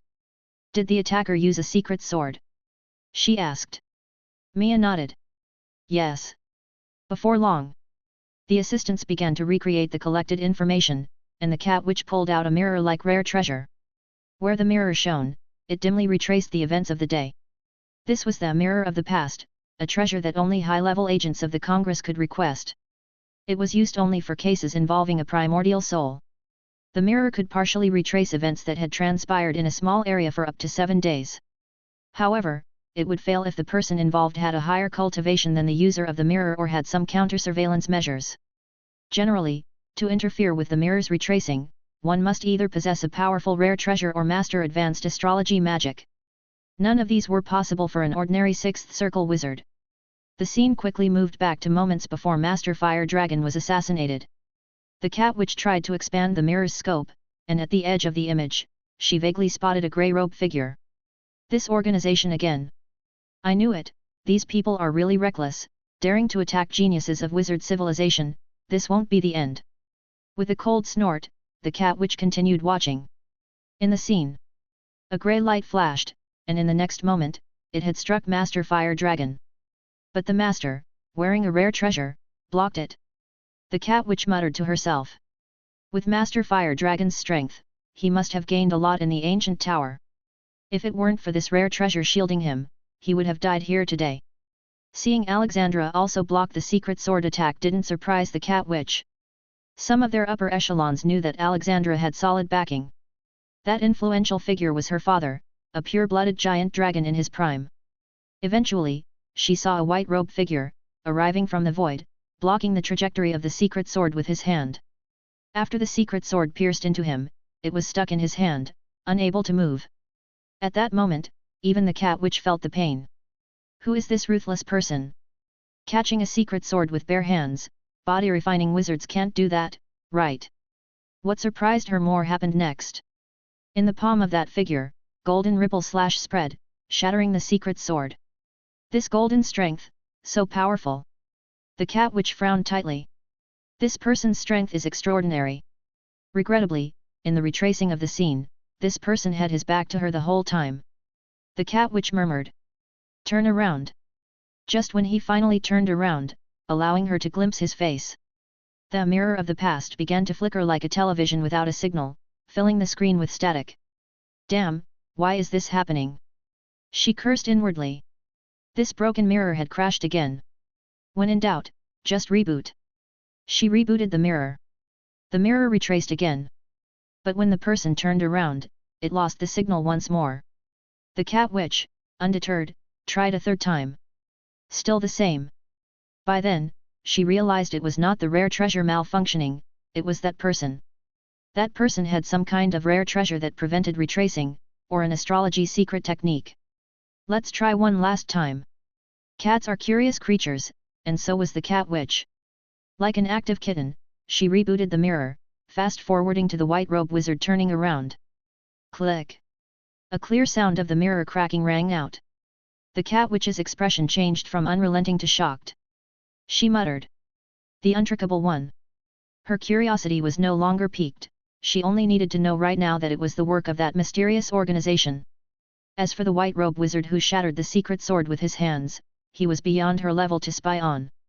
Behind him, there must be influential figures, otherwise, he wouldn't have caused a backlash from the realm of the past. The influential figure she referred to wasn't a primordial soul wizard. It was a being like Alexandra's father, a level 9 creature, or even, a legendary wizard. With this thought, the cat witch, like a nimble black cat, leaped into the void and disappeared. If the realm of the past is broken, the Star Tower won't make me pay, right? This was official business, meow. Endless sea. Somewhere underwater. The grey-robe wizard who had attempted assassination appeared. He sat cross-legged, spat out a mouthful of blood, and his breath weakened. Damn, my soul artifact. The secret sword, considered trash by Levi, was actually being used by him as a soul artifact. Such is the disparity of the world. In fact, his soul artifact was a sixth circle standardized secret sword, uniformly refined by the organization. Since the emergence of the flying secret sword cult, the organization found a shortcut suitable for assassination. From tens, even hundreds of miles away, they could decapitate a target undetected. If the attempt failed, it generally wouldn't expose their identity, so they wouldn't get caught by enforcers of various schools. The organization's casualty rate had also dropped to the lowest. Over the past 100 years, senior members of the organization had established a specialized flying secret sword cult research group, pioneeringly popularizing this magic among the organization's primordial soul and fifth circle wizards. The Grey Robe Wizard was one of the beneficiaries. In fact, he had not been a primordial soul for long. Chapter 1636. With his potential, had it not been for the organization's nurturing, acquiring a primordial soul would not have been easy. Now, his soul artifact was destroyed, and his spiritual origin was severely damaged. It would take him hundreds of years to recover. He recited an incantation, and ripples appeared in the void, reflecting a figure within them. This figure sat before a crumbling, deteriorating plane, his body covered with venomous snakes. "What do you seek from me, number 23? Number 23 was the code name of the Grey Robe Wizard. He was the 23rd assassin trained by the organization to master the flying secret sword flow. The Grey Robe Wizard spoke with a respectful tone, slightly lacking in confidence. "Lord Snake Master, I have failed." Upon hearing this, the figure on the other side showed no surprise and said, "I understand, it was just a test. You've only recently reached level 6, and Master Fire Dragon, a genius who seems like a nomadic wizard, surely has a powerful backer. You haven't exposed your whereabouts, have you? Why do you look so weary?" The Grey Robe Wizard said. "I am currently safe. I missed my target and retreated 1,000 miles away. I encountered a formidable opponent who, he actually crushed my soul artifact with his bare hands.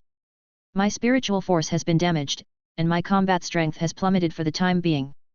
The Snake Envoy frowned and stated, "Although your soul artifact was a standard issue from the organization and not a top-quality product, it shouldn't have been crushed so easily.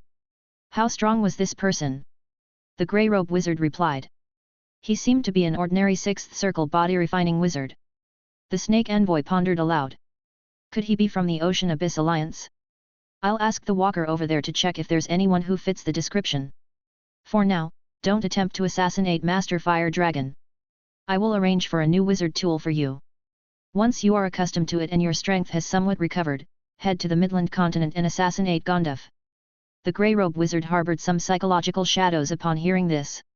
What if Gonduf also has a 6th level treasure protecting him? Surely there's a powerful figure from the wizard world backing him too. The Snake Envoy said.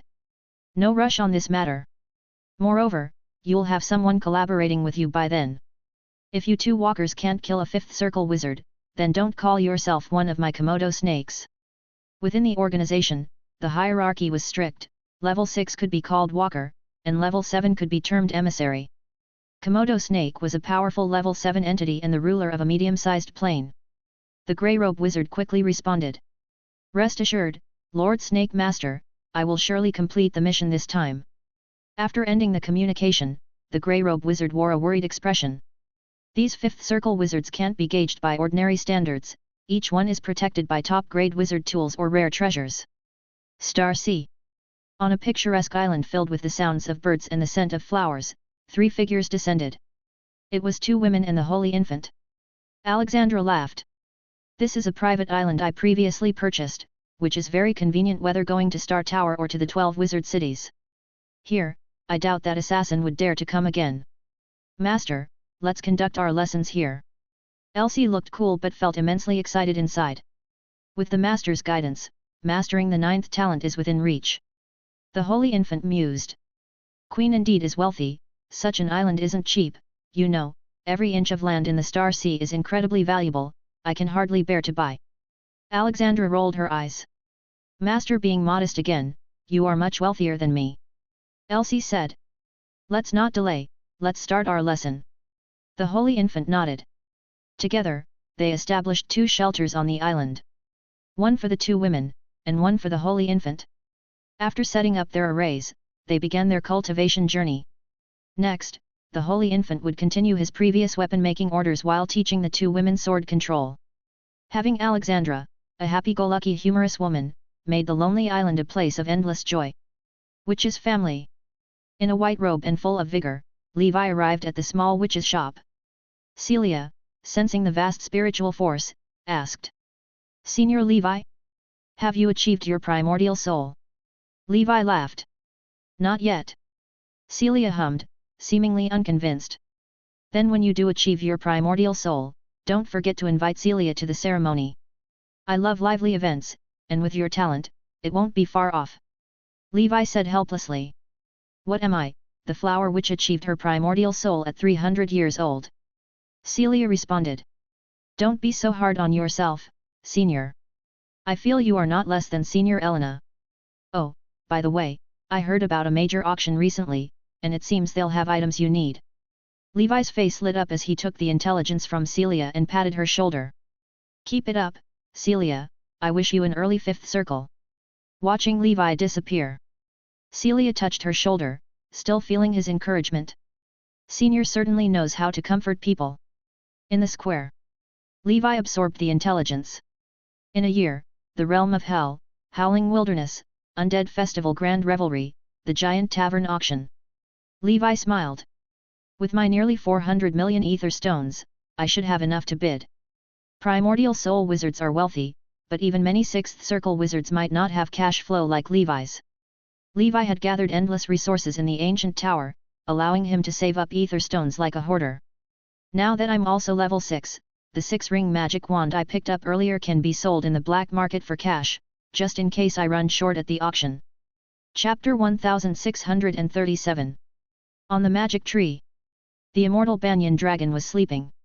After advancing to level 6, Levi had discovered even more about Lady Yggdrasilla's strength. The path of the primordial soul, the journey is still long. At Triss's cabin. Levi knocked gently on the door, wondering how to explain. Tap, tap, tap. The sound came, Levi puzzled. Why does it feel like someone is whipping inside?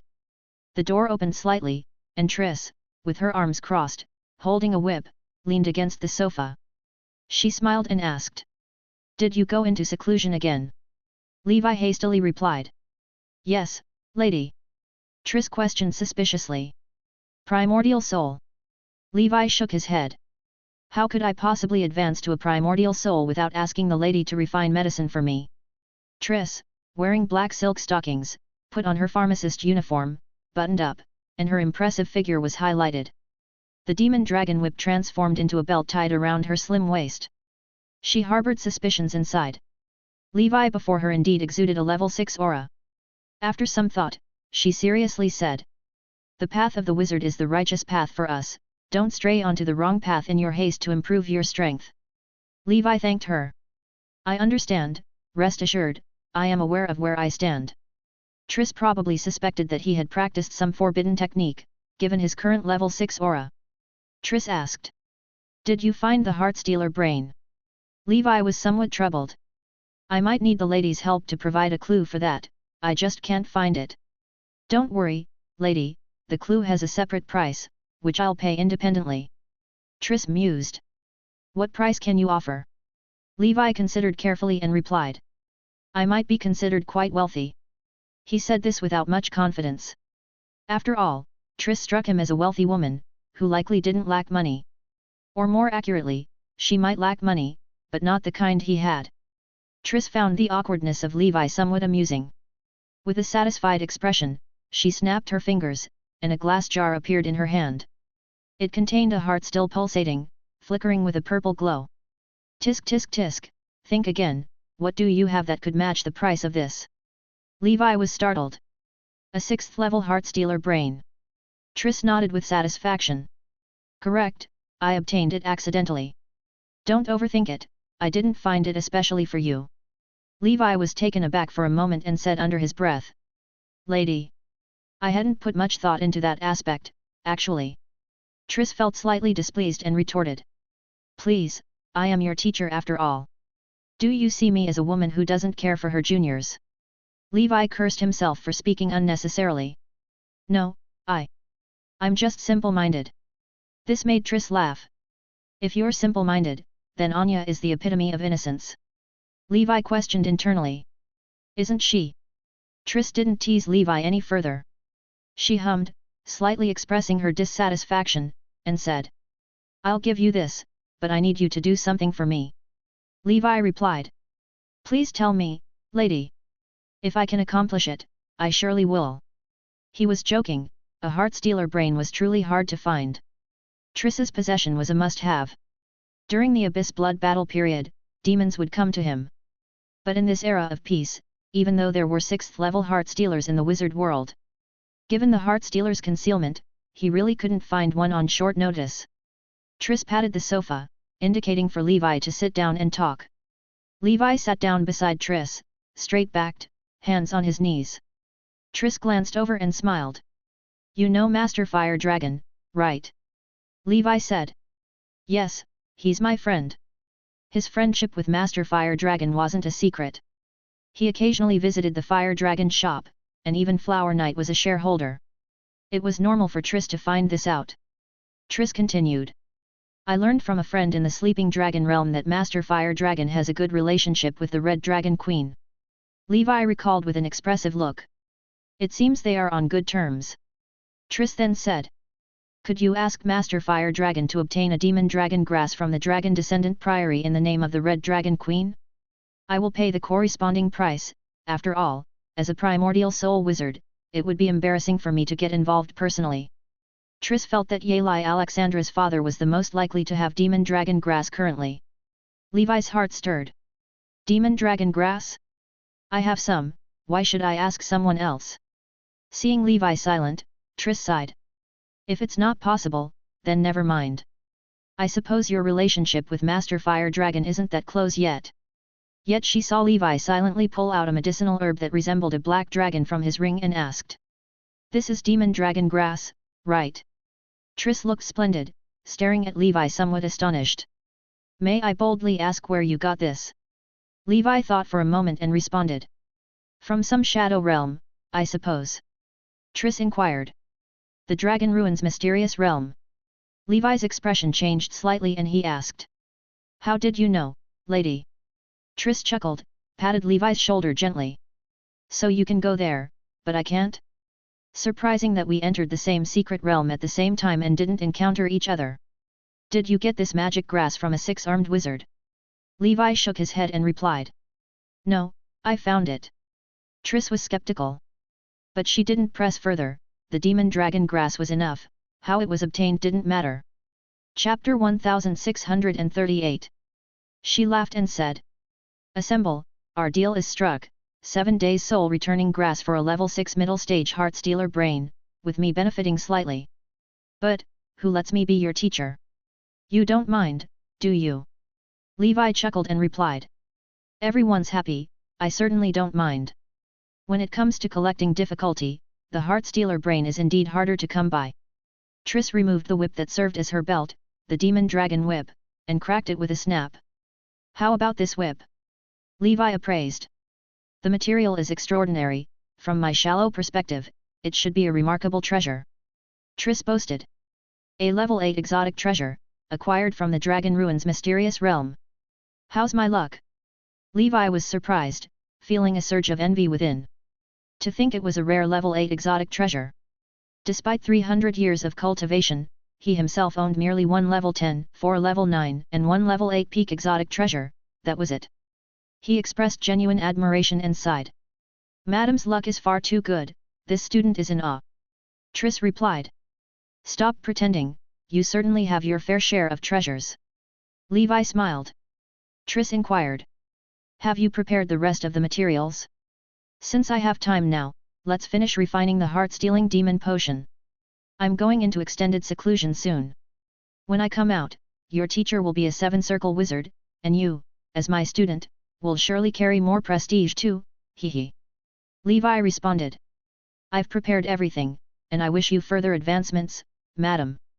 He handed over all the refining materials to Triss. Triss shooed Levi out of her cabin, saying she needed to bathe before beginning her alchemy. Levi wandered around the witch shop without finding anything of interest. He then visited Nether Capital to see naive and innocent Anya. This kid was now a 5th circle senior wizard. Although his progress was slightly slower compared to Levi's own, almost cheating advancement. In the vast wizard world, being a 300-year-old 5th circle senior was not bad at all. Steady and solid, the primordial soul was in sight. Anya looked at Levi's departing figure, feeling downhearted. "Why, even though I've become a 5th circle senior, Sir Levi's cultivation is still stronger than mine. Am I not working hard enough?" I guess I have to reduce my daily walks and talks with Sierra, she wouldn't get mad, right? Several days later, Levi returned to Triss's cabin. She opened a small medicine box, revealing a row of fantastical purple medicines, 4 in total. He and his 2 duplications, each took one, with an extra one as a backup. She joked. So, with your personality, aren't you worried I might poison you, my student, to seize your opportunities? Levi laughed and said. My humble opportunities are beneath your interest, madam. Besides, having known you from my 3rd circle period until now, I am confident in your character. Not only are you beautiful, but your heart is as well. Triss, flattered, said. I love to hear compliments, keep them coming. Levi let out a hearty laugh, pocketed the medicines, and turned to leave. Madam, I bid you farewell. I shall repay your kindness in the future. Triss teased him as she said. Always in the future, in the future. When exactly is that future going to be? You cheeky boy, why not repay it today? Levi had already disappeared. Triss felt drowsy. The 6-ring breakthrough potion was difficult to concoct, but shouldn't have left Triss so exhausted. She had sought advice from Ms. Lucy a few days earlier, asking for her assistance in refining the Heartstealer's Pure Fairy Tale potion.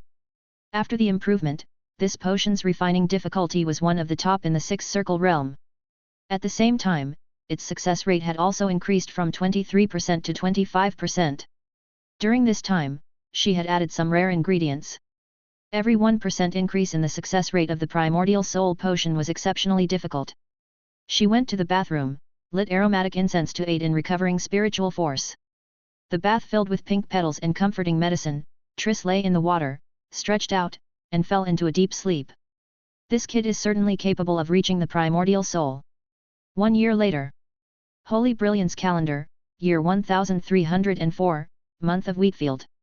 Over the past year, Levi focused on researching his 9th talent, aiming to create a satisfying spirit awakening spell, which required extensive time. Recently, the 8th talent Shadow Dragon group also cultivated to perfection. Likewise, spells like Solar Aggregation and Thunder Tiger achieved perfection as well.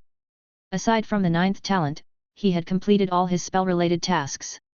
Since reaching maximum with his spirit's 50 paths, the difficulty of solidifying further had increased.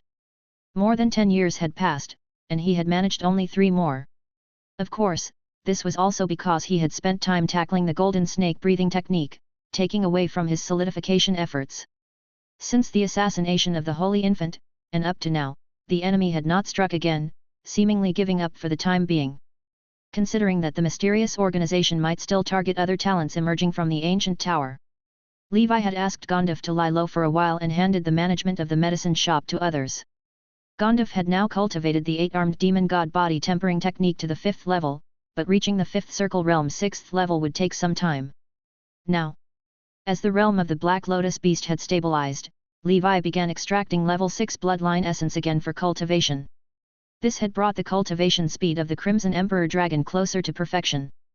The Crimson Emperor Dragon was already powerful enough, and Levi didn't want to waste more time searching for evolution materials. He decided to advance directly and worry about reaching level 6 afterwards. Of course, if an evolution opportunity arose, Levi wouldn't let it pass. Golden Light Cave. Inside the Sword of Victory, the first Earth-grade oddity, the Sword of Dust People, had formed, taking less than 100 years. Chapter 1639. After much contemplation, Levi did not choose to continue waiting 900 years to advance the Knight's Sword. Instead, he used the wizard's method of refinement to refine this oddity. After the refinement, his spiritual force and its upper limit both increased by 10 points, an unexpected joy.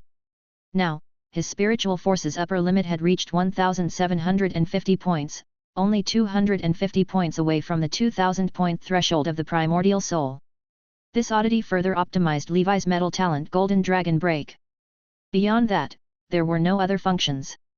Such oddities, if refined using the methods of Arthur's world, would yield entirely different effects from those of a wizard. As a dual practitioner of wizard and knight, Levi wanted to try, should another oddity arise in the future, whether he could once again use Arthur's method to refine the Sword of Dust People. Month of Northern Wind. Hell Realm. Howling Wilderness. Undead Festival. It is said that on this night, undead creatures sleeping in the desolate graves of the wilderness and the deep forests would crawl out. Not only that, but the legendary gate of hell would also open, and a surge of undead would pour out. A night march of 100 ghosts, a doomsday for other schools. For the School of Death, this was a festival. Levi took this opportunity to capture some powerful undead spirits and placed them in the Book of the Undead, replacing the low-level ones. Central part of the Howling Wilderness. An ancient battlefield. This place was one of the core battlefields where the wizard civilization once fought with the Hell Plane and was shrouded in gloom all year round. Weak undead could be seen everywhere. A group of death wizards dressed in wizard robes and wearing undead masks mingled with the ghosts, dancing along.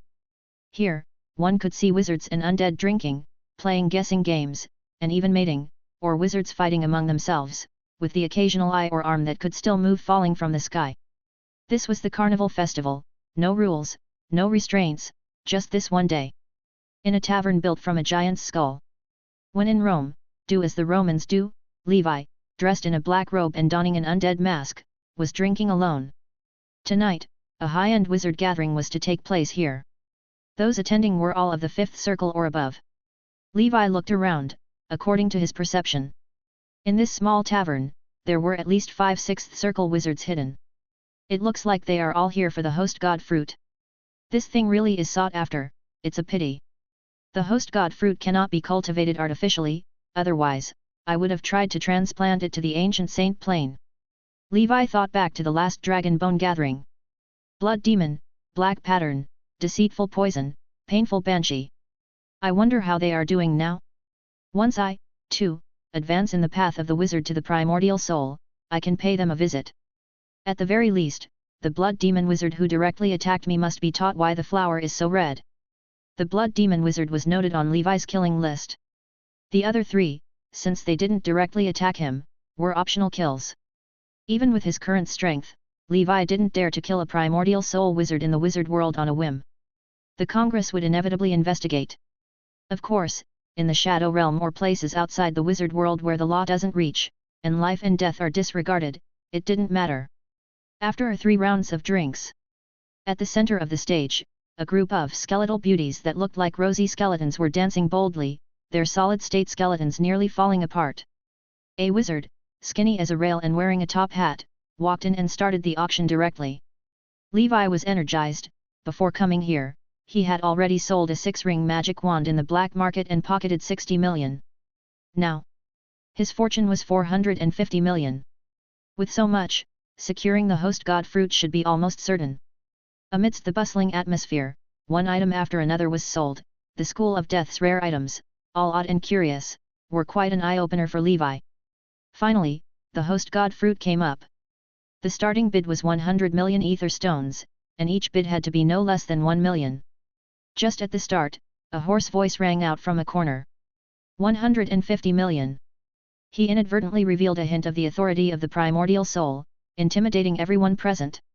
Immediately a few auras of ordinary 6th circle level clashed with it. Levi had no intention of getting involved in such a contest of power, he was not short of money and saw no need to intimidate others with his influence. He spoke indifferently. 200 million. With Levi's bid, he could feel the gaze of numerous undead masks concentrating on him. His spiritual force was now not too far off from that of a primordial soul, the only thing was it had not undergone metamorphosis, so its quality was poor. But he himself also possessed the cultivation of a level 6 knight, so he could exude a faint level 6 aura. Moreover, with the hermit rune providing cover, his aura flickered in and out of perception.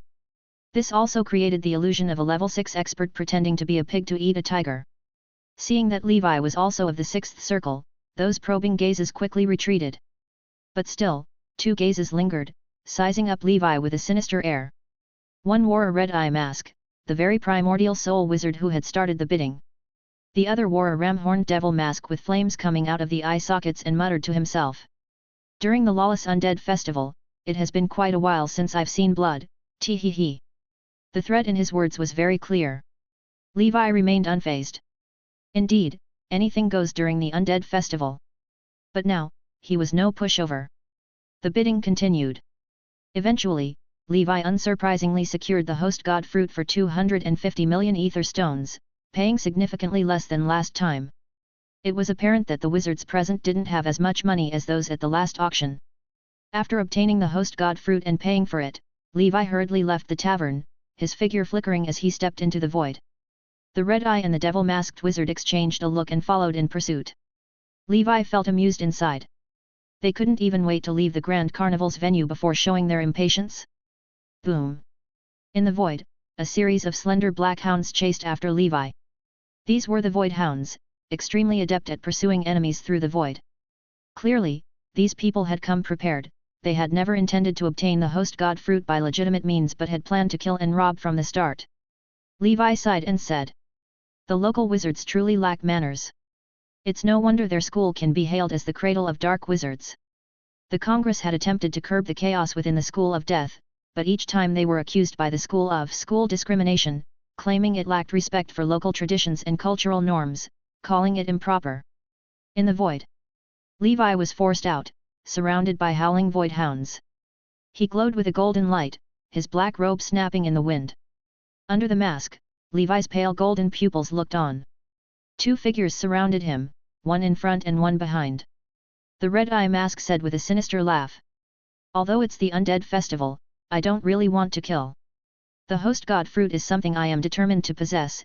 It looks like you've only just advanced, right? Why not sell it to me at a low price? I'll help you deal with the other guy, tee-hee-hee." The other in the devil mask sneered.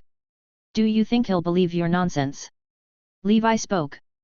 "May I ask, is it really legal to kill people during the undead festival?" Red Eye mask replied. "Turns out you're from another school and don't understand our customs very well." Devil mask laughed. "As a traditional festival, it's under the protection of the Hand of Netherworld prison. Don't you believe it? Let me kill you and see if anyone investigates. I'll find a way to inform you in the underworld, ha ha ha." The Hand of Netherworld prison was a legendary wizard of the School of Death. Hearing this, Levi breathed a sigh of relief and calmly said, "I see, thank you for the information. So if I kill you too, I won't be punished, right?" Chapter 1640. Realm of Hell. Undead Festival. The grand celebration scene. Levi was enveloped in golden light, dazzling to the point where it was impossible to look directly at him. He was like the sun in the night sky, completely out of place with the School of Death. Since he couldn't escape, Levi had nothing more to say. It was time to take action. Since his advancement to a level 6 knight, he had not yet had a true battle to test the results of his cultivation. Today seemed to be a good opportunity. Hearing Levi's bold words, both the Red Eye and the Devil hesitated for a moment before they sneered and said, "Since that's the case, let's kill you, the foreigner, first, then we'll slaughter each other." Around Red Eye, an endless blood-red power furiously swirled, spreading out in all directions. At the venue, blood-colored currents lifted the dust into a frenzied ascent to the skies. Sensing that primordial soul wizards had also started fighting each other, a crowd of low-level and middle-level wizards scattered and fled. The festival venue grew even noisier. A primordial soul powerhouse has made a move. Every year at this time, we ordinary wizards get a chance to witness a battle of primordial soul caliber. Some, bold despite their competence, watched the battle from the outskirts, clearly not wanting to miss such an opportunity. Giant Tavern. A few primordial soul wizards focused their attention on the primordial soul battlefield. "Interesting, a foreigner daring to come to our School of Death's festival, truly a fearless rookie. Isn't that the truth? It seems he thought we were joking when we said no holds barred." In a corner of the festival, Wizard Wildbone and Mistress Cruel, both 5th Circle wizards, had a drink while watching the battle. After gaining his chance in the ancient tower, Wizard Wildbone had just advanced to 5th Circle perfection, catching up with his beloved recently. Although Mistress Cruel hadn't given up investigating who had murdered her son, she had gotten no results for so long. She knew, with her own abilities, even if she found out, she couldn't take revenge, so her mindset had somewhat changed. Wizard Wildbone laughed. "The fight has started again, fitting for the festival," Mistress Cruel said. "I heard that Giant Tavern auctioned off a host god fruit. Presumably, these powerhouses are fighting over it." Wildbone asked. "Wasn't Teacher of Pain also looking for a host god fruit? Why didn't she come?" Mistress Cruel replied. "The teacher personally went to Hell recently to kill an archdevil of Hell and obtained this item," Wildbone said. That's so, I really envy the teacher, becoming a lich is like being an undying. Go wherever you want, as long as the soul box is safe. As the two chatted. On the primordial soul battlefield. 3 powerful auras clashed for the first time, causing the skies to change color and the earth to tremble. The red ghost mask wearer, a rare blood sect wizard. As soon as he made a move, the blood inside the bodies of those low-level wizards at the venue began to boil involuntarily, as if it were about to leave their bodies. Levi's blood also trembled, but he quickly suppressed it. Levi sneered. True to the realm of hell, such wizards practicing forbidden cultivation techniques can also appear publicly, truly lawless. If I'm not mistaken, you must be a blood demon wizard, right? Previously, he was ambushed by a blood demon wizard, and naturally, he had investigated some information. Originally, if the red ghost mask had not made a move, Levi would not have recognized him. But his action exposed his identity. Red ghost mask remained silent, clearly unwilling to admit it. When he made a move, a ghostly blood claw emerged from the void, reaching for Levi. At the same time, Devil Mask had a thought. Such a fool, blood demon, not even knowing to cover his tracks, now I can't lightly use my wizard form. Primordial Soul Wizard form is the best way to identify a Primordial Soul Wizard. Levi extended his hand, the golden gravity shone in his palm, transforming into a lightning-like gravity wave. Boom! The gravity wave shattered the approaching blood claw. A sinister feeling spread, and behind Levi, a poison snake emerged from the void, hissing its snake tongue. Levi had a thought. Golden rock armor. He waved his enormous hand, and the earth elemental power around surged towards him, entering all his limbs and with his blood, solidified into a golden stone armor around him. The poison snake struck the stone armor and was deflected, then Levi pointed a finger, releasing a golden light that shattered it. Seeing that Levi could wield elemental power, Red Eye and Devil dissipated their doubts about Levi's cultivation. Red Eye thought. This man is indeed a 6th circle wizard, facing both our attacks and still not using the primordial soul wizard form, partly not wanting to expose his identity, and perhaps he is very confident in his power. Protected by the golden rock armor, Levi felt extremely secure. He took a large step and in a blink of an eye, he was before Red Eye. Red Eye's fingers danced, and the power of blood emerged from the void, surrounding him, turning into ghostly blood-red undead, wailing incessantly. Hundreds of thousands of blood-red undead circled around Red Eye. Levi's eyes emitted beams of golden gravity, shooting forth sizzling sounds. Accompanied by slicing noises, those protective undead were torn apart by the gravity. Levi pressed his hand in the air. Primordial magnetic field. Centered on him, a strong gravitational force emerged, catching the devil wizard, who was sneaking up from behind, off guard, destabilizing him. He was shocked. Hiss, controlling elemental magnetism? This man has so many methods. Chapter 1641. His hands suddenly turned the color of asphalt, and on his fingertips condensed sharp, pitch-black fingernails that emitted a deadly poisonous glow. 10 Sin's poison fingernails. 10 poisonous fingernails, like hidden weapons, swiftly attacked Levi's body, each carrying a different deadly poison. Once hit, not even a deity could save him. Levi sensed the danger, and inside him, a golden, shining shield appeared. It was the advanced level 6 divine weapon, the Golden Dragon Heavenly Shield. Seeing this, Red Eye and the devil-masked man were startled. Has he resorted to using a soul artifact? Both of them also possessed soul artifacts. But to avoid being recognized, they did not use them. Although the Undead Festival had no prohibitions, killing this foreigner would undoubtedly make his organization resent them, leading to inevitable complications later on. Moreover, they did not believe that the two of them, working together, needed soil artifacts to defeat this foreigner. The 10 poison fingernails struck the golden shield with crackling sounds. The shield, as if struck hard, flew away. Not only that, 2 of the fingernails actually pierced the golden shield, corroding small pits into it, showing their sharpness. Levi's expression slightly changed. He and his divine weapon shared a bloodline connection. He could feel that the divine weapon had suffered some damage, but it was not a major problem. Indeed, a real 6th circle ordinary wizard is much tougher to handle than a cave wizard. He did not panic, the golden shield orbited around him, his body clad in golden armor, the entire body shone with gravity waves, turning into streaks of golden lightning that filled the sky, piercing the darkness. Under such dense attacks of gravity waves, Red Eye failed to dodge in time and had to resort to his own soul artifact. A burst of blood light flashed, blocking the dense golden lightning. But above Red Eye's head floated a soul artifact, resembling a beating heart, which kept pulsating. Seeing this, the wizards at the festival exclaimed. This person is indeed a blood demon wizard, that's his soul artifact, the heart of the demon beast. Many recognized the blood demon wizard's methods. Then the red ghost mask suddenly disappeared, revealing the pale face beneath. Levi said with a smile. It really is you, blood demon wizard. Bloodline breathing again and needing the host god fruit, who else if not a blood demon? The heart of the demon beast shone brightly, emitting a flowing blood river that expanded more and more, filling the sky in the surrounding area. From the blood river, numerous blood-colored tentacles reached out toward Levi. Furthermore, many creatures, similar to the blood clan members, emerged en masse from the blood river, covering the sky as they swarmed over. The blood demon frowned and asked.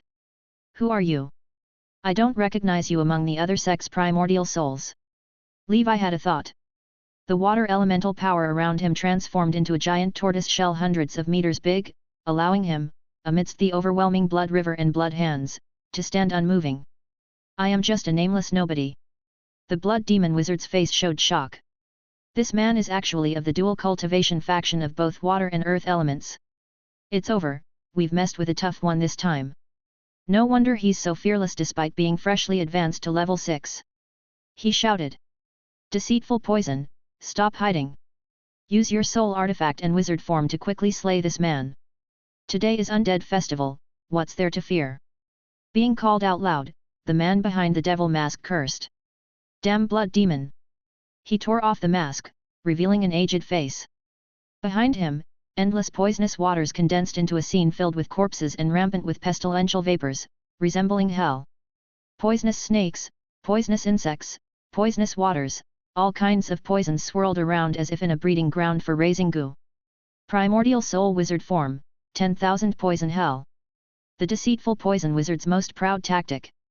He confidently sighed. Alas, if it comes to using wizard forms against me, you foreigner, ought to stay here today. In the distance, Mistress Cruel exclaimed. I never expected even the deceitful poison wizard to be here. It's said that his primordial soul wizard form, 10,000 poison hell, ranks 963 on the wizard's ranking, a powerful wizard form indeed. Wizard Wildbones said.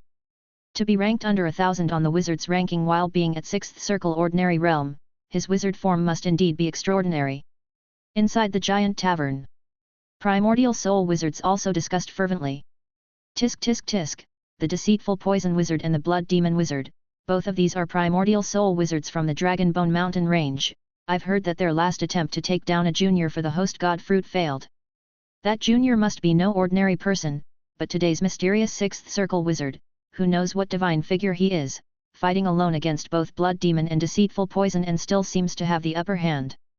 It's unclear, so far, he hasn't used his wizard form. With such strength, his wizard form must also be on the ranking, right? That's debatable.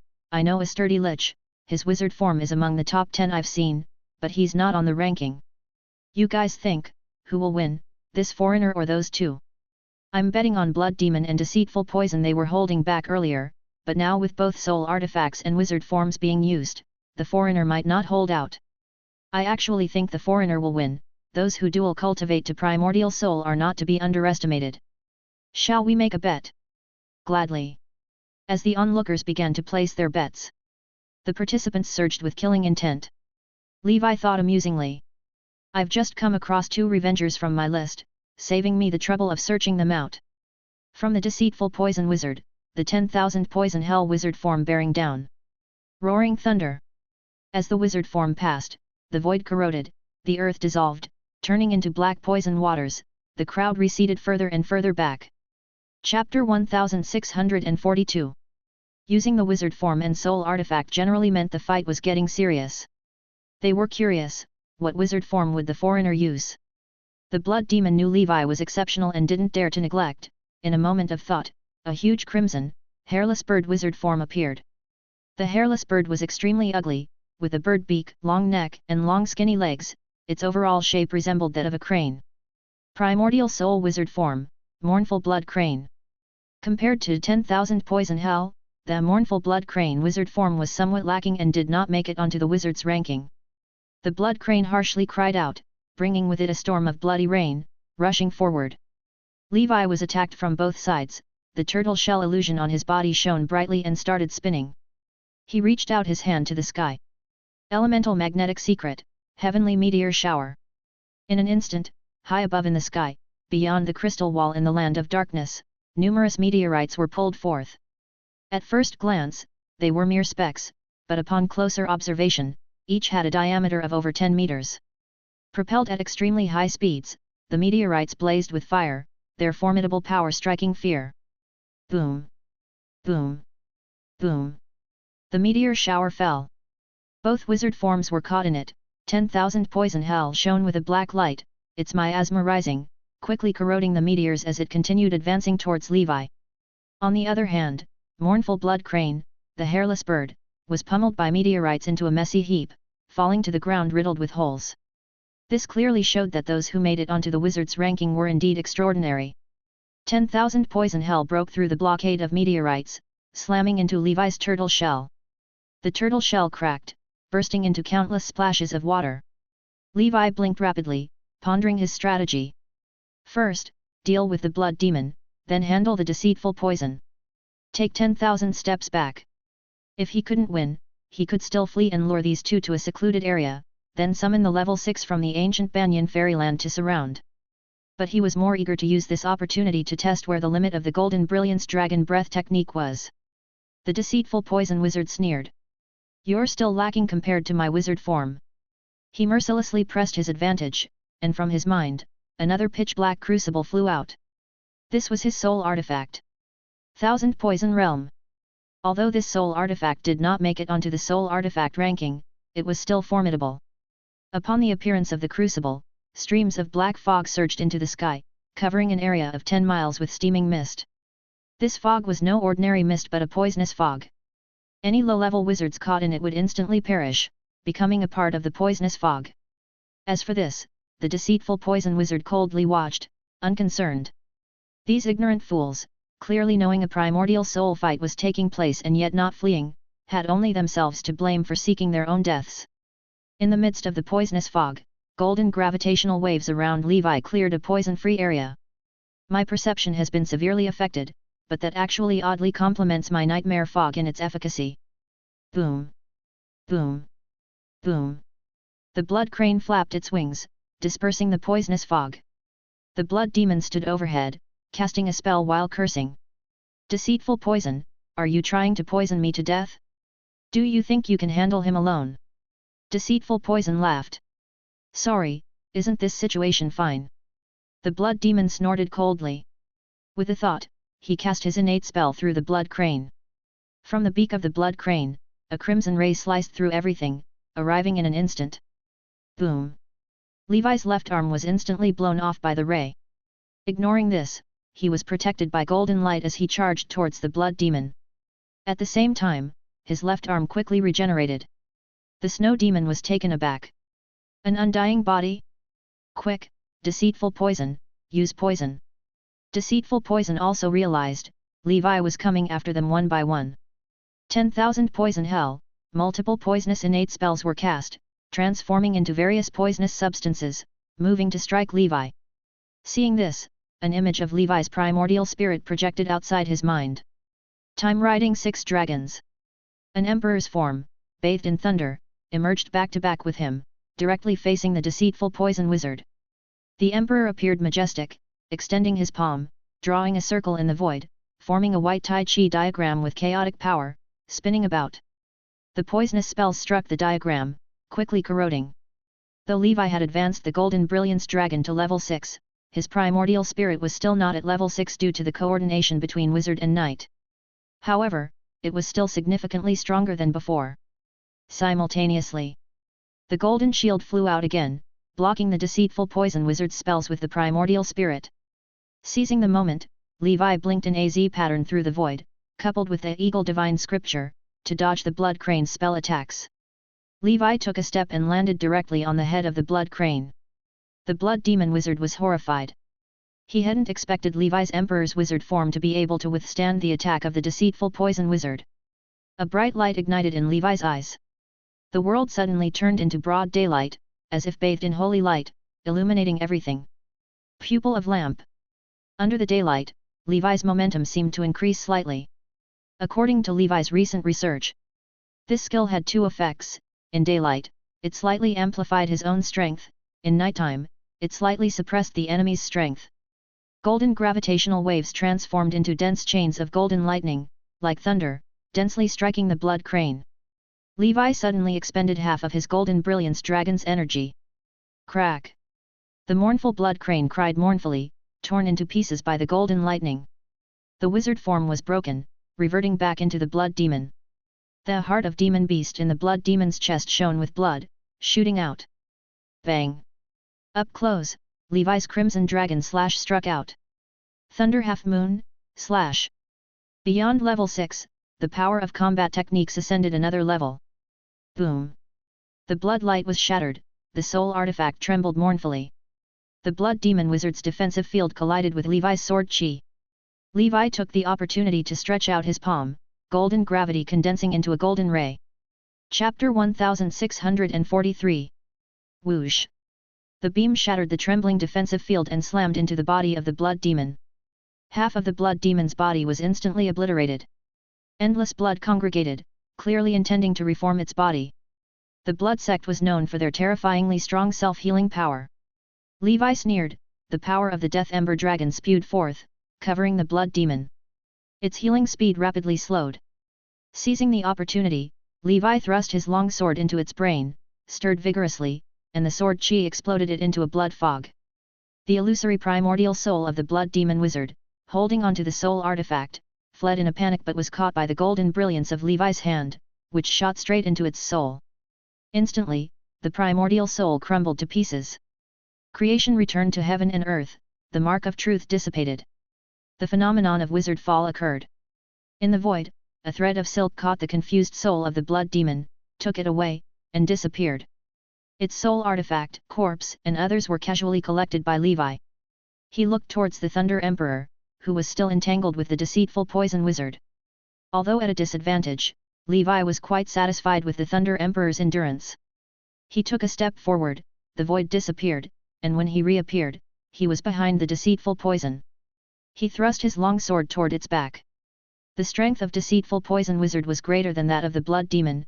A crucible emerged, blocking Levi's approach. At the same time, a strong suction force erupted from it. Not good. Levi was unstable, sucked into the crucible. The deceitful poison wizard sneered, saying, "As expected of a foreigner, still unaware of my true methods." His soul artifact could not only release poisonous fog but also control and contain his enemies, using the poisonous water within to dissolve them. However, those who had seen this trick were all dead. Inside the crucible, another realm existed. Levi found himself in a strange space. Black water surged endlessly from the walls around him, sweeping towards him. He dispersed the black water with golden gravity, temporarily avoiding being refined. This soul artifact is indeed extraordinary. I have to figure out a way to break out, otherwise when my energy is exhausted, I will inevitably be dissolved in the poison water. Every primordial soul wizard was not to be underestimated, Levi realized today. Now that he had tested the strength level of the Golden Brilliance Dragon level 6, he should simply surround his enemies next time, no more one-on-one fights. Levi, already perfection in the 5th circle as an array wizard, even though he could not unravel the magic array inside the soul artifact, quickly found a relatively weak spot. In his hand materialized the 8 desolate halberd. Golden forces infused into it, the halberd trembled with a buzz. Levi leaped, the halberd lancing out from below upwards towards the weak spot. Warlord Catalog 6th Layer. Rising Sun, strike! Accompanied by the burst of the Great Sun. The space inside the soul artifact vibrated intensely, the magic array patterns shone brightly. The weak spot's array patterns and thousands of nodes instantly vanished. Crack! A large hole was revealed. Levi swiftly escaped through it. Outside. Deceitful poison, using 10,000 poison hell, had shattered the aura of the Emperor. He sneered. "Enter my 1000 poison realm, and see how long you can hold out." The sixth circle wizards who died under this crucible were not few. Inside the giant tavern, the wizards waging bets sighed. I really thought he was strong after killing the blood demon. Never imagined he'd still be captured by the deceitful poison. It can't be helped, deceitful poison has remarkable form, and his soul artifact isn't something the blood demon could match, even I must be cautious handling him. That man, unaware of deceitful poison's tricks, got refined within, nearly certain death this bet, wait. Before finishing speaking, he saw a crack appearing on the crucible in front of deceitful poison, a beam of golden light shooting out. In the next instant, a hand covered in golden light struck deceitful poison's chest. Bang! Deceitful poison's protective force field lit up, blocking the strike, but the immense force still sent him flying. Not good, my soul artifact. Deceitful poison's spirit was sapped.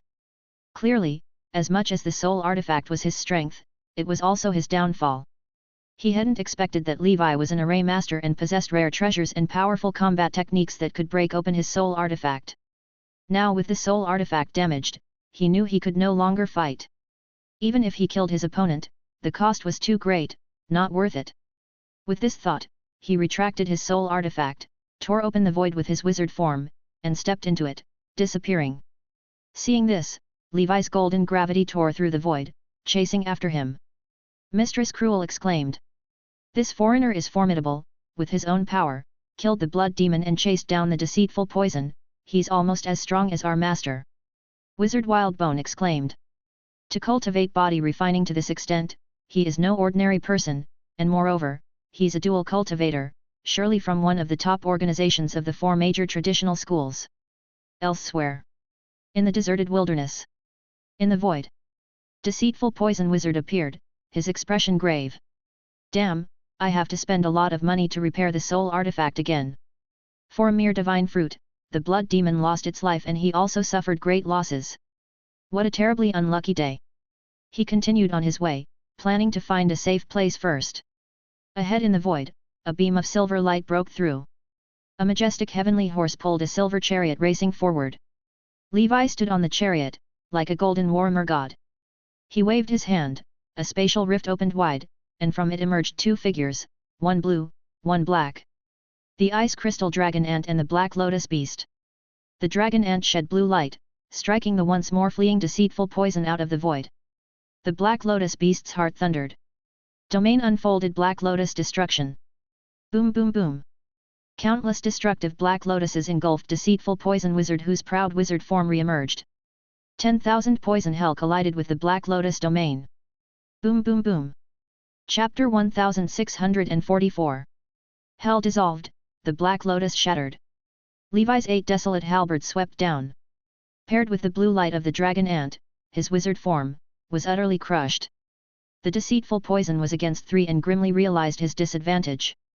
He hastily pleaded for mercy, saying, "You can't kill me." Levi's halberd came swinging down, laughing. "Isn't today without any taboos?" The deceitful poison was left speechless. He cast his innate spells while bringing out his already damaged soul artifact. The dragon ant lunged forward, clamped onto the soul artifact, and promptly made a break for it. It seemed to always have a special fondness for others' equipment. The black lotus beast's breath shot out, and along with Levi's spear light, they struck at the deceitful poison. In the end, the deceitful poison's protective force field shattered, and he perished, his path ending. Leon was like a vacuum cleaner robot, appearing at the right moment, collecting souls, and efficiently at that. Levi, seeing no one around, quickly gathered the spoils of battle and swiftly traveled through the void to leave. Who knows how much later? The group of wizards from the tavern frowned and gathered here, their expressions grave. The deceitful poison is dead. That foreigner is no ordinary man. A bet's a bet, 5 million ether stones, hand them over everyone. Dragonbone Mountain Range. Demon Ghost Tower. As a high-level wizard organization, the steeple had 4 primordial soul wizards. One of them was a 6th ring senior, the true tower master, and the other 3, 6th circle ordinary wizards, were deputy tower masters. The true tower master, the gluttonous ghost Lorino, was said to nurture an extremely fearsome undead lord named the Ghost of Starvation. This undead could devour everything in sight and had once record of swallowing a 6th circle wizard whole, killing him. "Master, it's terrible," a deputy tower master has fallen. What? Which deputy tower master? It's Lord Blood Demon. He went to the undead festival and was killed by a foreigner from another school in broad daylight. This Blood Demon has truly lost face for our Demon Ghost Tower. The Demon Ghost Tower master stood alone in front of the Wizard Tower's window. Although Blood Demon was good for nothing and caused more troubles than not, after all, he was my own brother. If I, the gluttonous ghost, don't avenge him, I'll be a laughing stock. Undead Festival, where nothing was forbidden. With Blood Demon gone, the officials wouldn't get involved. What's more, Blood Demon had struck first, witnessed by many. So, revenge could only rely on oneself. A month later, the sixth circle battle that took place at the Undead Festival was widely spread. The mysterious body-refining wizard from another school, single-handedly, boldly fought Blood Demon and Deceitful Poison, shocking everyone. After many factions investigated to no avail, this mysterious person was dubbed the Golden Dominator. It was said that his primordial soul wizard form was like an emperor, full of dominance, and his body seemed as if molded from gold, hence the name. For a time, in the realm of hell, the Golden Dominator's fame was unrivaled. A month later, Levi took another trip around the Endless Sea and met with Triss to catch up, ensuring no one was following him before returning to the ancient Saint Plane. Even though life after level 6 didn't require as much caution as before, he couldn't cast aside the virtues of being prudent. Imperial Palace. Levi laid out the spoils of the two before him, not rushing to inventory them, but first checking the latest news from the School of Death. Shocking! A mysterious person causes a stir at the Undead Festival, primordial soul wizard perishes. Exclusive. Who is the Golden Dominator? Understand after reading this article. Debunked. The Ocean Abyss Alliance states the Golden Dominator is not one of their members. Official. The Congress states they will not intervene in matters of the Undead Festival where life and death are not debated, respecting the traditions of the School of Death. After skimming through them, Levi breathed a sigh of relief. These newspapers, purely sensationalistic, he had thought his identity had been exposed. To prevent any accidents, he didn't use any of the skills or rare treasures he acquired from the Dark Ancient Tower in front of anyone. It looks like killing at the Undead Festival really is no problem. Levi's only worry was an investigation by the Congress itself. Now he could rest easy. This battle, all things considered, my Golden Brilliance Dragon Breath technique performed very well. Just entering level 6, I was able to contend with 2 6th circle ordinary wizards, with Deceitful Poison being among the old and strong contenders. Although it was by ganging up that he killed the Deceitful Poison, that was because Levi wanted to save time and make a swift departure. Otherwise, he felt he could outlast the Deceitful Poison wizard by endurance. Persevere, and once the Crimson Emperor Dragon reaches level 6, my strength will grow even stronger. Soon. Levi finished tallying the spoils of this journey. As for the host god fruit, it was rightfully obtained. From the Blood Demon wizard's side, he acquired a soul artifact, 100 million ether stones, several blood sect spells, and plenty of materials, 4 5th circle wizard tools, including 1 top-grade piece. Levi couldn't help but curse. This Blood Demon, carrying 100 million ether stones to the auction, clearly had no intention of lawful purchase, but harbored thoughts of murder and robbery. Truly despicable, my killing him was ridding the people of a scourge. As for the other items, there was no need to mention, they were not valuable. The only 6th ring magical artifact Blood Demon had was his soul artifact. An item resembling a heart. From the information outside, this soul artifact was known as the Heart of Demon Beast, and within it flowed a blood river. The blood river's power was average, but it could indeed bind blood clan members within it, turning them into river spirits. The more river spirits collected, the stronger the blood river's power grows, and the stronger this soul artifact becomes. This item is quite rare. Generally, blood clan members are hard to bind after all, as they can commit suicide to return to the city and reincarnate. Levi put away the item for now, planning to collect some blood clan members in the human realm to test it out in the future. Chapter 1645. This soul artifact, once his primordial soul had reached that level, needs to be refined again. Having the Blood Demon tracking mark removed and changing its appearance, it can serve as my ordinary wizard tool. Having witnessed one primordial soul wizard after another getting injured due to damaged soul artifacts, Levi knew that the soul artifact he wanted must be indestructible, otherwise, it would become a liability to him. The spoils of war from the deceitful poison wizard were far better than those from the blood demon. He had 180 million ether stones on him, plus 1 soul artifact, 1 sixth ring magical artifact, several fifth circle wizard tools, and other medicines, materials, and spell knowledge were not worth mentioning. Moreover, the deceitful poison wizard was also a pharmacist, with numerous potion formulas from the 5th circle, and even the 6th. In this way, Levi had spent 250 million ether stones at the Undead Festival. Yet, he had netted 280 million in return, now owning a fortune of 480 million. To venture out and to return with an extra 30 million. However, such opportunities are indeed rare. On Levi's little vengeance notebook, only that black pattern and the painful banshee remained.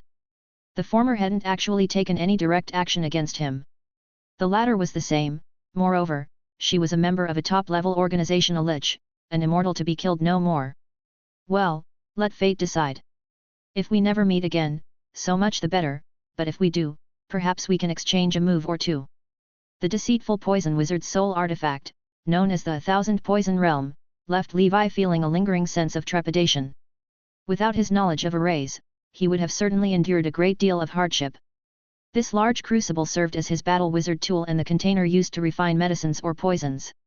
Its main functions for battle were twofold. 1. To release a wide range of poisonous fog that interferes with perception. The poisonous fog could continuously erode the enemy's defensive field, making it difficult to guard against. Fortunately, Levi had mastered golden gravity and could easily disperse the fog. 2. It could capture enemies and subject them to the poison realm, utilizing the stored poisonous water within to erode and dissolve the enemies, melting even their primordial souls, a truly formidable power. This wizard tool is really good. After some repairs and modifications to its shape, it can be used as my main wizard tool. Another 6th circle wizard tool was a crooked beak mask, looking similar to the Bird of Death's voice mask of the human realm. Wearing it could insulate against the corrosion of poison gas up to the 6th ring level. Although not often used, it could save a life in a critical moment. Levi decided to keep it. This object had no name, so Levi decided to call it simply the anti-poison mask. The other small spoils of war needed no further mention. Now that I have the host god fruit, I can proceed with the transformation of the Holy Infant. Time flies. 1 year later. In the year 1305 of the Holy Brilliance calendar, during the month of harvest, Levi was 315 years old. Using the idea of creating a shadow avatar, he had rebuilt his body. Now, a red-headed young man with handsome features sat cross-legged in front of Levi. As he opened his eyes, they seemed more spirited than before. Levi asked, "Ace, how are you feeling now?" The Holy Infant replied, "Very well, it's like being reborn." "Thank you, my source." Levi and the Holy Infant faced each other, carefully perceiving. The strong link is still there, but the Holy Infant has more independence, no longer just an echo of myself. Moreover, should the Holy Infant die, he should be able to be reborn inside me again, although previously it only required a year of pregnancy to be reborn, now it would likely need 10 years. All in all, it's not a big problem, for so far, the Holy Infant hasn't died once. After checking the Holy Infant's condition, Levi said, "Focus on condensing the soul to the maximum. It would be best if the Holy Infant could shatter the internal force crystals to achieve 49 paths of the maximum primordial soul. If not, then it would have to consume the cry of the cicada. As for letting the Holy Infant follow his own infinite primordial soul path, unless Levi now stormed the golden sacred realm, it was not very practical. Simply gathering enough spiritual force to reach his upper limit had already exhausted him." The Holy Infant nodded. "Understood." He began his secret training with the cry of the cicada. As for Alexandra and Elsie, under the day and night guidance of the Holy Infant, the two had already grasped the basics of the flying secret sword technique. The master could show the way, but cultivation was up to the individual. The two women had now returned to the Dragon Descendant Priory to make a dash for their 9th talent while also preparing to advance their primordial souls. Before leaving, a confident Alexandra claimed she would advance her primordial soul before the Holy Infant. With her kind of background, a favored daughter of the heavens, she was likely to follow the path of shattering the internal force crystals, but it would probably be a different approach from the maximum soul. Half a year later, good news came from the Holy Infant. He had successfully condensed his first maximum soul. To enter the threshold was itself a good thing. It indicated Levi's modification had been a success. 5 years later.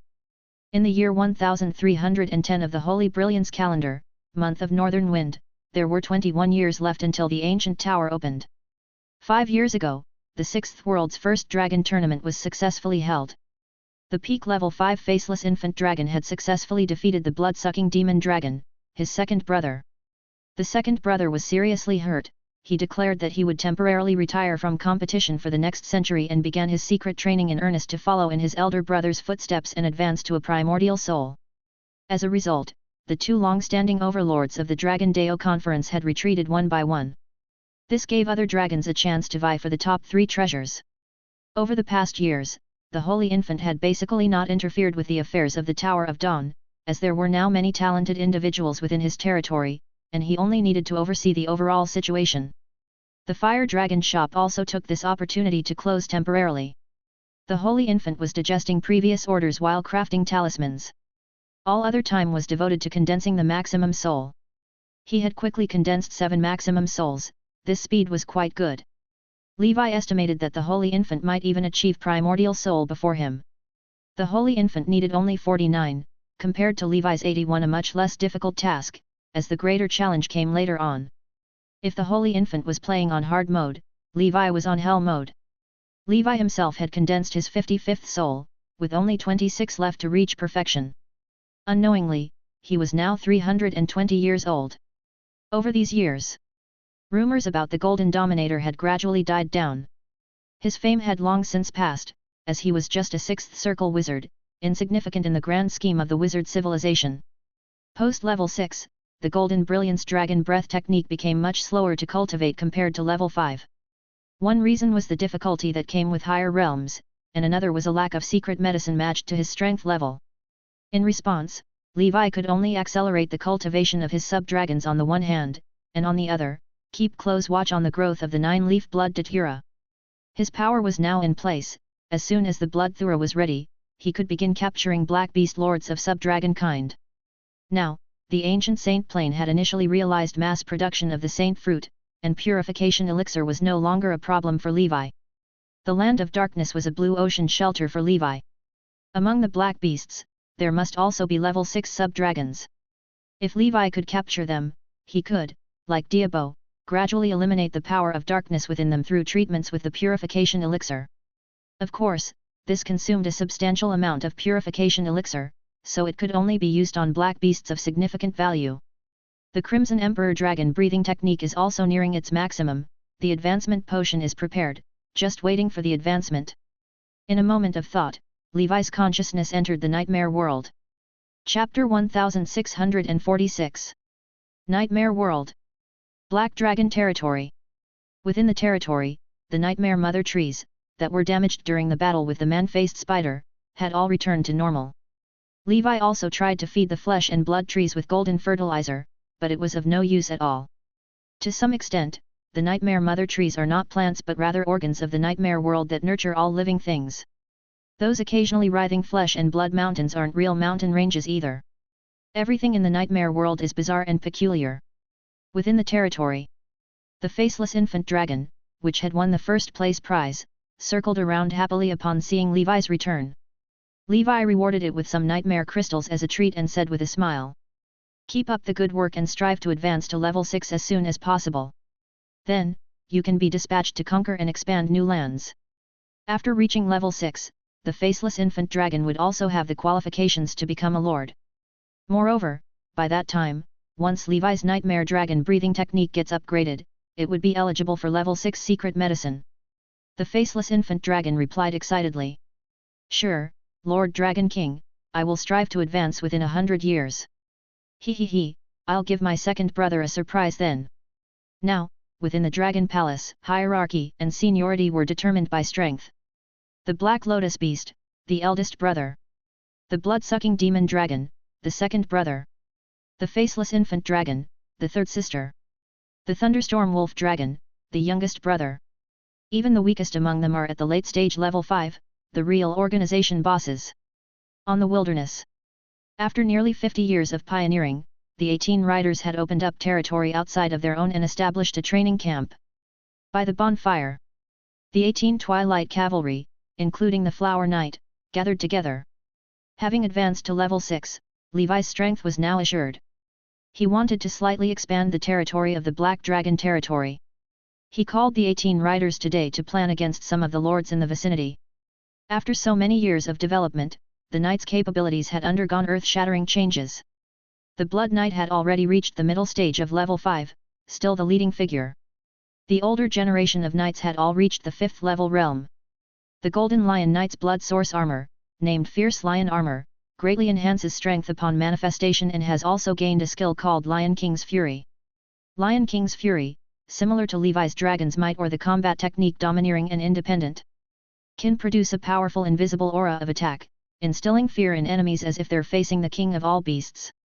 And the Golden Lion Divine Palace can summon a pack of fierce lion apparitions to launch a fierce attack on the enemies, quite powerful in its effect. The Saint Ape Knight's Blood Source Armor, called Ape King Armor, significantly boosts strength and also enables the use of a skill called Ape King Battle Energy. According to Emperor Mu's description, this skill is similar to the Black Knight's Bath Blood Battle. Bath Blood Battle builds up momentum through killing enemies, stacking an aura called Killing Aura to amplify their own strength. Whereas Ape King Battle Energy accumulates fighting spirit through combat, able to build up to 9 levels. After reaching 9 levels, they enter a brief state of Battle Saint Ape, where all of Emperor Mu's attributes are enhanced by a third, and the strength attribute by half. Compared to the Black Knight's all-in on strength, Emperor Mu seems to have a more balanced spread of points, each with its strengths and weaknesses. Emperor Mu's Holy Ape Divine Palace, on the other hand, doesn't have any special powerful functions. It is extremely sturdy and can be used to smash like a brick for miracles. Even a 5th circle wizard could be accidentally killed by this brick. The last to advance, the Goddess Knight, has blood source armor called Superdimensional Light Armor. This blood source armor is quite interesting. Upon manifestation, the Goddess Knight's speed and response capability are doubled for a short time. Moreover, after accelerating with the Superdimensional Light Armor, she can enter the Aurora Dimension. Currently, this Aurora Dimension, similar to Levi's Scarlet Dark Dimension, seems to be an exclusive VIP fast lane created by the legendary creature, the Aurora Bird. It's obviously more advanced than entering the Shadow Dimension. In addition, the Superdimensional Light Armor can emit an extremely cold Aurora Ray attack on enemies, quite formidable in power. Lastly, combined with the Aurora Divine Palace, it can banish enemies in the Aurora Dimension, trapping them momentarily, or send them farther away in an instant. Through such means, the Goddess Knight's survival ability has greatly improved. The Knights now truly have the appearance of a high-end elite organization. Each person has several special skills. Middle generation Knights are currently honing at level 4, with the Flower Knight having made the most progress. Possibly stimulated by Levi's level 6 Knight techniques. She has become even more diligent in her cultivation on the path of Knights. Paired with her 6th circle resources, it's naturally impossible for her cultivation to be slow. Even the weakest, the 1000 Illusion Knight, has successfully advanced to the middle stage of level 4. Worth mentioning is that the 200-year-old Steel Dragon Knight, Andrew, has also successfully advanced to the 4-ring wizard realm. Moreover, he has advanced with full mastery of a 3rd circle talent. He has set for himself the goal of attaining at least 8 talents before advancing to Primordial Soul. Therefore, during the 4th circle period, he definitely needs to learn 3 talents. Although this pace is much slower compared to the geniuses in top wizard organizations. Steady and gradual progress is also beneficial. In terms of heritage, the ancient Saint Plane is far behind the top wizard organizations. For them, even losing 60 years of gains from the 5th level of the ancient tower is merely a small loss. Chapter 1647. But the Knights had been established for just 290 years, and to achieve such success was already a satisfactory result. Among the new generation, the Fire Dragon Knight had successfully advanced to level 4. Others were fast approaching the pinnacle of level 3, while some were still in the late stage of level 3. The name of the Fire Dragon Knight's Dharma idol was straightforward and simple. Fiery Flame Dragon. As a lower-tier version of the Red Lotus Dragon, this Dharma idol could greatly enhance its strength. Moreover, through the Dharma idol, it could imitate the fiery fire dragon's breath of flames. The power was decent, comparable to the 4th circle combustion spell Sun-Splitting Transformation. During the years when Levi would often retreat for intervals of 3 to 5 years, the Knights were growing rapidly. Seeing Levi emerge from his seclusion, everyone was thrilled. They knew the commander was about to lead them on a significant endeavor today. Flower Knight smiled and said, "Commander, we are ready and waiting for you." Flower Knight was full of curiosity about the nightmare world. Levi said, "According to the information, there are mainly 3 neighbors around our Black Dragon territory, namely the King of Thousand Eyes from Dread Tree territory, the Big-Eyed Monster from Yuji territory, and the Ghost Baby Lord from Soul Returning territory. The King of Thousand Eyes was originally a giant tree, similar to Mana, not a divine tree sapling, but also extraordinary. Its territory was the closest to the Black Dragon territory. The King of Thousand Eyes, often in slumber and uninterested in domination, had not disturbed the Black Dragon territory for years. Its strength was unfathomable, very likely close to the level 6 late-stage realm. Levi was not intending to provoke it for the time being. Furthermore, given his current shallow foundation, and the King of Thousand Eyes' long lifespan and relatively gentle nature, it was a potential ally to be courted. The Ghost Baby Lord of the Soul Returning territory was probably much stronger than the man-faced spider and might even have advanced to the level 6 middle stage. Its territory was twice the size of the Black Dragon territory. Over the years, its Ghost Baby army had also frequently harassed the Black Dragon territory or clashed with Levi's people in the wastelands. The last lord, the Big-Eyed Monster, had piqued the interest of the Flower Knight, thus it was included on the hit list. Over the next 3 days, Levi left the faceless infant dragon and other creatures with half of the forces to guard the home. The Grand Nightmare Army, led by the 18 Twilight Cavalry, headed to the front lines for a lightning strike on the Soul Returning territory, then seizing the Big Eye territory. Several days later, outside the Soul Returning territory, 10 airships arrived across the sky. The nightmare world was vast indeed. To facilitate the army's march, Levi had specifically purchased 10 medium-sized airships from the Wizard world. In fact, if he had Skyfire Fortress and Ancient Shell Palace, it would have been even more convenient. But those 2 rare treasures, one had not yet been deciphered, and the other was facing an energy crisis, thus making them unusable. Besides, there was the risk of exposing Levi's alter ego. In terms of flight speed, the airships were actually faster than the fortresses, just weaker in physical defense and carrying capacity. As for Levi's ancient Banyan Fairyland, he had tried before, but the nightmare duplication could not replicate the ancient Banyan Fairyland, therefore he could not utilize it. To open the ancient Banyan Fairyland in the nightmare world, it would presumably require his body to personally come here, but that carried significant risks. The army's expedition naturally alarmed the Ghost Baby Lord inside the Soul Returning territory. In the void, a small figure resembling a doll emerged. It had a big head, its body covered with stitches, and in some places, the seams had burst open, revealing the red cotton stuffing inside. This was the Ghost Baby Lord. Its appearance was similar to the Ghost Baby Chucky from a past lifetime, but 1,000 times more terrifying and sinister. This creature was the stuff of nightmares for many beings of the multidimensional plane. The Ghost Baby looked around at the airships, revealing a chilling smile. "Black Dragon Lord, you come to me today, crossing the flesh and blood mountains, do you wish to declare war on me?" Levi said coldly. "You have repeatedly trespassed on my territory, today is time to settle the score." The Ghost Baby laughed eerily.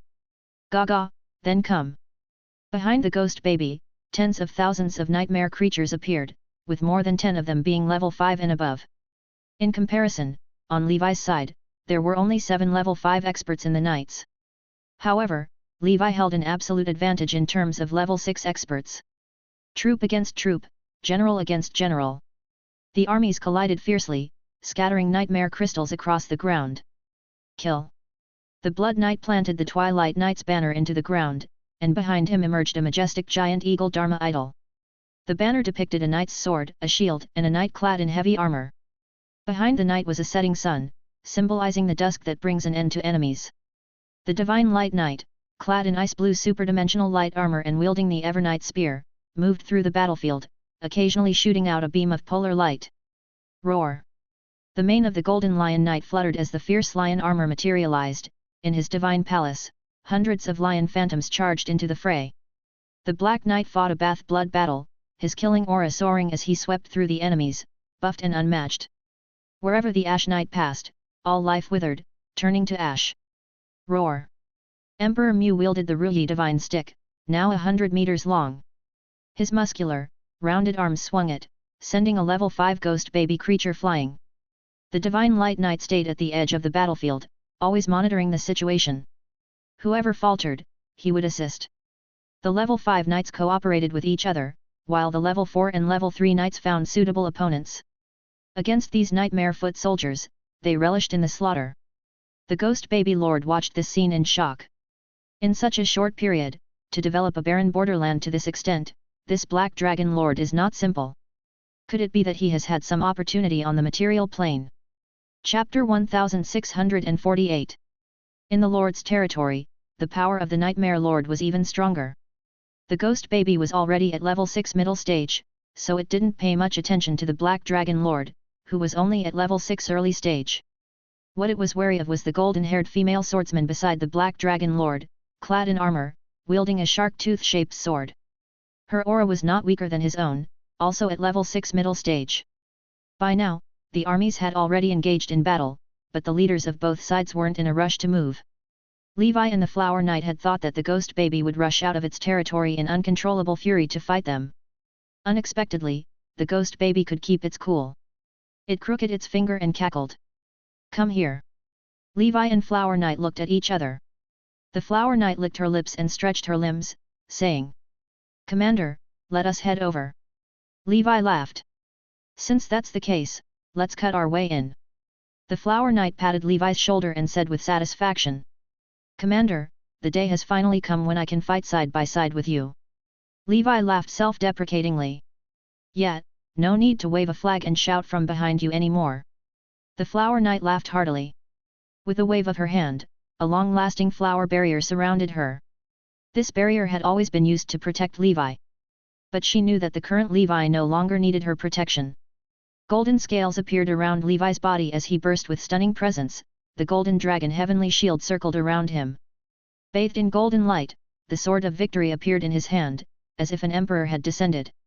For this battle, Levi had already taken it out in advance from the golden light cave. As Flower Knight looked at the glittering Levi, she laughed. "Commander, have you heard of the Golden Dominator?" Levi laughed helplessly. "That's me." The Flower Knight smiled sweetly. "It's my honor to fight alongside the legendary Golden Dominator." She leaped forward, her sixth ring senior aura bursting forth. Levi was stunned. Flower Knight has grown stronger. Yes, she's been at the 6th ring senior level for 100 years, and now she is probably not far from 6th circle perfection. After all, she is a ferocious person who reached the primordial soul stage at 300 years old. He stepped on golden light as ripples spread in the void. An incredibly strong aura burst forth, a domineering presence brewing above his head. The domain of the Sword of Victory shone across the battlefield. Under this influence, Levi's nightmare army and the knights felt their bodies brimming with strength. Ha ha ha! Emperor Mu, akin to a raging ape, was covered with layers of Ape King battle energy, all 9 layers. The battle energy, 9th rank.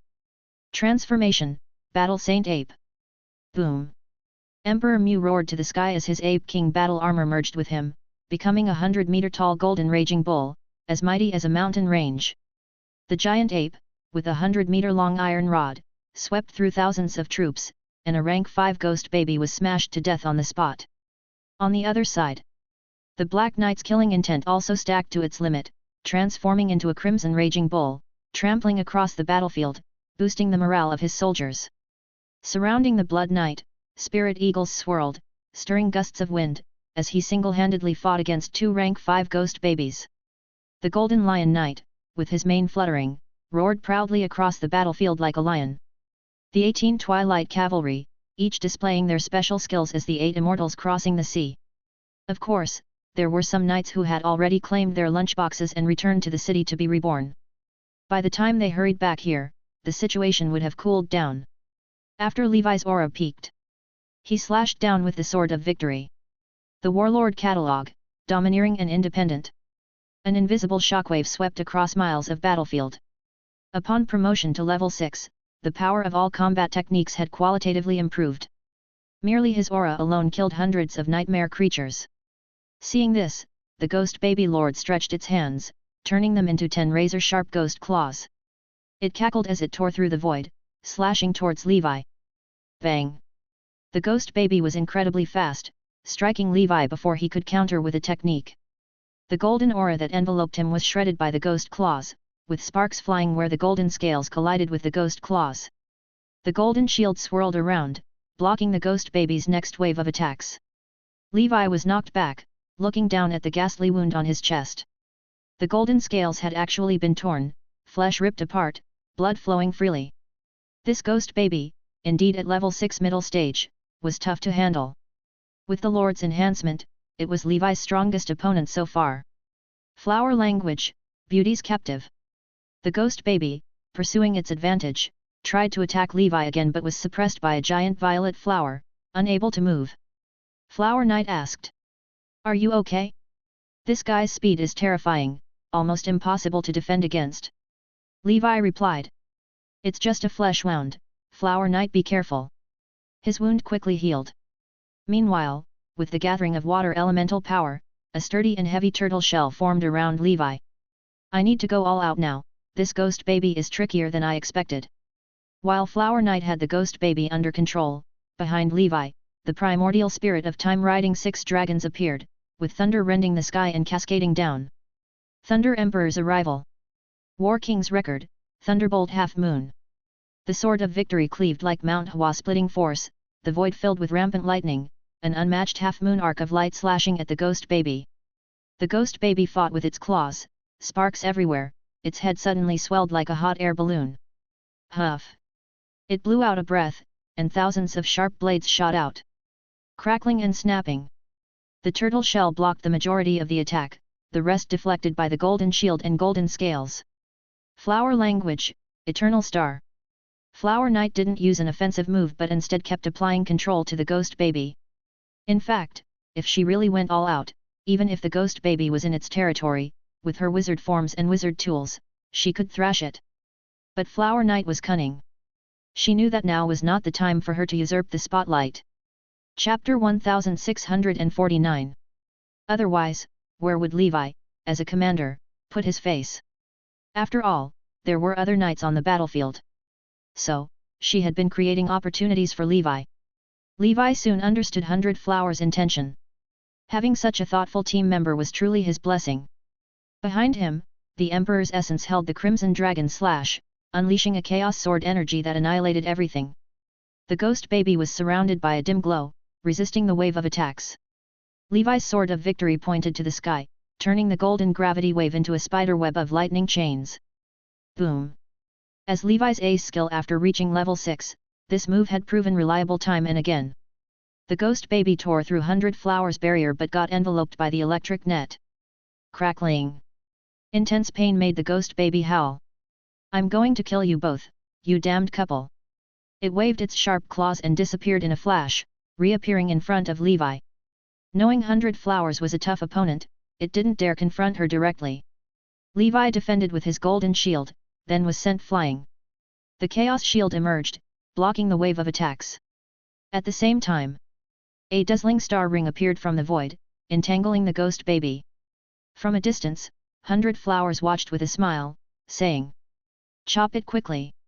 She had used the soul artifact, Star Ring, a famous treasure on the soul artifact ranking, incomparable to the soul artifacts of Blood Demon or Deceitful Poison. Combined with her 6th ring senior cultivation, the ghost baby was extremely frustrated. Around Levi, earth elemental power gathered into a meteorite star ring, drawn by the elemental magnetism and turned into a grinding disk that further suppressed the ghost baby. His left hand transformed the golden gravity into a beam, shooting into the ghost baby. His right hand wielding the shark tooth-shaped sword, in a rising sun motion, snapped off the ghost baby's sharp claws, stabbing into its body. The sword chi burst forth, the ghost baby's ragged body scattered into down, floating in the air. Its mocking laughter still lingered, clearly not yet dead. As expected. In the void, the shredded body of the ghost baby reformed. The next moment, the phantom of a gigantic tree reached from earth to sky, sealing off the space. 100 Flowers made another move. Primordial Soul Wizard form, 100 Flowers and 1,000 trees. Seizing the opportunity, Levi channeled all his golden gravity into his right palm and launched it with a roar. Crackling! Lightning tore through the skies, submerging the ghost baby. The Emperor's Phantom's chaos sword energy crisscrossed, giving no respite to the ghost baby. Under the combined efforts of Levi and 100 Flowers, The body of the ghost baby was completely annihilated. Ho, ho! Leon shouted out loudly. Using a 3-layer thick net to wrap up the true soul of the ghost baby. The current Leon, not far from level 6, had a much enhanced strength. Dealing with a mid-stage level 6 spirit was no trouble for him. At this point, the ghost baby was dead. However, Levi knew that as long as the fear of such creatures in the multidimensional plane persisted, in the distant future, in some part of the nightmare world, it might once again take form. But by then, it would be a brand new ghost baby, without the memories of this lifetime. 100 flowers flew over, smiling. Congratulations, Commander, for slaying a mid-stage level 6 powerhouse. Levi replied helplessly. Sigh, 100 flowers, stop teasing me. You were controlling it all along. If I couldn't take it down, I wouldn't deserve to be the commander. 100 flowers chuckled. I don't care, you're the one who killed it. While the two joked around, on another part of the battlefield, the entire knights had been annihilated. The cause was a few peak rank 5 generals under the command of the ghost baby. Levi had no choice but to personally intervene, annihilating these minions. Half a day later, the Black Dragon territory achieved a complete victory. Without their lord, the remaining monsters gradually began to collapse and dissipate. Levi transformed into a giant black dragon with a wingspan over 100 meters. It patrolled the territory, erasing the tracking marks of the ghost baby with its own nightmare dragon mark. Not until Realm Mountain displayed that this area was under Black Dragon territory did Levi, his face pale, revert to human form. 9 Infant, wait here for the return of the knights, and together clear the remnants and secure this place. Afterward, Levi rested for a moment before he and 100 Flowers hurried to the location of the big-eyed monster.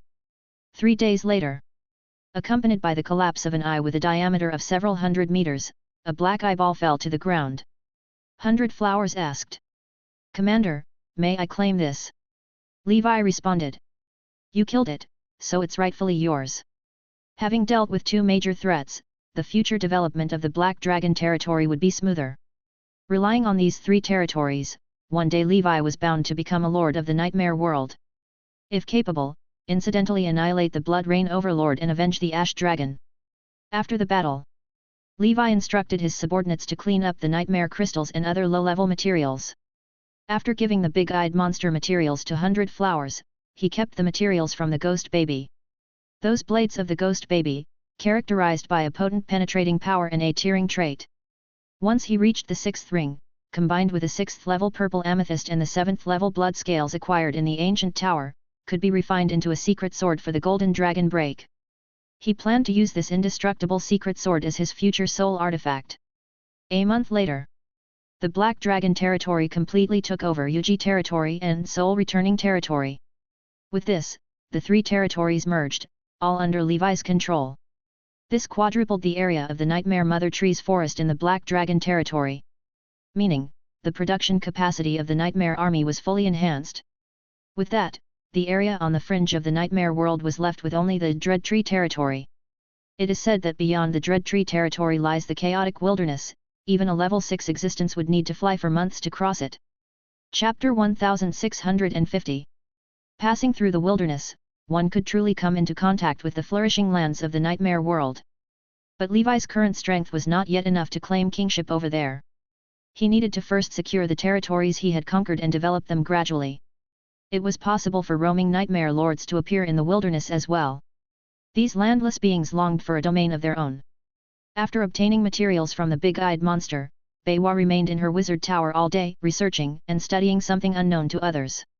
3 years later, in the year 1313 of the Holy Brilliance calendar, during the month of flowers. After mastering the 6th level of the Golden Brilliance Dragon Breath technique, Levi slowed his cultivation pace, shifting focus to other breathing techniques. His maximum soul now comprised 57 strands.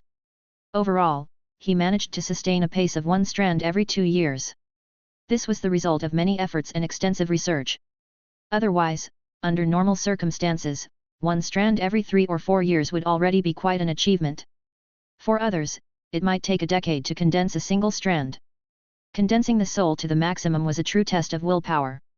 Levi, though modest, felt confident about his willpower. There probably were not many people as self-disciplined as him in the wizard world.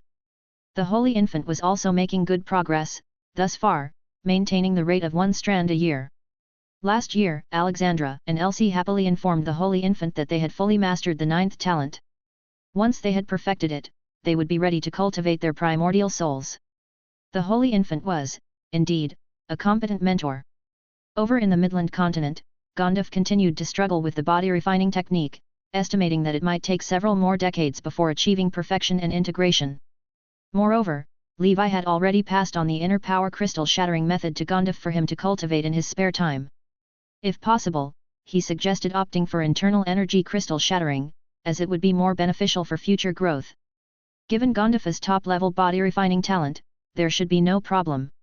With this, the original body pursued the infinite primordial soul path, while the duplication followed the maximum primordial soul path, to the satisfaction of both. Some time ago, Triss also messaged Levi, informing him that she was entering seclusion. It could last as short as 10 years or as long as several decades. This retreat was solely to achieve 7-circle wizardry. Triss entrusted Levi, in the event he encountered problems in the future, one option was to seek help from Elena, the other from Ms. Lucy. Thinking of Ms. Lucy gave Levi one particular feeling. Unfathomable depth. He always felt she could see through some of his inner thoughts and secrets.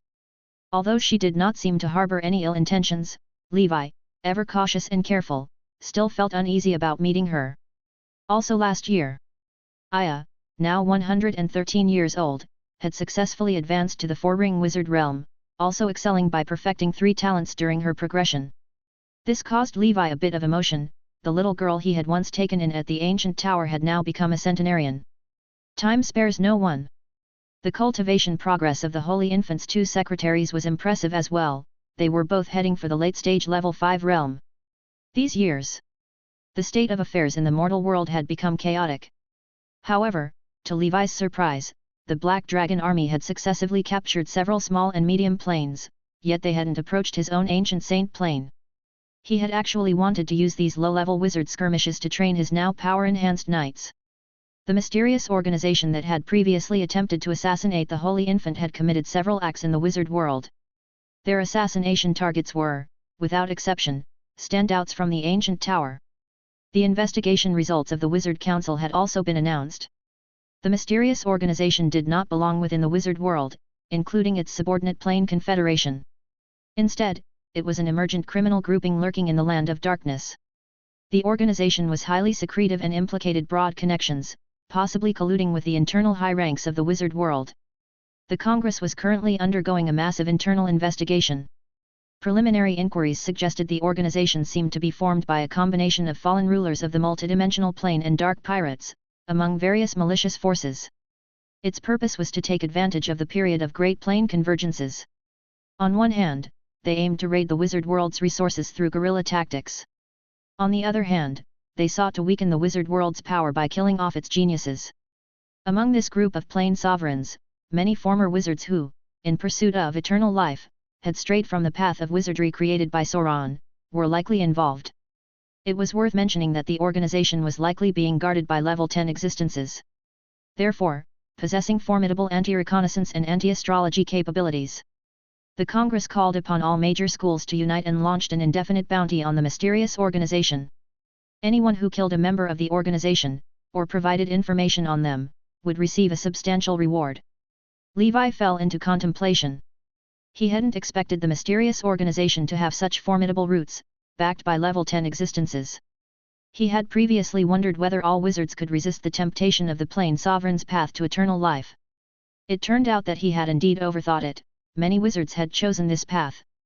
This was a difference in beliefs and a personal choice, with nothing to blame. However, causing trouble in the wizard world was where they went wrong. The Great Plane Convergence attracts all manner of spirits and demons to Nora, each hoping to carve out their share. The following age will undoubtedly be one of chaos. Gods, sovereigns, the abyss, alien races. Numerous powerful entities will emerge, vying for control of Nora. Should we survive this calamity, the wizard civilization will surely become stronger.